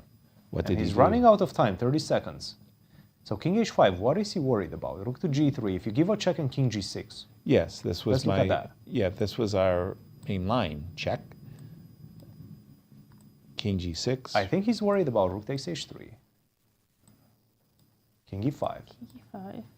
And now g4. No, not that. Not that. I don't think that's too problematic. But G4 might be problematic. Okay, sorry. Let me just refresh. They're going straight for it. And this is the position. Yeah, we have the G4, guys. This is a blunder right now. This seems to be winning. Can I go G4? He had to go rook check. Yes, keep checking. Keep checking. G4 wins? G4 wins. Oh my goodness. G4 what wins a right now. turnaround. Crazy. Oh, this is wins. crazy. G4. So what? There's only 2 moves right now. G3 is one of them. G3? And the other one is rook h8, which nobody is going to play. Okay, so if we go G3, King G5. Yes. Hikaru is in pain as he realizes he's having a cold shower. Oh, so the is it idea now? Rook G1, Rook G3, correct. King H4, and King F4. Correct. And we're gonna checkmate you as a rook. Checkmates. Wow. Isn't that great? We don't even promote the pawn. We just make, oh my goodness. Hikaru is taking his jacket and moves away from the board. He is disgusted with his decision. What is happening? Because he knows that G3 is a win, and he's missed it. Ray's still at his board, completely calculating this endgame right now. G3, he's found it. One of the 2 moves that wins. Wow. Oh my gosh. And and Hikaru is just steaming. Wow.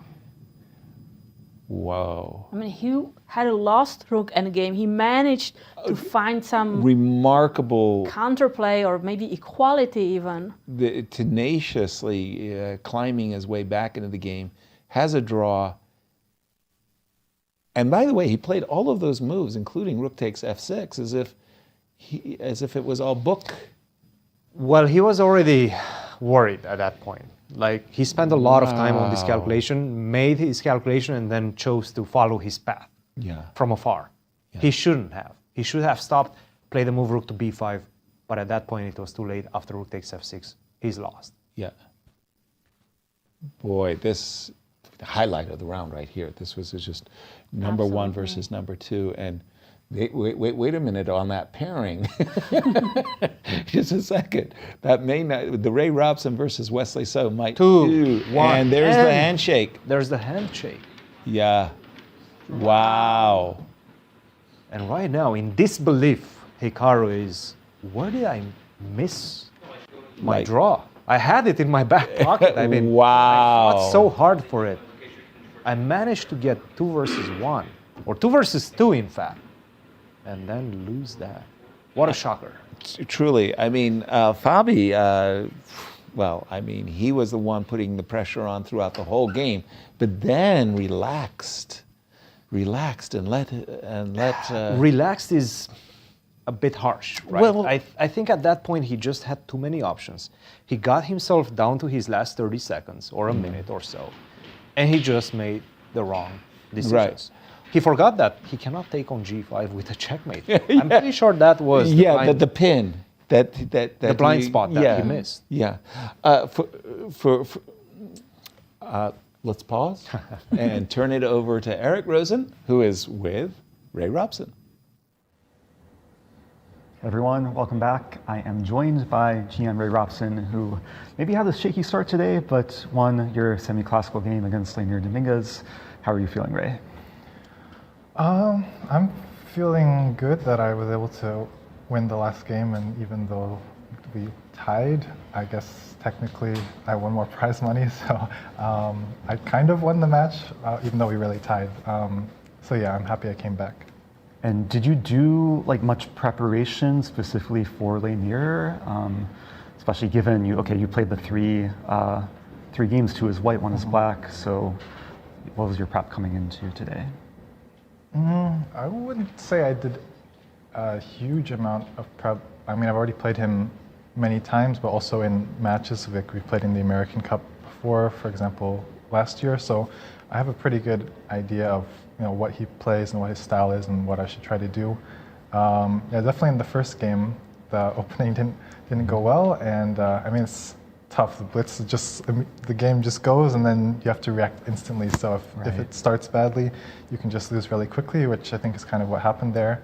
Second game, we repeated the same line. I played it a little bit better, I think. I was able to draw. I don't know if I played it correctly again in the opening or not. And the third game, the last game, that definitely was some kind of special preparation because I've never played this variation before.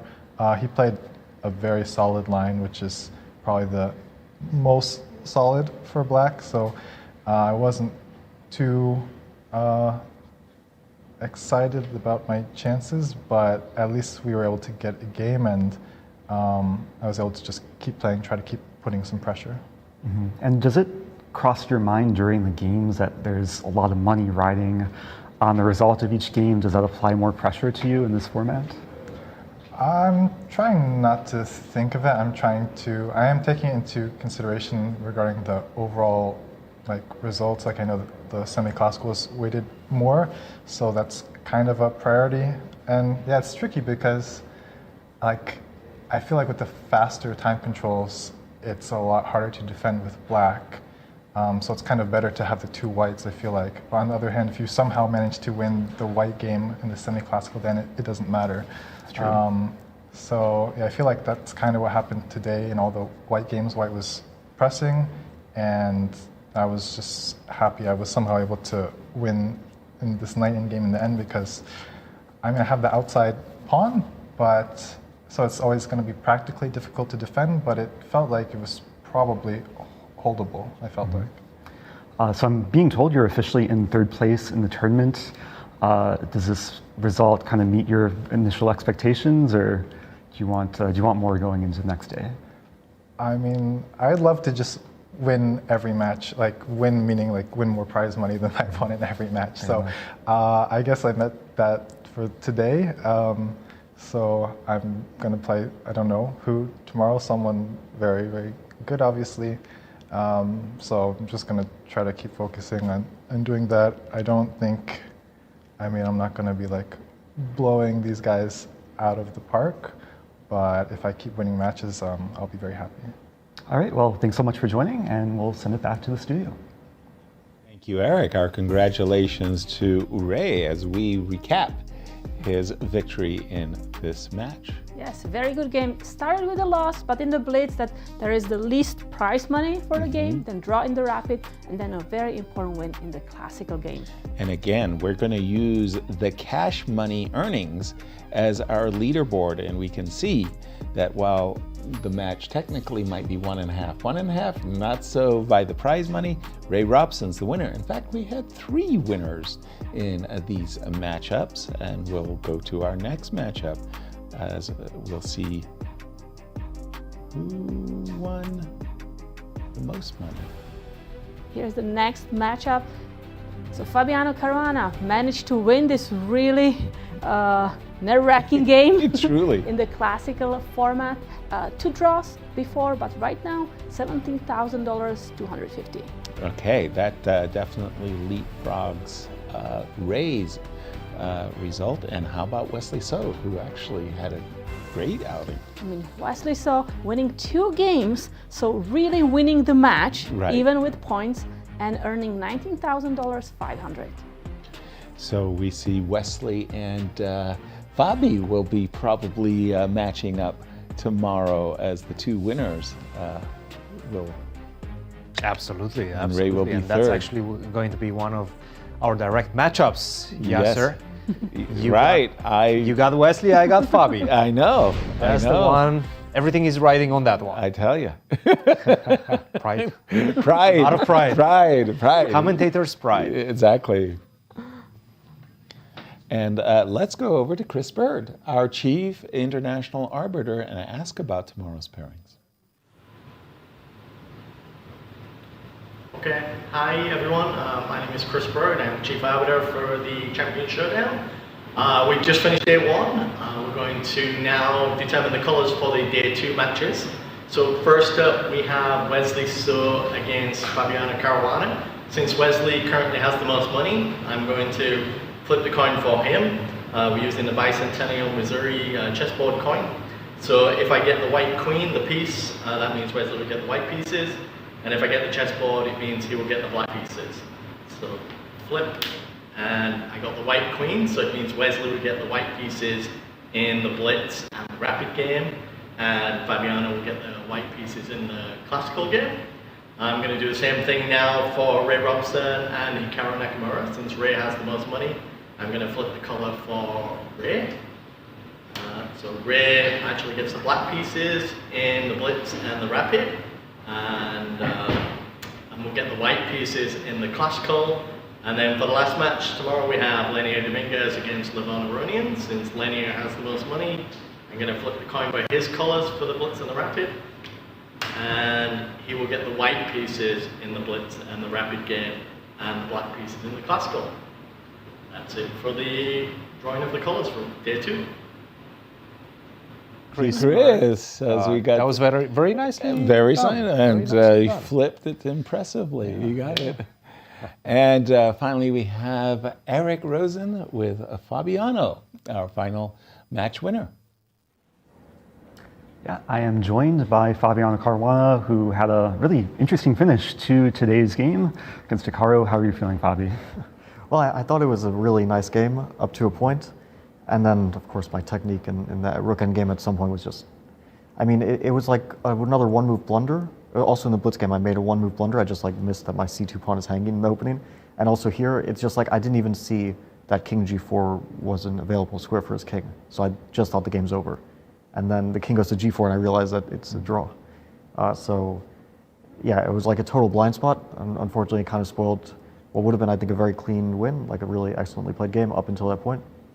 And yeah, then I tricked him at some stage. I mean, it remained a bit tricky for him, but of course, it was definitely a draw, and not, I think, too difficult if he had chosen the right path.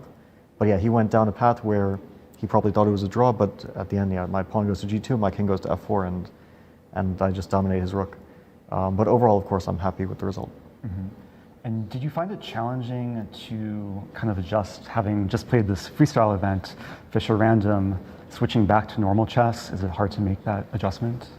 Yeah, now we play so many different formats, it's kind of strange. You always have to adjust to a different time control, a different tournament format, even a different starting position, which is, yeah, definitely to be playing an entirely different type of chess where openings don't matter, and then going back to kind of classical, but also with like some rapid and blitz thrown in. I thought it was very difficult to play the blitz game first because you're not warmed up whatsoever. If you play like a long classical game, you can you can warm up throughout the game without making major mistakes, but in the blitz game, you're just kind of thrown into it. First game is a blitz game, and yeah, that I thought I was very rusty, and probably he was also very rusty for the blitz game because it's really disorienting to just go straight into it. I think maybe if we switched around, we would have kind of built up to it a bit better. Mm-hmm. And you have difficulty adjusting from like blitz to rapid to semi-classical too, because usually most events don't feature that. Yeah, I think this time control, like the semi-classical, is the most interesting because it feels like a long game, but you can't really approach it the same way as you would a standard game like a 90 plus 30, especially with the increment being less, because once you get to time trouble, it's much less forgiving. And we had this in another tournament years ago in Norway, where we had like a 10-second increment. So you were kind of spending all your time at the start thinking you have all the time in the world, then you get down to a 10-second increment with no second time control, and you can never think again. Mm-hmm. And so really like time management in this semi-classical game is very, very important. And did you do any specific preparation for this event or for your opponents in this event, or not so much? I was looking at the guys a bit and what they're kind of playing recently. With Hikaru, it's very difficult because he doesn't play classical too often.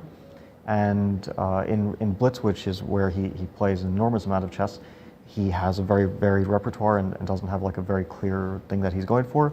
But some of the other players are very stable in their repertoires. For example, Wesley has a very stable repertoire. Ray also, who I think I'll play in the American Cup. So there was some kind of like also thinking about the next event, and a lot of the players here are also the same there. So I have to potentially prepare also for what I might want to save for the next event as well. Mm-hmm. So it's an interesting dynamic in that sense.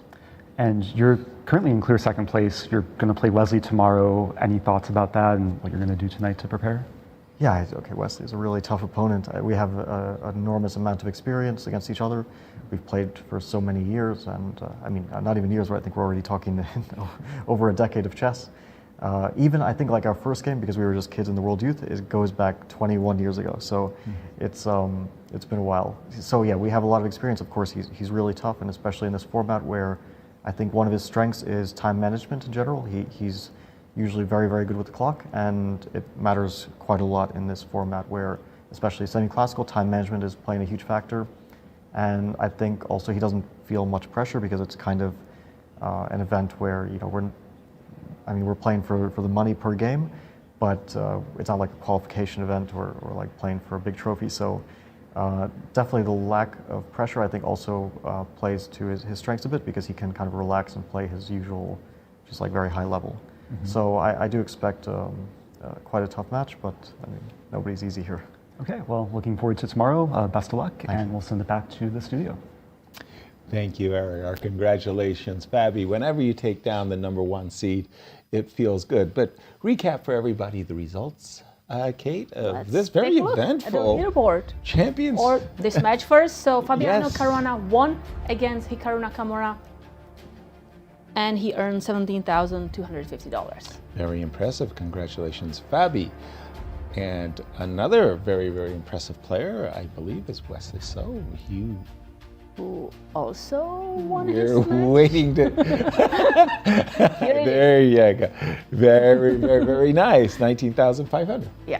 And 2.5 against Levon Aronian. And he's the leader going into day 2. He will be facing Fabiano. Fabiano. We will see that in just a second. And in the third match, we have clear Ray victor Robson. as well, Ray Robson. A Who bit is the winner? unexpected. It's a tight result, but Ray Robson won more money, $16,125. Fighting back by winning the Classic. He lost the Blitz.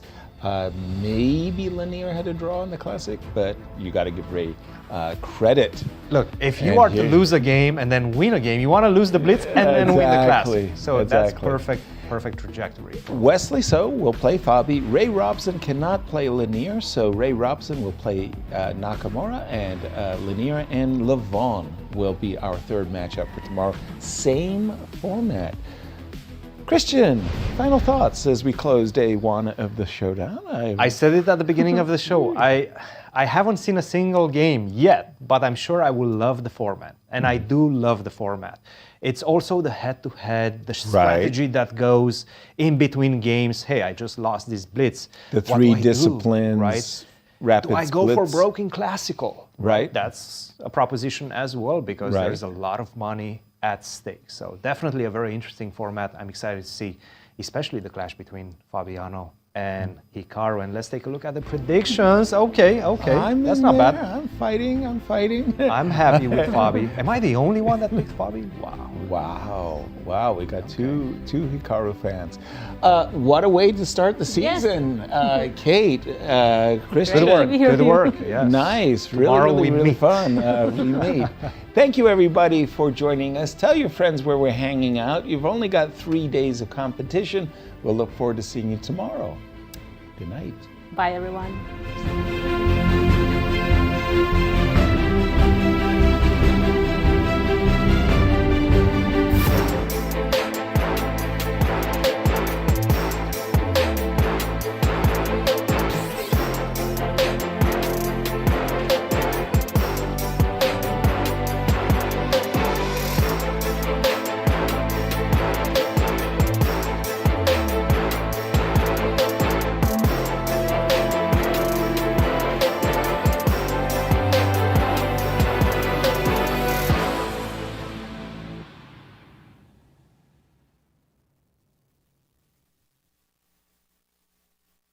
This has been a presentation of the St. Louis Chess Club.